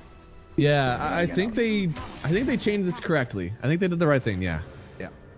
You force roll, force buyback. You know that's the full extent of your power right now. Yeah. Now you need to defend Roche. Yep. And Night Pulse. It seems like they're kind of turning up outside of that Slark. That I feel the pain a coming. I think especially in a small circle where you can fight with the Vi, tossing out everything that he wants to. This could be Night Pulse's fight. Oh, they have Eggs on the silencer now. I could look at you all day and it's off. Okay. That is big. Big. They do have one Lotus on the Bristle. And yeah, that's the only dispel they can cast on other heroes. Yeah, but I mean, even then, the silence reapplying, would that still apply? Yeah. Yeah, I might reapply the Arctic Curse. Yeah, here they go. On the silencer, nice hook shot, finding the Tiny backside as well. Now Slark, he's trying to deal with the Bristleback first. There's a lot of quills. I don't think he cares, but Desire might. They still end up getting the kill. Now they have the silence out, but that does mean Silencer, you have no way to stop the CB from Sunrise any longer. Can they take this fight? Yeah, the vacuum is nice. Riddies is in danger. There's 2 heroes on the high ground. You can't take a fight with 2 heroes on the high ground. God, the Juice is in danger. He's able to get the Sunder on the very last second of Warwick. He dies. Wait, meanwhile, your team is trying to fight on the high ground, and you won? Almost versus the Slark. Holy moly. They took 4 anyways. They're going to buy back on Niku. He genuinely almost took out the Slark on that high ground. Oh, no. The Bloodthorn. Dr. Juice, he's able to turn this one around, but there is a Tiny coming behind him. Oh, no, there might be too much damage. He just died. He tried to TP out in front of the full team. Now here comes the Ags again from Niku for the BKB. I don't think he's gonna protect him from that much. He dies again. And I think that could be high ground. That could be megas for Night Pulse. My lord. I don't think they can end because you have a Slark, but he has 74 essence. Holy shit. He is hitting. He's got over 500 damage. And there's a tier 2 bottom, so you either get out or you go for throne, and I don't think they're going for throne. I mean, Tiny died back, but there's no buyback on Devi. And they did... Oh my god. And wait. If they don't get Roche out of this, and Navi gets Roche, this might still be good for them. And I think they're gonna do it. Yep. Looks like. You need Aegis on Got the Juice. Oh, certainly, yeah. I mean, after the buyback. I'll take that. It is too hard. Too hard. So Slark gets into the pit. They do have 19 essence shift stacks, so not very impressive. Finally lost a lot of them. They're not gonna contest. Okay. Interesting. I thought they might. 3-1 already on the website. Guys, I promise you I'm staring at a game that is not over. We are genuinely another fight away. I don't know how Navi are scraping together these fights, but somehow it always feels like they are in contention. 14k down, 2k down, does not matter. They are still showing that they are able to win these fights. Now, this Aegis on Slark could turn everything around. I mean, you say turn, like they're supposedly ahead, so that's the crazy part, right? Like we're still on Navi's side, even though Night Pulse is ahead by 14k. Yeah, the way that they are stringing together these fights, it feels like they've taken everything exactly as they need to. I don't know. I think if you don't get 2 heroes clipped in that last fight, probably looks a lot better. Absolutely, man. Like that Tiny almost solo killed the Slark, even though he was clipped. On the high ground, like Devi is playing his heart out. I love his items. I love how he's been taking this stuff. And I love what Kami is doing too. It just feels like these guys, they need to maybe ping a little bit more. I don't know. I want to see them take these fights together. I think then I'll be convinced that they are in control. Yeah. I do gotta say though, this to me has been the least impressive game from PMA. And I know that he got completely sacked. But like this Nullifier Lotus Orb build, I'm still trying to wrap my... Like, I get it that he's very good against Darkseer, but it's such a weird build. Like, I don't know what his role in this game is. I mean, he's trying to duct tape together a game, right? I mean, you got Slark's Silencer in the lane. And I tell you, that's not just a lane thing. That'll hurt you the whole damn game. And I feel bad for him, because I think this is one where, like, I don't think that Bristle's necessarily a press R win game hero. They're going to try to go on him. This is an early roll. You've already used a lot of that duration. They're still on top of the Bristle here. They also have the Nullifier. There's a lot of trees getting thrown around. No, he wasn't next to a tree. He actually just gotten 2 throws off, and that's it. Didn't kill anyone. Yeah, I mean, now Zai's trying to get away. He gets, 4 stats in. That'll be the first stats. A lot. Again, a lot of ultis used just for that one. Wark is trying to just separate everybody else while his team gets the racks, but eventually he's going to have to turn back. I mean, there's a tier 2. You're not getting anything. The wave is pushed. Like, what is this? What? I don't know why they dove that like that. Joke's on you. They got a tier 2 out of it. Just like they drew it up. Well, are they getting a tier 2? Like, you're not. No other way to get that tier 2 other than smoking into their fountain. Yeah, you know, it's that type of move that sometimes I'm like, Night Pulse, come on. Right. I mean, the kite ability from this Navi team is crazy. I get why these are hard. You have 4 staffs on 3. Yeah, on 3 people. You've got Glimmers, you've got Greaves. It's hard. Genuinely, you need this Nullifier from Slark, and then that's kind of like the only way that you sentence someone to death. And even then, the Bristle didn't die, right? Like, you still couldn't get the kill. Oh no. He's still got a lot of essence. Now this one could be the kill. They get it. PMA is dead. Has buyback. Crystal Maiden is dead as well. This guy is slapping for over 500 damage. Can you kill him? Got the Juice is able to run away from the wall. He gets the Sunder, but it was on a Lotus. They smell blood. They know that without this Sunder, He is not. Oh wait, no, he's got like a 0-second CD on that. Never mind. He's still pretty strong. Desire. Oh, now look that's at a the good damage. tree volley. But it's still not enough, and the Slar comes in again. The silence connecting. BKB, Glimmer, Force. Do they have enough to get him out of this one? They don't have the vision to give him the nullifier, so he's not dead. Now they turn him around with the toss back. There's so much damage on Kami, but it looks like he's fine for now. Pop of the ulti, he will get away. Forced to use the BKB to get out, though. They'll hesitate just for a minute. They did burn through a lot of buybacks, but the actual status quo has not changed in the sense that Oh, Devi! He's trying to end this one for his team. Gets one kill. Looking at the bristle. They don't have the vision for him. They'll have to turn to someone else as he hops away. But there is a dangerously out of position bristle and TB on two sides. Can they focus one of them down? They're trying to get on top of this bristle, but the stuns, the tree throws. It's a lot, but not enough just yet. Kami is still owning. He just needs to find a target to hit. He's actually running away from this one. Feels that there might be too much danger in the base. They have to leave.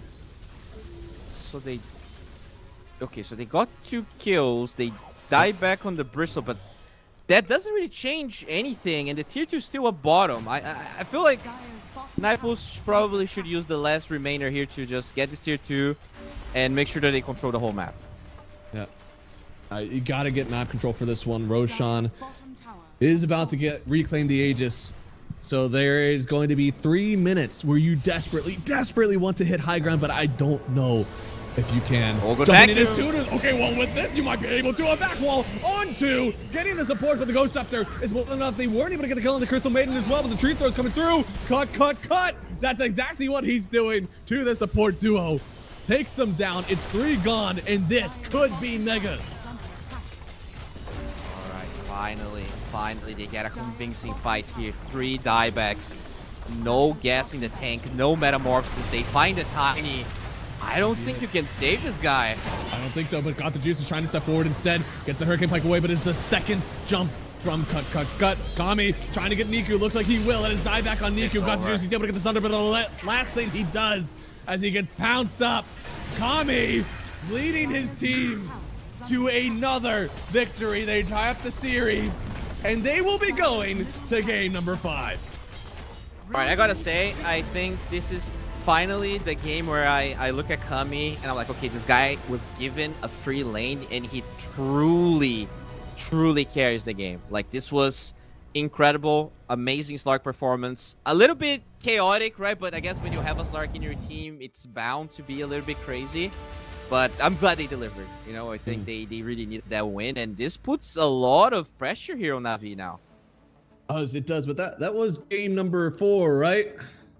Oh yeah. I had NP, they win game 4. Yep, so that checked out. And then next one, that says Na'Vi for the win in game 5. Is that correct? Is that the same one you have? Honestly, I don't think so. Let me check here my toilet paper. I think this one I think this one might be Nipos. Like, they beat the Jungle Vano, and to me that was like the strongest strategy they showed so far. So Na'Vi Junior, they're gonna have to find something else here to take it to Nipos. Yeah, I mean, so what? The strat that we first overcome for Night Pulse, that was the Timber, and then a little bit of the Warlock, right? We finally overcame that, changed up the draft and how we're taking it. Then it was the Jungle Venom for the next 2. Seems like they finally overcome that one as well. So is it up to Na'Vi to kind of bring something new to the table, or is it up to Night Pulse to kind of... I was still scared in a lot of this game. I didn't think this was free for Night Pulse. I know, it was a lot of grit. It was definitely, you know, a game that they played with their hearts. As you said, the Vi was just playing. Dude, those vacuums really... Dude. That one fight, I think, just won the game for them. It's a crazy vacuum. So if I'm Na'Vi, I'm not giving the Vi the darts here. I feel like that was way too good of a performance. You might end up, now this could be crazy, you might end up leaving the Night Stalker in pool just so you know what hero he's playing. And know that he's playing a Night Stalker single target, jumping for his team, something that you've beaten before. I could see a world where they try to go for something like that, where they just like give him what he wants so it doesn't counter your team later.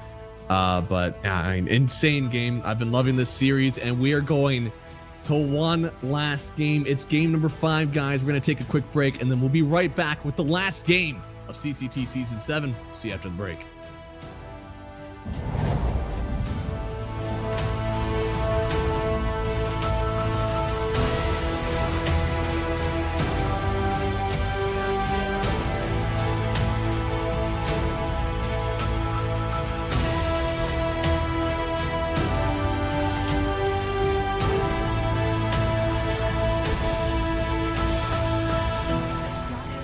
top tower is under attack.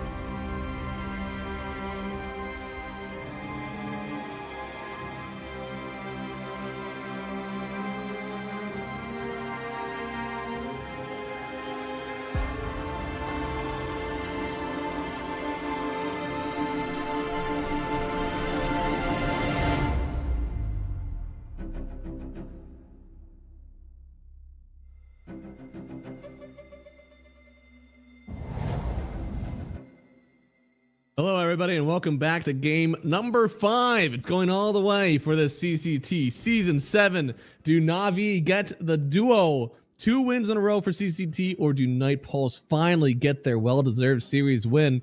We'll find out after this one that is already ramming through the banning stage. This is what happens when you play each other like 10 times in a month. Oh, yeah. You know, it's kind of crazy to think that... Oh, okay. Never mind. I did a little whoopsie. It's kind of crazy to think that Night Pulse has been together for this long, right? When did Davai and Heroic break up? Was it like December? I thought it's been like since the previous year, right? Yeah, I think it was on the change of the year. Maybe it was like end of December. But yeah, they've been together for a while, and it feels like it's finally paying off. They are looking sharper and sharper. They're definitely seeming like just a lot is working out for them at this point. I don't know. It doesn't say officially on the Liquipedia when he joined, but pretty sure it's just been like this entire year. Interesting. Yeah, definitely this entire year. Night Pulse. It really doesn't say. Yeah, nope. That's okay. We know he's been here for a long time, and at least over their last, again, like 10 matchups that they've played against each other. And we're seeing some familiar heroes, but in some different stages. So Night Pulse, they firmly believe that Warwick on Pango equals auto win. I've got some bad news on the stats from that one, I think. Oh no, I've got good news for the stats on that one. Currently, they are 2-1 with Pango on their team. However, whenever they win with the Pango, it is indeed with no usual heroes. It's actually with 2 completely different lineups. Okay. Yeah, the thing is, they did give away the Warlock that we saw Na'Vi play incredibly well, and I want to see them banning all of those AoE heroes. You know, ban the Timber. I think it was Shaker, Timber, Gyro, and I don't remember the mid hero that they had. Shaker, Gyro, Timber, Tiny. Tiny, yeah. I think it was Tiny. So, ban the Gyro for God's sake. Like, that lane was so toxic. The Vi got absolutely destroyed, and he doesn't... Oh, you're right. Okay. Yeah. He's actually played the Gyro 3 times, of course. He's also 2-1 with the Gyro. But it's interesting. So they leave the Warlock in. We saw with the Terrorblade and Warlock that has gotten played before by Night Pulse. That just looked incredibly underwhelming. Yeah, so... what do you do here? What is another pairing? AoE hero that Warlock would like to lane with? AoE hero that Warlock would like to lane. Like Sven? I don't think Sven really does the same thing. Sven could be something. I mean, so not necessarily in the lane, but we've seen a lot of PA Warlock go together. Okay. Yeah, that would be nice. Yeah. I mean, DK Fire Dragon would have been nice. That would have been something. Bristle technically also would have been nice. Bristle is really good. Bristle is really good, but it is also banned. Yeah. They're definitely getting ahead of it. I think Tiny Carry could technically. And they steal the Shaker. All right. I like what they're doing. Yeah. I'm fan enough of that. I don't love that we already know what position that Shaker's going. I think that's part of what makes Shaker good, is that you don't really know. Hero, depending on the lane. Like, Shaker 3 is not unheard of. Yeah. He is. I mean, he plays anything. No, he plays the Ember. He's played the Tiny. I know he's done that before. So, and SA also has done a lot of that. I think I've seen more offlane Tiny from South American players than anybody else. And the thing is, there is a very small chance that they can play mid Shaker with Pango offlane too. Like, the Vi can definitely play Pango offlane. Yeah. Sure, Devi would be upset though. You first pick the Pango, he gets ruthlessly counted, and then you're like, you know what? Let's just give it to that guy. The whole reason we picked it is out the window. Let's just give it to him. Play like PMA, Devi. Just play like PMA. I would they are struggling here. I would still be okay with PA if they wanted to slam that now. I feel like it's a good BKB builder. It's good in the lane. I don't think there's much that really pressures you there. I could be okay with just doing that, and then you pick up. If you want a strong core, you can go for it. You can go for another support. I think Grimstroke could be actually a fine pause 4 if you get all melee cores, since you are going to be able to link the Pingo. Warlock. Sheesh. Yeah, and you get the Fatal Bond. So I personally would be about it. I've seen this combo before. Misery and I are super haters of this combo because I feel like I see these two heroes get picked and then they do not play well together at all. But it worked well at Dream League. Yeah. It's definitely not the style that gave them that free win with the Warlock. Yeah. So this is what I like a bit more. Doom has decent AoE. You do make use of the track vision to get your Dooms off. But it is an early Doom, so you can definitely play around it. You could even like pick a Dusa here, right? Like Dusa builds Manta, you just stand your ground and you don't care. If you are going to pick the Deucer, you need to pick like Slaughter or something. Because if you pick Dusa, there is an AM in the pipeline immediately. And that matchup is very favorable. You've got to outpace the AM. And I think that's why Na'Vi are pretty confident picking this now. But is AM good enough? I guess. Versus the Dusa, yes. Versus a hero that is literally all your health is mana, AM is still very good. Yeah, if they didn't have 18, maybe you could pick Dusa, but you're right. Yeah. It's probably going to be banned third phase by Na'Vi Jr. Or you just go ahead and pick the Dusa and pick either, again, Legion or Slardar. Something that bullies the AM to the point where he does not have a game, because that's how you outpace the AM as a Dusa. Yeah. Horrible. But I think you already have Shaker, so he's not going to outpace the AM. I think you probably don't go Dusa here. You go something else. No, Ursa is available. Very good against Doom. You could also just pick the TB, and then you don't care, right? Like you could do TB as a lane. Oh, interesting. So they're just going for the lane win. Yeah. I mean, it's Bounty, right? Bounty 4. What is this hero supposed to do? Oh. Not the greatest trader. And it's double melee. You're pretty much, unless you send Warlock to that lane, which means you're playing Bounty 5 with a ranged hero, which is still not great. Yeah, I think Nightpulse has the right idea here. I think the lanes are all in their favor, besides mid, which we don't know what we're going to see there. But Na'Vi actually, they chose first pick. The flip was won by Nightpulse. They gambled. They chose Radiance. And Na'Vi actually opted into first pick, which is surprising because for the first 3 games, they had been second pick.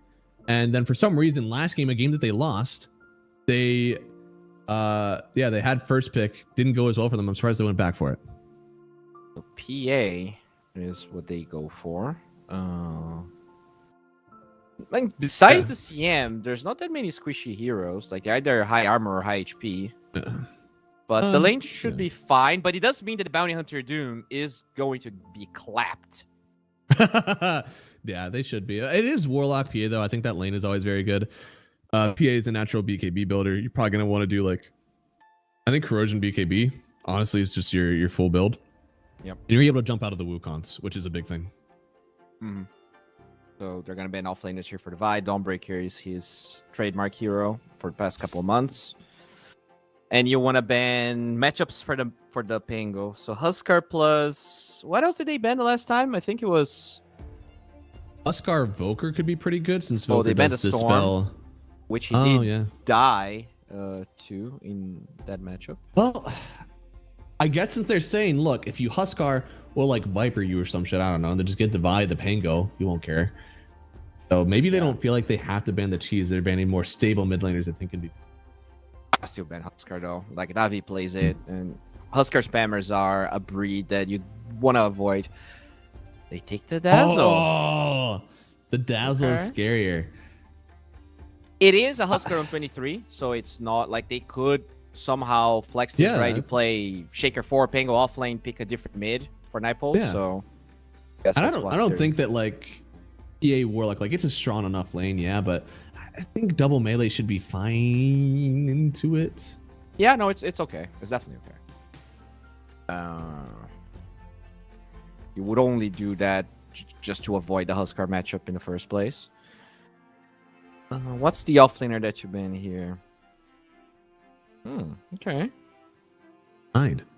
Interesting. I feel like PA is commonly picked into the Tide. Yeah, and Tide got Giga nerf. boy, my boy. Wait, I'm all in. I'm all in Navi. Is this mid bounty? Mid That grim? is. No, I think that's mid grim. BGD, this is for you, buddy boy. Okay. Huh. This is a $20,000 pick. You could have put it all on this Grimstroke. How popular is... Okay, so there are 38 mid Grimstroke matches right now. Yeah? I want to say, I think it's more likely Bounty is mid, but I digress. It could be, you know, if it is the Pango mid, is Bounty acceptable?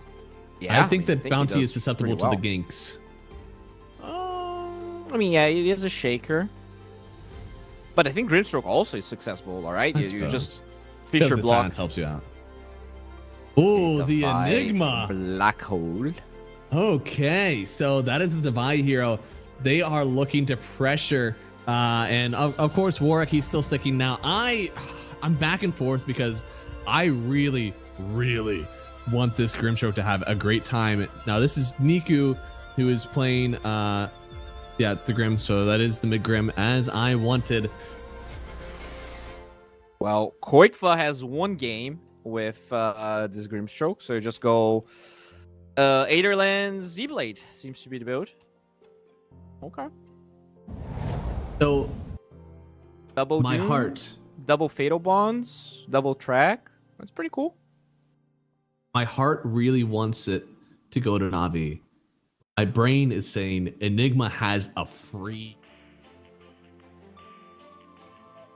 Did your mic get muted? No. Oh, no. Oh, Maybe I was talking too quietly. Free game Yeah. for Enigma. Free. It is kind of free, but you know, Doom and Golem, they're not like you still gotta account for that. The TA lane is a bit annoying. It's not the best hero against Enigma, but it's a decent hero against Enigma. That's bad versus Enigma. You'll never clear those Eidolons. He'll get a free aura bot game, and you know maybe he won't black hole Fatal in time. Bonds, the babies, and they all just melt. Oh, I don't know. I don't think the PA offers that kind of damage. I think that the Fatal Bonds will hit, but I don't think they're going to get the actual damage to clear them.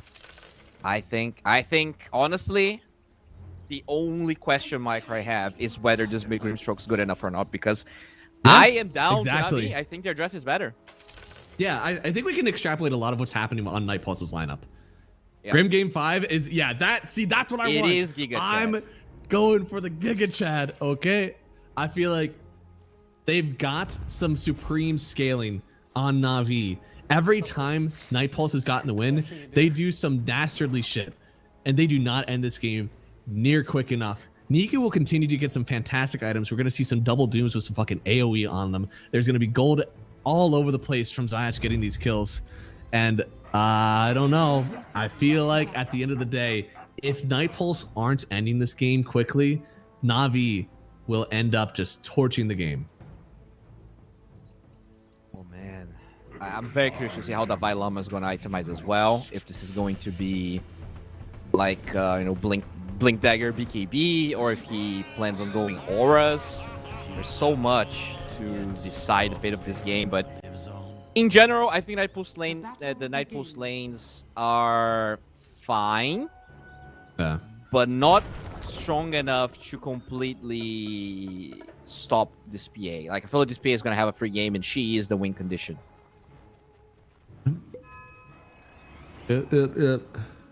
Like are they going to double fissure block? I think they might. I definitely liked the first one. This again, don't think that they have near enough pressure against this lineup.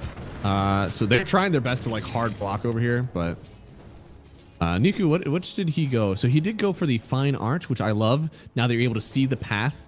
I do think the Grim is like just an incredibly fun hero, since it is still kind of, you know, both Grim, or not Grim, Ember and Pango are still pretty popular in mid lane right now. I feel like there's a lot of reason to pick this hero. I mean, I'm very curious. Like, it's just not something that happened. I mean, even the Vi agreed that it's a Giga Chad move. So I mean, what I do like is that, you know, once you get that E-Blade, you just cannot kill the bugs, right? It's a way to make sure that you're doing so much damage with your bug. You do like an absurd amount of magic damage. It's really interesting build.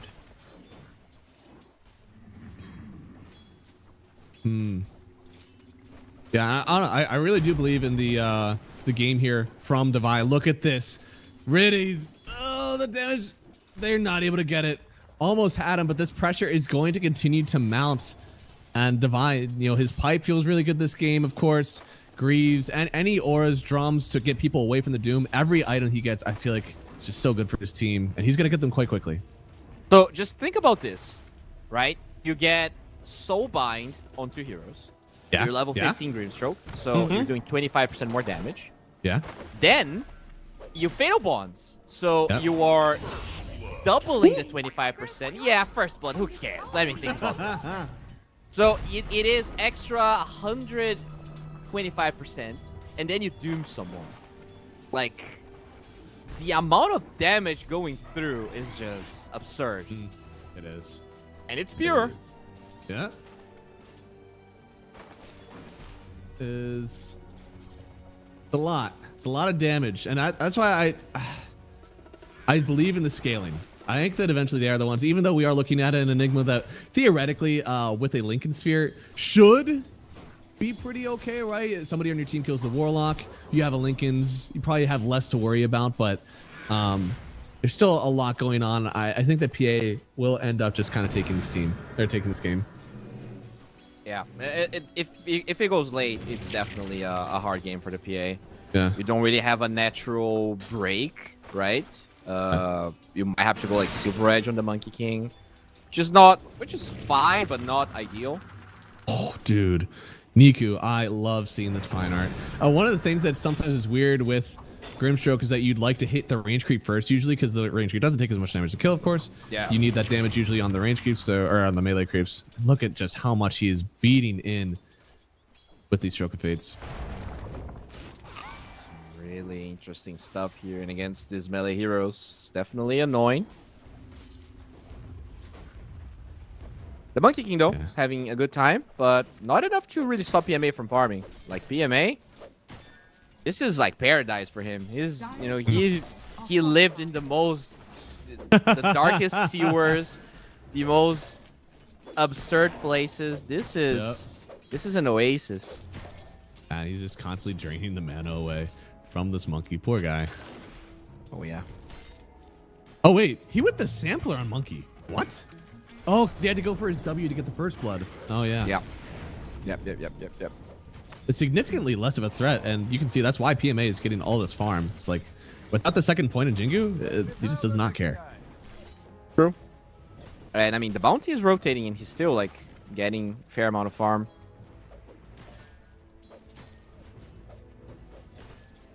See, looks like there was some trading going on in the mid lane. I don't know why Warwick went back to base. It seemed like he was still pretty healthy, but yeah, he went the whole way back. The Vice struggling though. 13 CS against the 24 of the PA. Really annoying to deal with the Fatal Bonds. He's getting pushed back with Bounty Hunter here. I see. So they're full tri-laning him. No. He just came now. He was mid. He rotated mid, stole a rune, and now he's here. I guess. I mean, the Doom is just not being pressured, right? He's like, okay, I'm gonna try and find stuff to do somewhere else. And I think, to me, that is the most baffling part, actually. Not that the Enigma is struggling, but that they didn't really punish PMA as much. Yeah, what the hell? I feel like both these side lanes should be going much better than they are. Windlace on Doom now. He's very hard to kill. Yeah. Interesting. Yeah, I'm very surprised. I feel like every Enigma that I've seen where not quite a lot of clear should be okay for you. I've seen it a lot in Dream League, actually, and it's a little bit wild. And I think Devi is also a fantastic Enigma player. I've seen him play this before. This is going to set back his timings a lot. Yeah, it's not great, but they're going for him now, looking for the Fisher block. block. Already used a jump now. Oh, that kind of split the difference between a lot of these Eidolons. Yeah, they're getting blocked. They're not able to catch up. They're going to try to still see him at least. Got the juices kind of detaining around, and Riddies wanted to go up and help. They'll actually take the brunt of the hits. Desire to pick up the kill, but the PA gets away. Yeah, still good. Like, you force a TP and you only lose the support, it's actually pretty good. And they will deny the rune out of Night Pulse.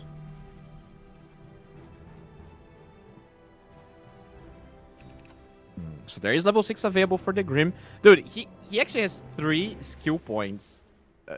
That is wild. Oh my god. Yeah. That is crazy. Oh, okay, because he's saving them. I thought he might have put them in the stats. Okay, he's actually just saving the points. Yeah, he wants to. Maybe he feels like Phantom's Embrace might be the way, but still holding.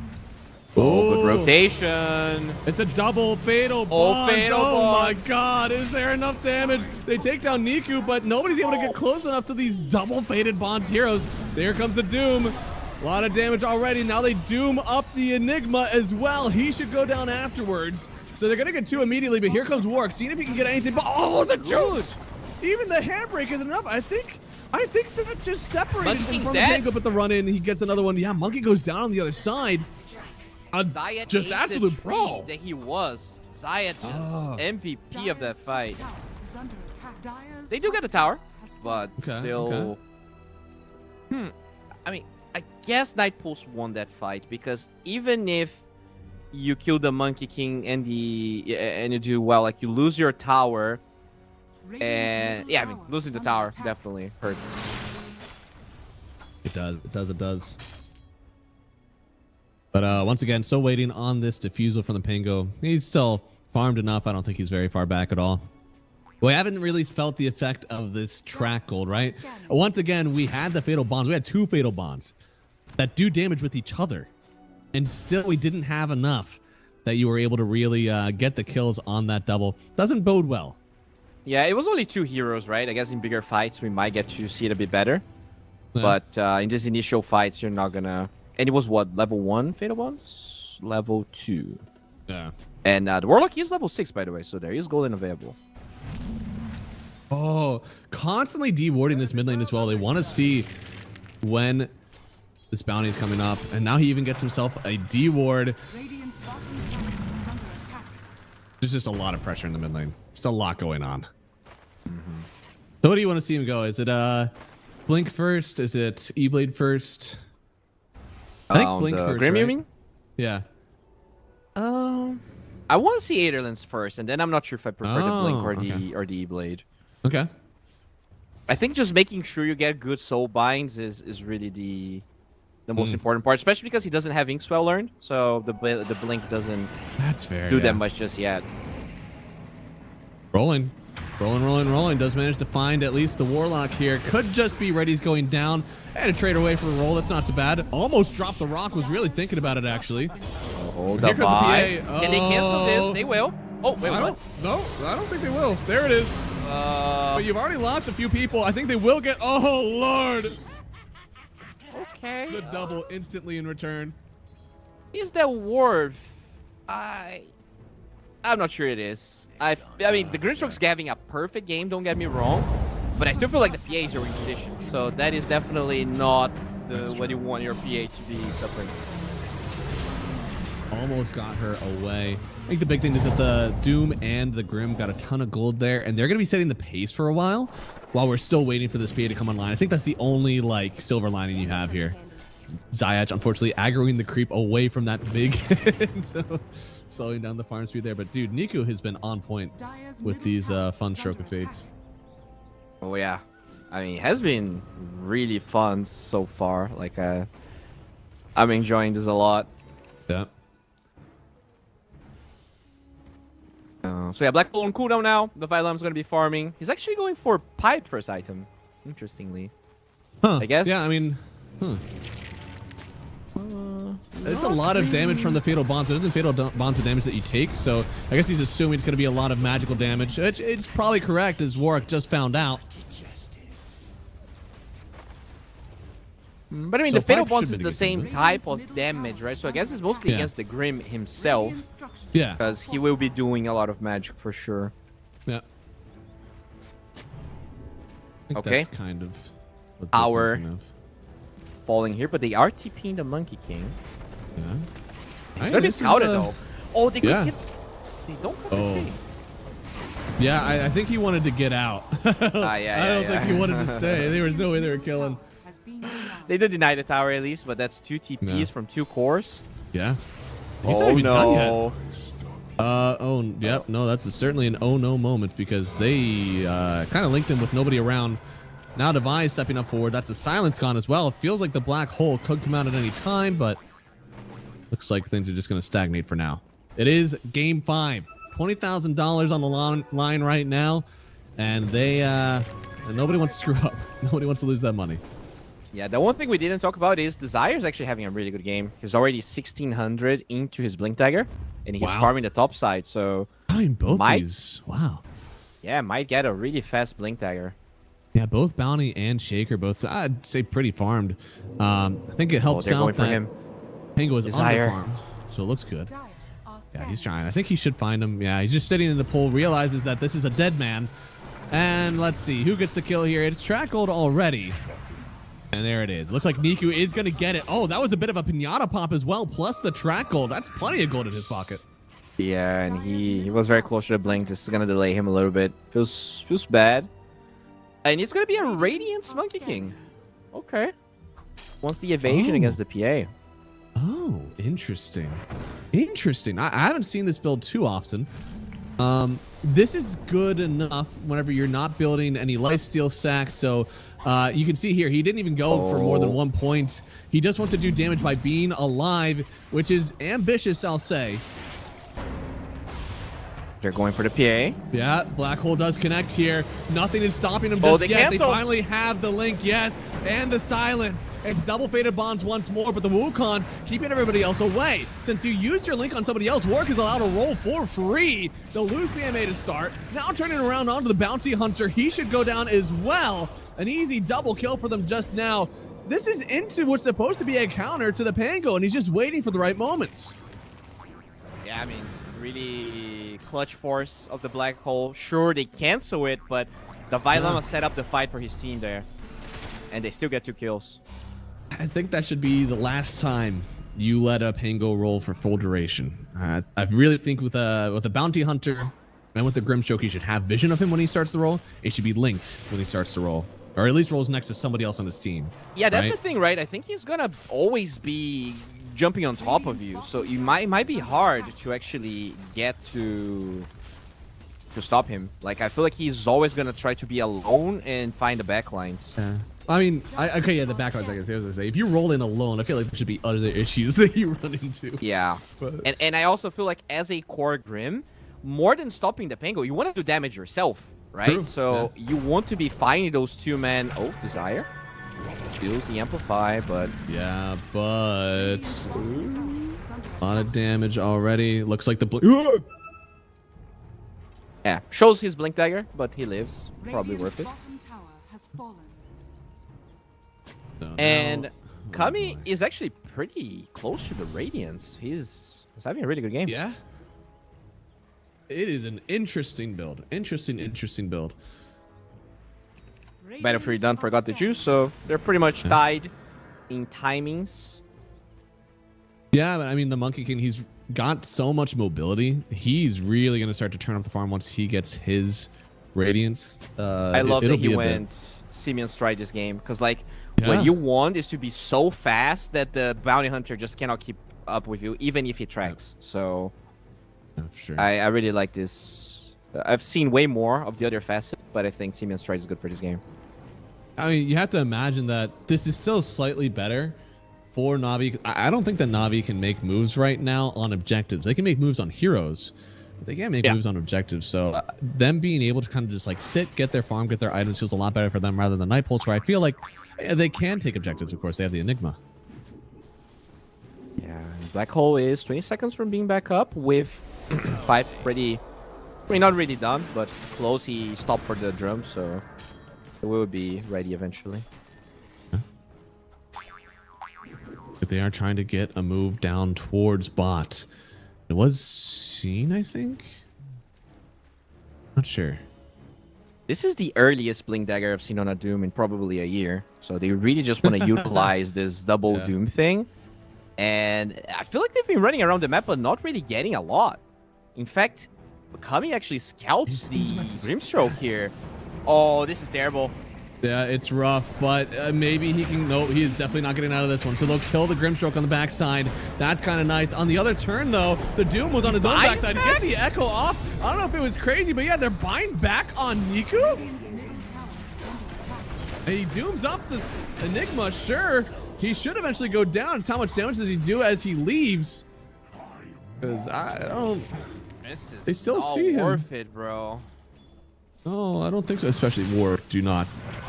They finally got the juice. Good blade. Yeah. Oh boy. Oh boy. I mean, he just went to bottom net worth core. Did not get anything out of that buy at all. Yeah, he was so close to his Aetherlands, and now he's like pretty much in the midst. And they're gonna lose the Tormentor out of that fight as well. I don't know if it counts as losing a Tormentor, because I don't think you're ever able to take a Tormentor. Best chance you have a Tormentor is if you link everybody twice to the Tormentor and start hitting it anyways and hope that you kill other people with it. Yeah, well, regardless, Night Pulse, we'll take it. You're ready. What is the best? Definitely Shaker. Shaker's the one you want. Oh, the Shard, yeah. Yeah. Crystal Mages isn't horrible. Nice farming tool. But there it is, yeah. Lucky boy. Definitely is the one you want. It's just it offers another point that like you need a BKB on these heroes. Before the Shard, it's kind of like you really want one and it's hard to play, but now with that constantly getting stunned on that fissure, it's just too difficult. Yeah, and it's so good like as a exit path as well. You can block a path and walk through your fissure. It's so good. It's really versatile. I think I'm starting to see why, once again, I don't like Warlock and Bounty. These two really enable things to happen, but whenever your cores aren't able to do things, it gets difficult. I feel like, especially after this buyback, we're starting to feel a little less of the do things from this mid and off laner, but they need to do things. You have track. You got to get going. Yeah, and also, you force this Doom into a Blink Dagger, and now he's not going to scale as much. He did stop for the Midas, which I like, because it really feels like all of the pressure they're trying to apply is just not working. The Night Pulse heroes, they're positioned very well around the map. Good wards, good sentries. Radiant's top tower is under attack. Speed and Oh, haste on Grim. Yeah, dude, Divine going for the Lotus. This is an insane Lotus game, of course. It is quite good. Lotuses and Lincolns. Maybe big one. Looks like they do find the Bounty Hunter here. I don't see a world where he lives these, and looks like Night Pulse. They might have found it. No, the Echo Desire. Nobody gets away from me, but it is the Echo used. It's double Doom. Maybe they can try to get something going here, but the Divine Llama sitting on the high ground. Yeah, you got double Doom, but where's your team? Where's your follow-up? They're nowhere to be found, and now they get themselves a mid tower.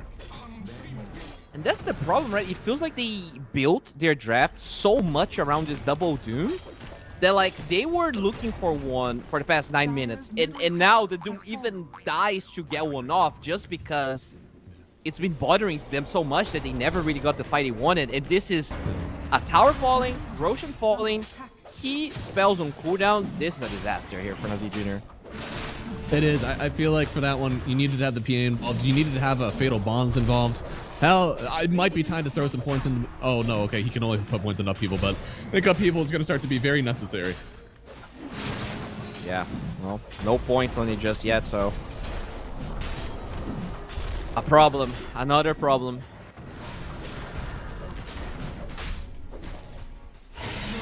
There it is. Roshan going to the Monkey King. Once again, I mean, I know that at least these heroes look normal, but Kami is going to very non-traditional build right now on the Monkey King in that Radiance. Usually this is something that we've seen sometimes people try in the off lane, but not really carry as much. Yeah, it's definitely gonna... I mean, it really helps the evasion plus the mischance on the PA. She's all about that right-click damage. I wonder if he's gonna go Ags, right? That used to be the build that we saw a lot in the past. This is, boy, they're not just doing this for any game. This is grand finals. Winner gets 30, loser gets 10,000. It's quite the difference here, and they're definitely putting a lot on the line. Now, even though the Aegis is on Night Pulse, it's only a 2,000 net worth lead. I feel like things aren't lost just yet. What are we waiting for on this Na'Vi side?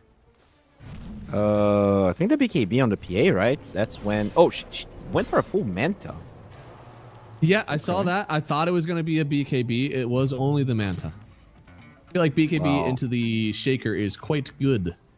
You're still waiting for the BKB on PA regardless. So to me, it just spells that they're not keen on fighting right now, especially with the 5 minutes of Aegis still up. And Zayat might pay the price here. Or the Monkey King will pay the price whenever Bounty Hunter turn. Never mind. Yeah, sure. Yeah, sure. He will. Don't worry. If only he had a little bit more gold and he could have dig and 5 that Monkey King, he would have won. Uh-oh. Uh-oh. Even use the blood grenade. Readies. Put him on skates. Oh god, the defusal. Oh no. There's never been a deader man. Okay. So, I mean, a lot of pressure. That's what the plan for Na'Vi Junior is going to look like until the Aegis is over. We're just going to be trying to split up the map. Yeah. Oh boy, and even the fact that he's able to pull up on Niku definitely does not bode well for your team. Because Niku's got to get his own gold. He's not quite fallen behind yet. He's comfortably up above the Pango mid and a little above the Pros 4 Shaker. I think that second part is not so great. I think the problem is that amount of net worth on a Grimstroke doesn't seem to be as effective to utilize than on the Pango, right? Like the Pango just press R. Yeah, like not only the Grim needs to get a good ulti, but then you need to get a good Doom on top of that with the Fatal Bonds. Yeah. And if your PA is not ready to fight, it doesn't even matter because the damage has to come from her at this point. Yeah, you definitely have discrete levels on the Grimshark right now. You gotta have the E-Blade. That's the combo. It's Blink, E-Blade, Silence. So you just have the bug on you the whole time. You're getting chased down. You're forced to pop a BKB. And usually that shit hurted if it's a 4. I wonder how it's gonna feel for Got the Juice, right? Because if you're E-Blading 2 heroes, then the PA needs to play like away from those 2 heroes. Yeah. Right, that could be a problem in the long run, as they find Warlock. They do. I mean, honestly, keep on tanking the ganks, brother. If Warlock's the only one who dies when this stuff happens, Radies is genuinely okay to take that one for his team. Especially, looks like there's not going to be an objective taken from it as well. This is nice. Yeah, very true. And the Aegis is slowly expiring here. Only a minute left, so it should be fine. They're not really losing that much. The Lotus Orb done on that Vi. He's actually pretty farmed, and once the Blink BKB is up, you will have a lot of freedom in getting those black holes, especially if he is not the one initiating, which he doesn't. There's a Shaker, there's a Pango, there's plenty initiation already. And clearly they're doing enough to find the Warlock in fights. I think that is the big one. Grim Doom, especially once there's a BKB up, there's already a Lotus up. I think it's a little hard to cancel without spiting your own team. Yeah, Doom is definitely like don't have the cast range to get those off, but the PA is very close to BKB and level 18 as well, so we are approaching that breaking point. Oh, I think I'm seeing a breaking point. He's about to break a monitor if he dies again. Good God, somebody check on his monitor. Poor guy.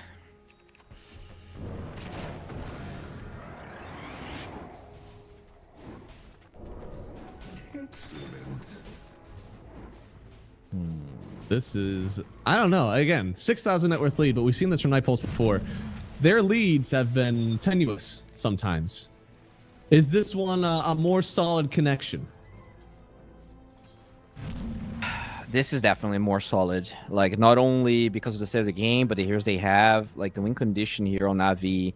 Like, the other win conditions they had in the past were like just like, we're gonna farm so much and our heroes are so tanky that you cannot kill us. This is not what they're doing here. This is like, we have this very sneaky type of team fight we want to run, and it is high execution. Like, it's not easy to get these fights off, and they're gonna smoke with the E-Blade done on the Grim.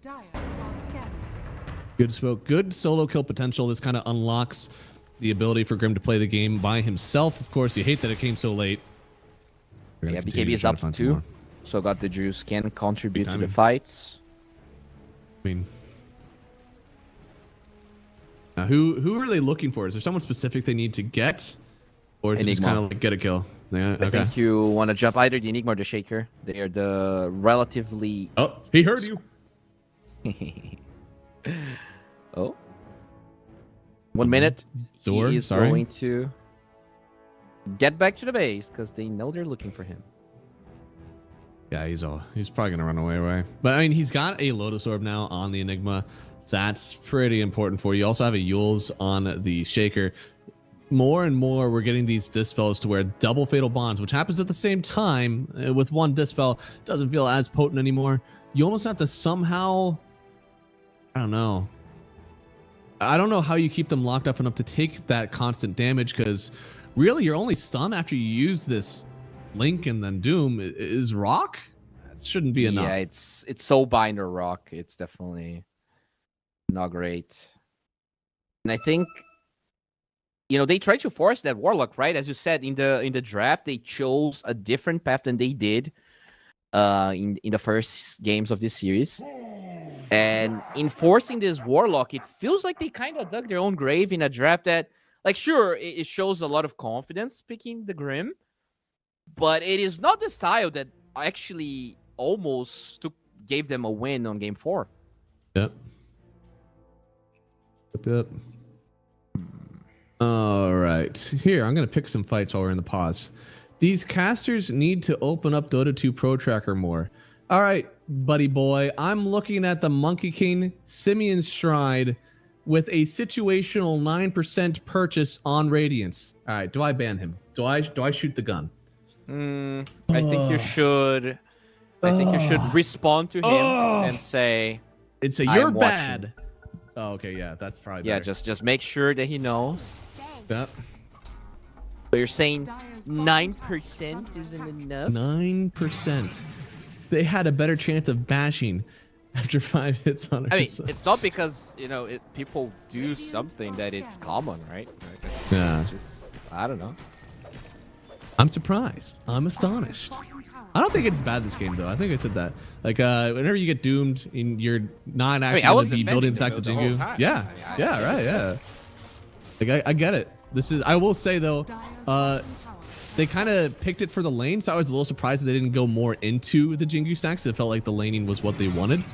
But in the game, part is that, in general, people go either Manta or Mage Slayer before the Radiance, so it's very greedy to just get the Radiance. And it goes back to the fact that it's just a weird draft coming from Na'Vi. The Monkey King just felt safe.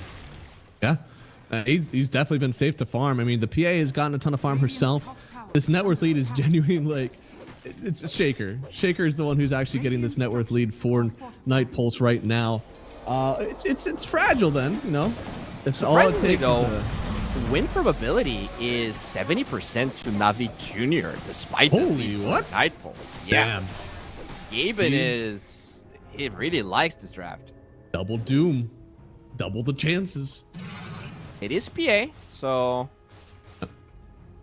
I guess, yeah, I mean, Gaben just likes that hero. Yeah, I mean, I did say Night Pulse kind of need to end it early for me, or else I see a world where they end up losing this game. And they're going to try to fight right now. Looks like they're TPing in, trying to follow the Enigma on the high ground. I feel like they can kill anyone and they're pretty happy, but if they kill PA first, that is the best. Yeah. And guess what? Shaker got a ninja gear, so he has the dream item to get that initiation of the PA. He is ninja gear quickened. Holy moly.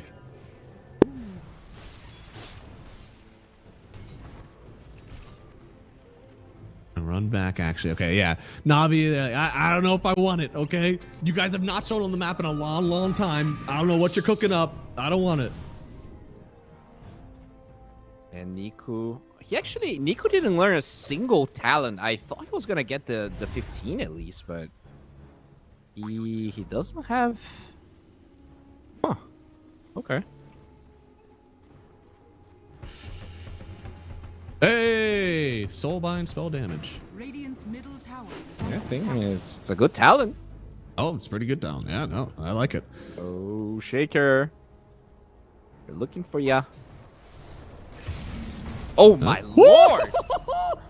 Good Jesus. Divide. I've been talking you up, man. What the hell was that? How did he die so quick? Those 2 hits. Jesus. I mean, that's Nemesis Curse with a crit, with a bash. This'll come in handy. Huh. That is not great. That's Nope. that's not what you want happening. Oh, yeah, that was 800 in 1 hit after the bash. Well, with that, you know, PA continue to get strong. Looks like they're going to take a fight here. They find the Doom. Double Doom. I don't know if we're going to get to see 1 Doom here. He's trying to run out of the Wukons. The Echo. Oh, the it does Echo, connect in, baby. keeping everybody and killing the Doom. Now Warwick is on the backside. He gets the ping clear. Sure, he got his link. Is it enough for the PA? Have you set her up for success? No! Warwick with the triple. Becomes your shrine. And I think they might have just broken this up. Die back on PMA? Oh, no. He bought back for this one? Yep. No, the Ultra for Warwick.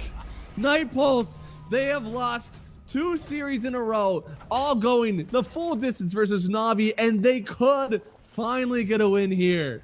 Dude, they almost did the Night Pulse. You have your Enigma dead.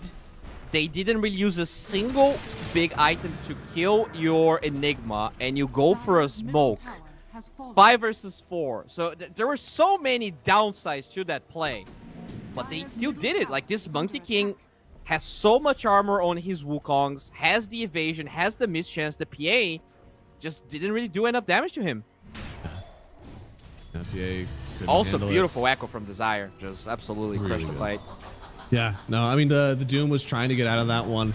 Felt like maybe he had a chance, but then the Echo just kind of sealed his fate. I think accidentally also found the Grimstroke, right? Or no, that was just Warwick. Warwick soloed the Grim. Yeah, I mean, I don't know, man. Giga Chad move, but not the Grim so far. Like, we saw 1 clutch double Doom, right? And I guess that's about it. Yeah, that was kind of it. And I think that's why, you know, we don't see Grim Lich all too often anymore, even though people wanted to see that. And we haven't even seen Grim as much anymore. It's because getting those double ults off are really hard, right? You see the link come in and then immediately your team is like on alert, like, okay, we need to press our BKBs, Lotus Orbs, whatever it is, because something's coming, right? Yeah, and I on think top teams are a of lot that, I wiser guess, to it. not to blame too much of that on Niku as well. The rest of your team just doesn't initiate fights. Like, you have the bounty, sure, he gets vision. But, like, is the Warlock supposed to auto-golem in the beginning of the fight? Like, is the Doom doesn't have a stun? Like, it's such a weird lineup. The feeler golem, you know, see if you want to start a fight after it. Just show the golem as bait. Just, I don't know. Hard, but still, there is a chance. Now, after that fight, Gaben finally wising up a little bit and is mostly in. Dude, it's on crazy. That's still a 61% chance. Like, what is Gaben smoking? I want some of that. They always have a chance. I mean, it will take 1 fight, right? You got 1 fight where you get this double link, you get some track kills, and you'll get a ton of gold. I mean, you'll probably get 5k gold out of the fight, start farming the map afterwards because it's been that long. The issue is, like, how do you win a fight here? Is it Link on, like, Enigma and Monkey King? Is it, I think Pango might need to be in there. No, I think you ignored the Monkey King. I think it's Shaker Enigma, probably. The Shaker big ones Enigma, are. okay. But then there's the roll, right? Yeah, and the thing is, like, the PA cannot finish the targets that you bind unless you don't Ethereal, which, you know, I don't know, Ethereal Blade, the synergy is a bit lacking with this PA and the Grimstroke. Because, like, you just cannot hit anyone, right? Like, how do you do damage if you're gonna E-Blade to increase your damage? Yeah. Guess you just don't. MKB, very close for the Monkey King as well. That'll be, oh man, I feel like every end we look at these guys, Oh, it's gonna get even harder. I mean, with the MKB, that should just be the death sentence there, maybe for the PA. But got the juice. It's got the abyssal shard coming next. Maybe the shard is something that I'm overlooking. Shard on who? PA, so she has the break.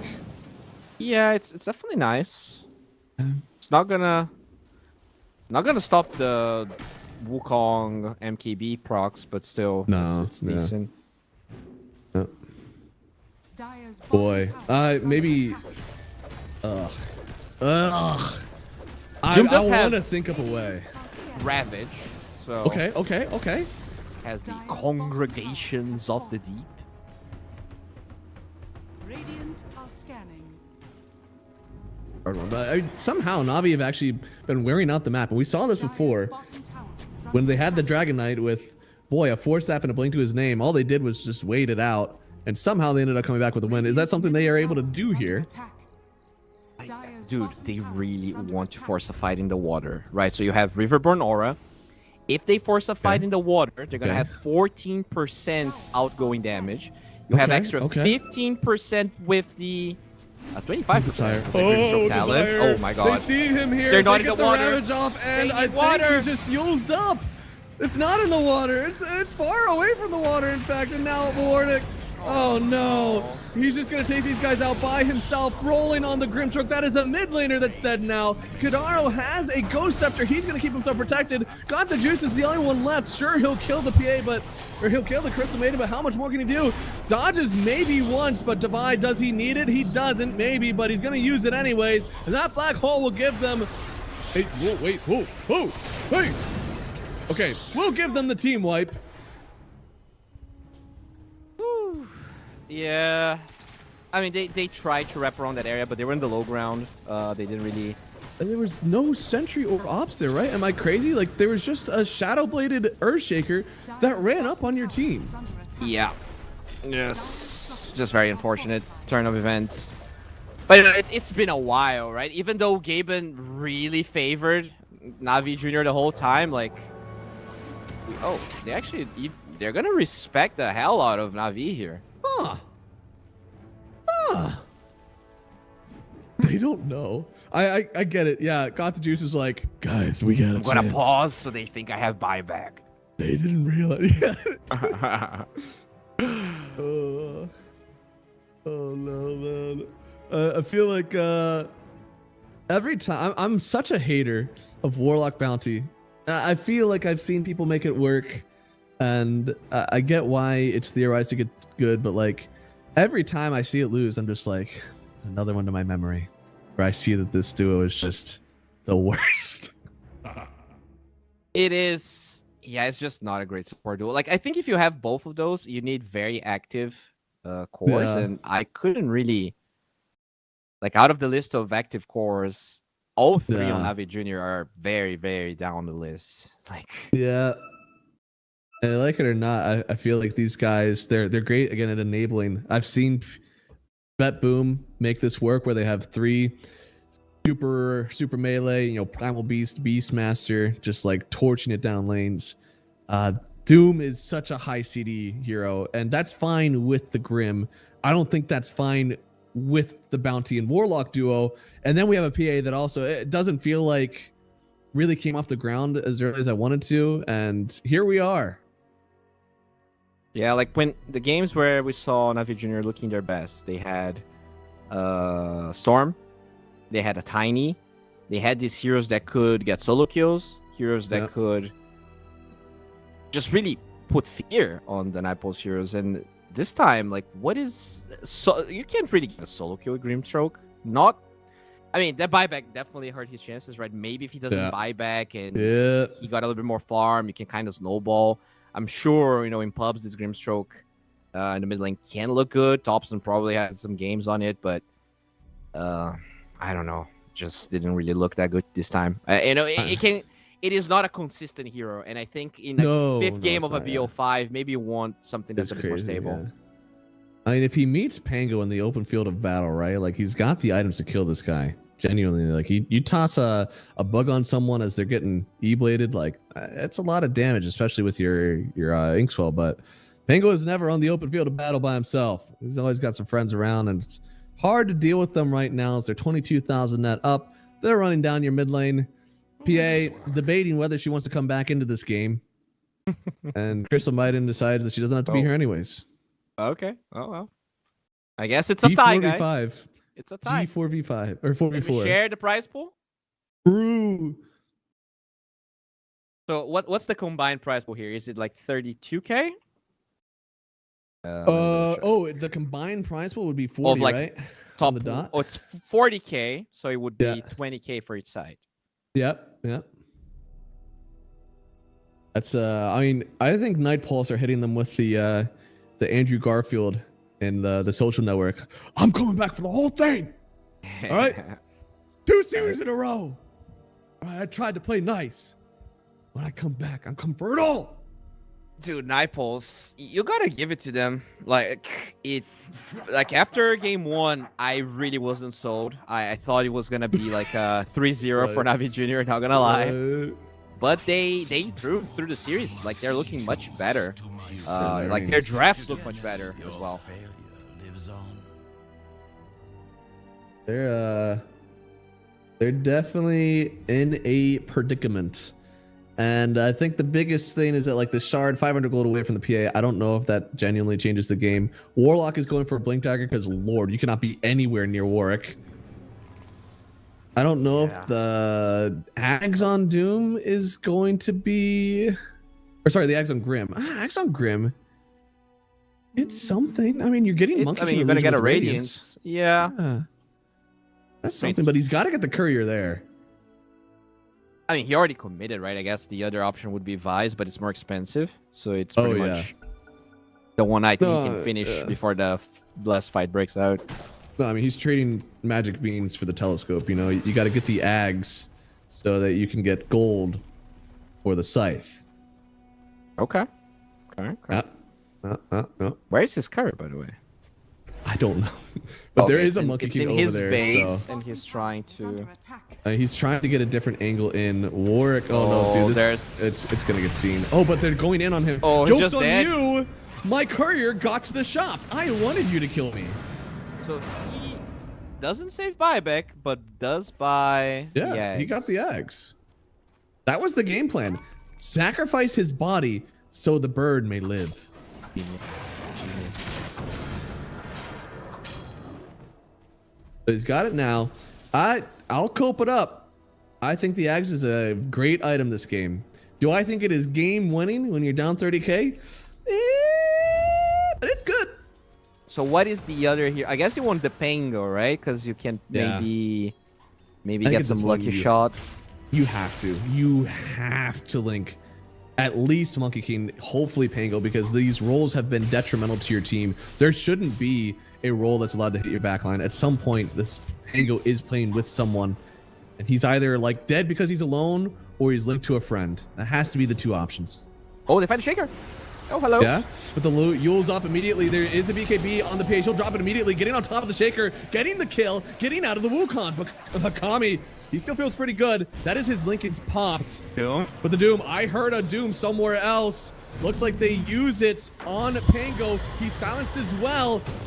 But oh no, the Ravage from an unmanned creep. Ravages the enemy team and keeps them away from danger. Now they can maybe turn this one around.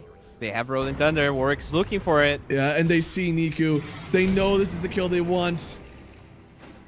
He could jump it for the blink away. Fat. And the jump in. Whoa, PA, she wants it. And on the Monkey King, he's turning around with it in the black hole. It could come down, but the link, it's on two. He's not rolling around anymore. Finally gets away, but Cut, he's already dead. They'll try to wait for Zayat. So far got the deuce. He's already gone in the Echo.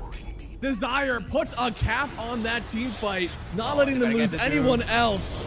And now the black hole, it is used only on the Grimstroke. If they have enough damage, they might not, because the buyback on Got the Juice. He needs to get the kill to buy here. There's a big kill for them. Yes, they lose Niku, but Got the Juice, if he's allowed to turn this one around for his team. Oh, he didn't go for the Enigma. Huh? Well, so how many buybacks? Was this 2 buybacks from Navi Jr.? It's only 1, just the PA. Yeah, just the PA. I give them a heads Can they roche out of this? Maybe. But it is gonna move direct. Oh, I don't think they can. Because there's no black hole. The Pay's alive. If they could get roche out of this, it wouldn't be like awful. Especially because she's already level 26. You start to get to rapier territory somehow. But until roche is on the Radiant side, it might take too long. Unless it spawns on the Radiant side. Oh, that's a great point. I genuinely have no idea how to read the spawn anymore. So yeah, I don't know either. It will respawn eventually. Yeah, no, it will spawn again. We know that for sure.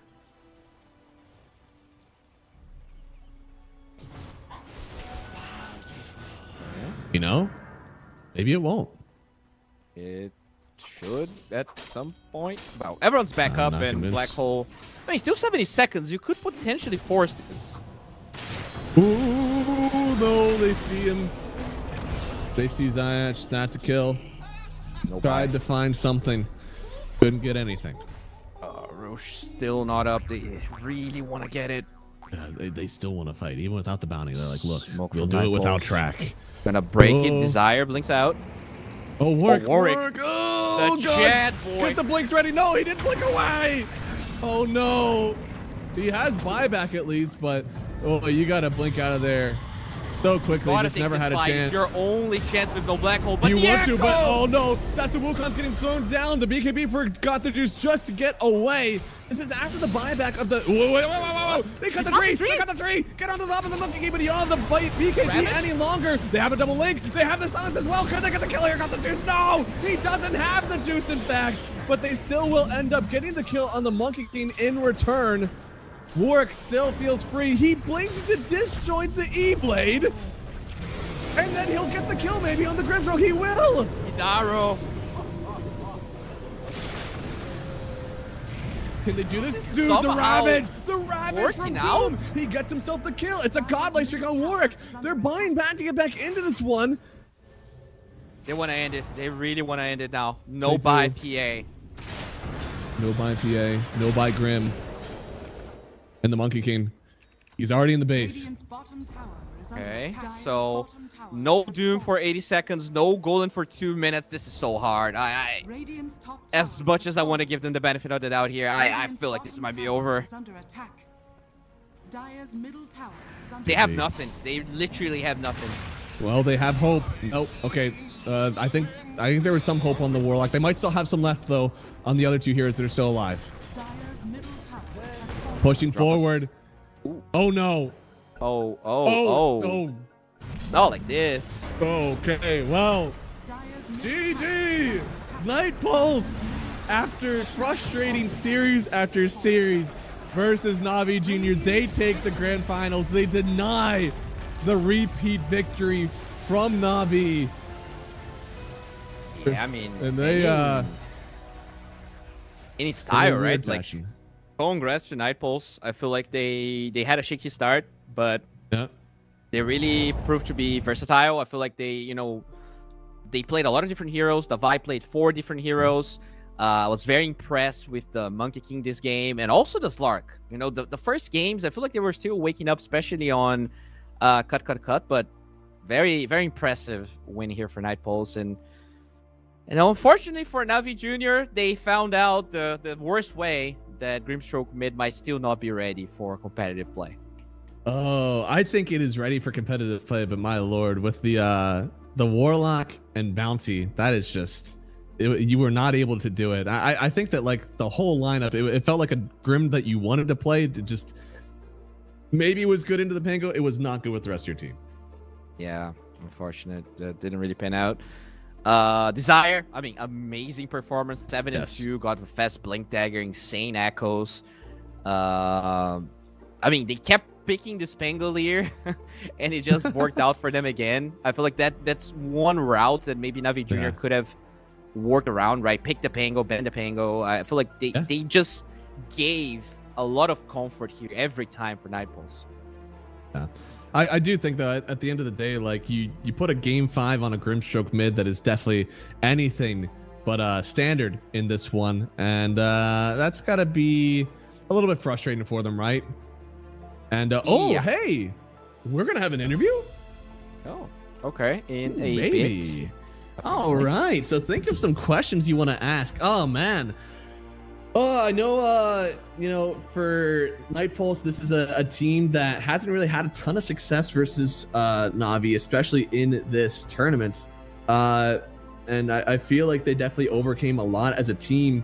This game, specifically, like their coordination felt a lot better since I feel like I don't know. They felt so disconnected in the previous games. This one, I think they kind of got it together and was like, this is how we played together. Yeah, they just picked strong lanes and heroes that are easy to play around, right? Whereas for Na'Vi, I think the level of execution necessary for their draft was just a little bit too high. And, sometimes it works out. Sometimes you get bold and it pans out. But this time, the last fights were good. Like, the eggs really, you could see that Monkey King just go ham. But they were already so far behind. And I don't know, like, between their supports, they just didn't had any damage. Like, you get, Fatal Bonds, you get Track, but it's not actual damage. You need another hero to be doing something. Yes. Like, so many times, I think both times, actually, that Night Pulse have lost with this Warlock. It felt like both lines just didn't have the subsequent damage for the bonds, and that's a hard lesson to learn. I feel you keep making that same mistake. I'm sure that they're going to remember that for next time. But both teams had the opportunity to be like, maybe we should pick a hero that actually does stuff. And Night Pulse banning out the gyro, I think, is kind of what culminated in this victory for them, because typically they'd been relying on that extra damage. Yeah, and it's a more teamfight type hero, right? You just group up with your team. It does stuff much easier. Whereas for the PA, she's farming the whole time. You need to pick up the right move, the right time, the right hero. I feel like PA is a harder hero to execute in competitive than Gyro, and unfortunately here for Na'Vi, they're not going to take it. But, Night Pulse, the first win with the Vailama in the team, so it definitely feels good. And I hope he's the one we're going to interview, because he's one of my favorite players of all time. He's such a high energy guy, and you don't get a lot of those in Dota, unfortunately. I feel like the entertainment value, the being able to elaborate on supports without giving away your entire team strategy, it's a skill. But yeah, we still are waiting on the interview, waiting for more info. Mr. Producer, I'll call on you directly. Do we have any more info on this interview that we're going to get to have?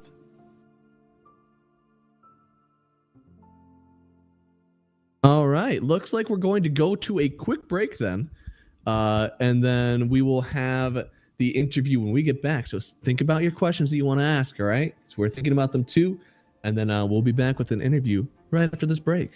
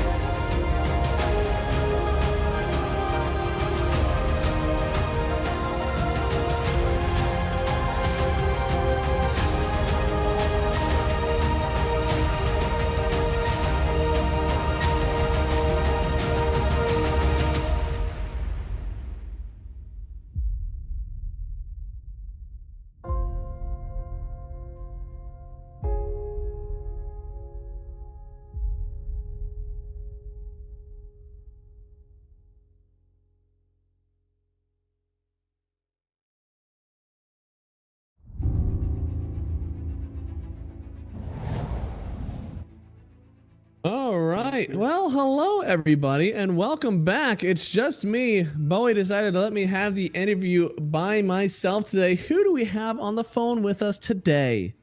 It's me, Dream, Kami, Cat. You go by so many different names. Thank you so much for joining us now. Kami, we did see kind of a staunch difference, honestly, from the way that you guys started this series to how you ended the series. Did you guys learn anything as you went through this? Because it seems like you just got better as time went on. Yeah, I think just the first game was a bit, we just messed up. It's morning game, we just waking up, it was like warm-up scream, something like this, and then we started to play now like we play usually. But Navi Junior is a tough opponent. Of course. They played well also, so it was hard. All 5 games. You guys almost brought it back even. You guys, in the current year, you're 8-9 versus Navi Junior. Did you know that they were going to be the team that you were probably facing up with in Grands, or did you have your eyes on other teams as well as you're going through the bracket? Actually, we were pretty sure that we will meet them in grand finals, cause maybe them or one win, but one win played kinda bad, so we were sure that Navi Junior would be in grand finals, and we were gonna play like CCT before. Yeah, no, I mean, you guys have played versus them a few times over the time. Now, last time, of course, it was a victory for them. This time, you came out on top. What do you think about the picks for this one? I think there were some wild ones in the last game. The Grimstroke mid, but you guys also you pulled up the Monkey King Radiance. So what was the thought behind that? Radiance is just OP item for Monkey, especially against PA. It gives you a lot of evasion. Against Blinks, it's good because it works on soldiers. It's just in my opinion, it's just one of the OP items. But you can buy whatever you want on Monkey. You can change builds. You can buy Mile, but I'm pretty sure Mile is very bad here. You need Radiant to not die from PA scripts, Yeah. No, you're just going for full protection. I mean, it worked out. You guys definitely just kind of collapsed the map entirely. Also, something that was weird. First off, Navi, they were trying to get second pick, right? They would even just pick Radiant because they thought that you guys were always going to take first pick and they would have the second pick and be happy. But then it kind of switched in the last, I think it's like 2 games. All of a sudden, you were with first pick. What do you think was so different for them that like they all of a sudden wanted to start getting the first pick for the rest of the game? I think they just choked. They was like, yeah, they were stressing too. They were scaring our first picks. Yeah, and they were scaring of our Morphling, Ember. I know they didn't give us any our like best heroes, and they just banned it. And they don't have enough bans, so I think that's why they decided to pick first picks. And they just steal our Warlock. Once it happens, it works, but it cannot work twice, right? Yeah, I mean, whenever you guys played in the upper bracket, you guys actually lost twice with Warlock. I don't know. I feel like the last 2 games, and you included, that we saw the Warlock. Sometimes there was just the Warlock with like not a whole lot of damage in the lineup. I know you guys lost with it once, and then you just didn't pick it again. Do you not believe in the Warlock as much anymore, or just thought that your lineup maybe didn't play as well with it? No, we believe it Warlock. Actually, of course we believe it. We're just picking other heroes against them. Our coach and Lama, they're preparing. And, they just work about drafts. Who's your coach right now? I don't know. Can I say it or no? So. That is good. You do not have to say it. We'll just say that you were listening to the stream, and Bowie and I were coaching you guys by giving you our ideas for the picks, and that's why you guys played so well. No, I think draft were well. We just played bad. To be honest. I think it was like all play this game. The draft really was like it was even for both teams most of the time. I mean, like maybe we can change one hero, but at all drafts were good because it was playable. It's not hard, It's just like we can maybe change one hero to get better, but otherwise it's good. You cannot say the drafts are bad. Okay. Yeah. What do you guys have coming up next? Because I feel like your team, especially after winning CCT, we've seen a lot of teams go on to do some pretty great things in the next quals that they participate in. What do you guys have next on the menu? Fissure, okay. Yeah. A little bit of home turf. Well, what it means home turf? Home field advantage, since it's same region for you guys for the most part. Ah.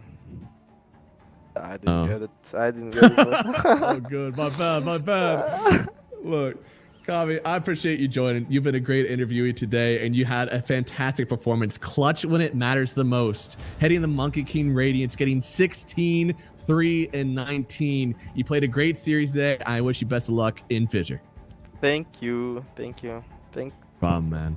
And for us, everybody else, guys, that is it for us. Thank you so much for watching. It is me and Bowie, even though he's invisible and unheard here because he left me. I still had a great time casting with him and had a great time casting with you guys, our chatters. Thank you so much. We'll see you next time for CCT Season 8 in just a few weeks. Yeah, and support us, guys. Let's go, Night Pulse. Amen. Woo. Amen. Go Night Pulse. Yeah. Go. Woo. We'll see you next time.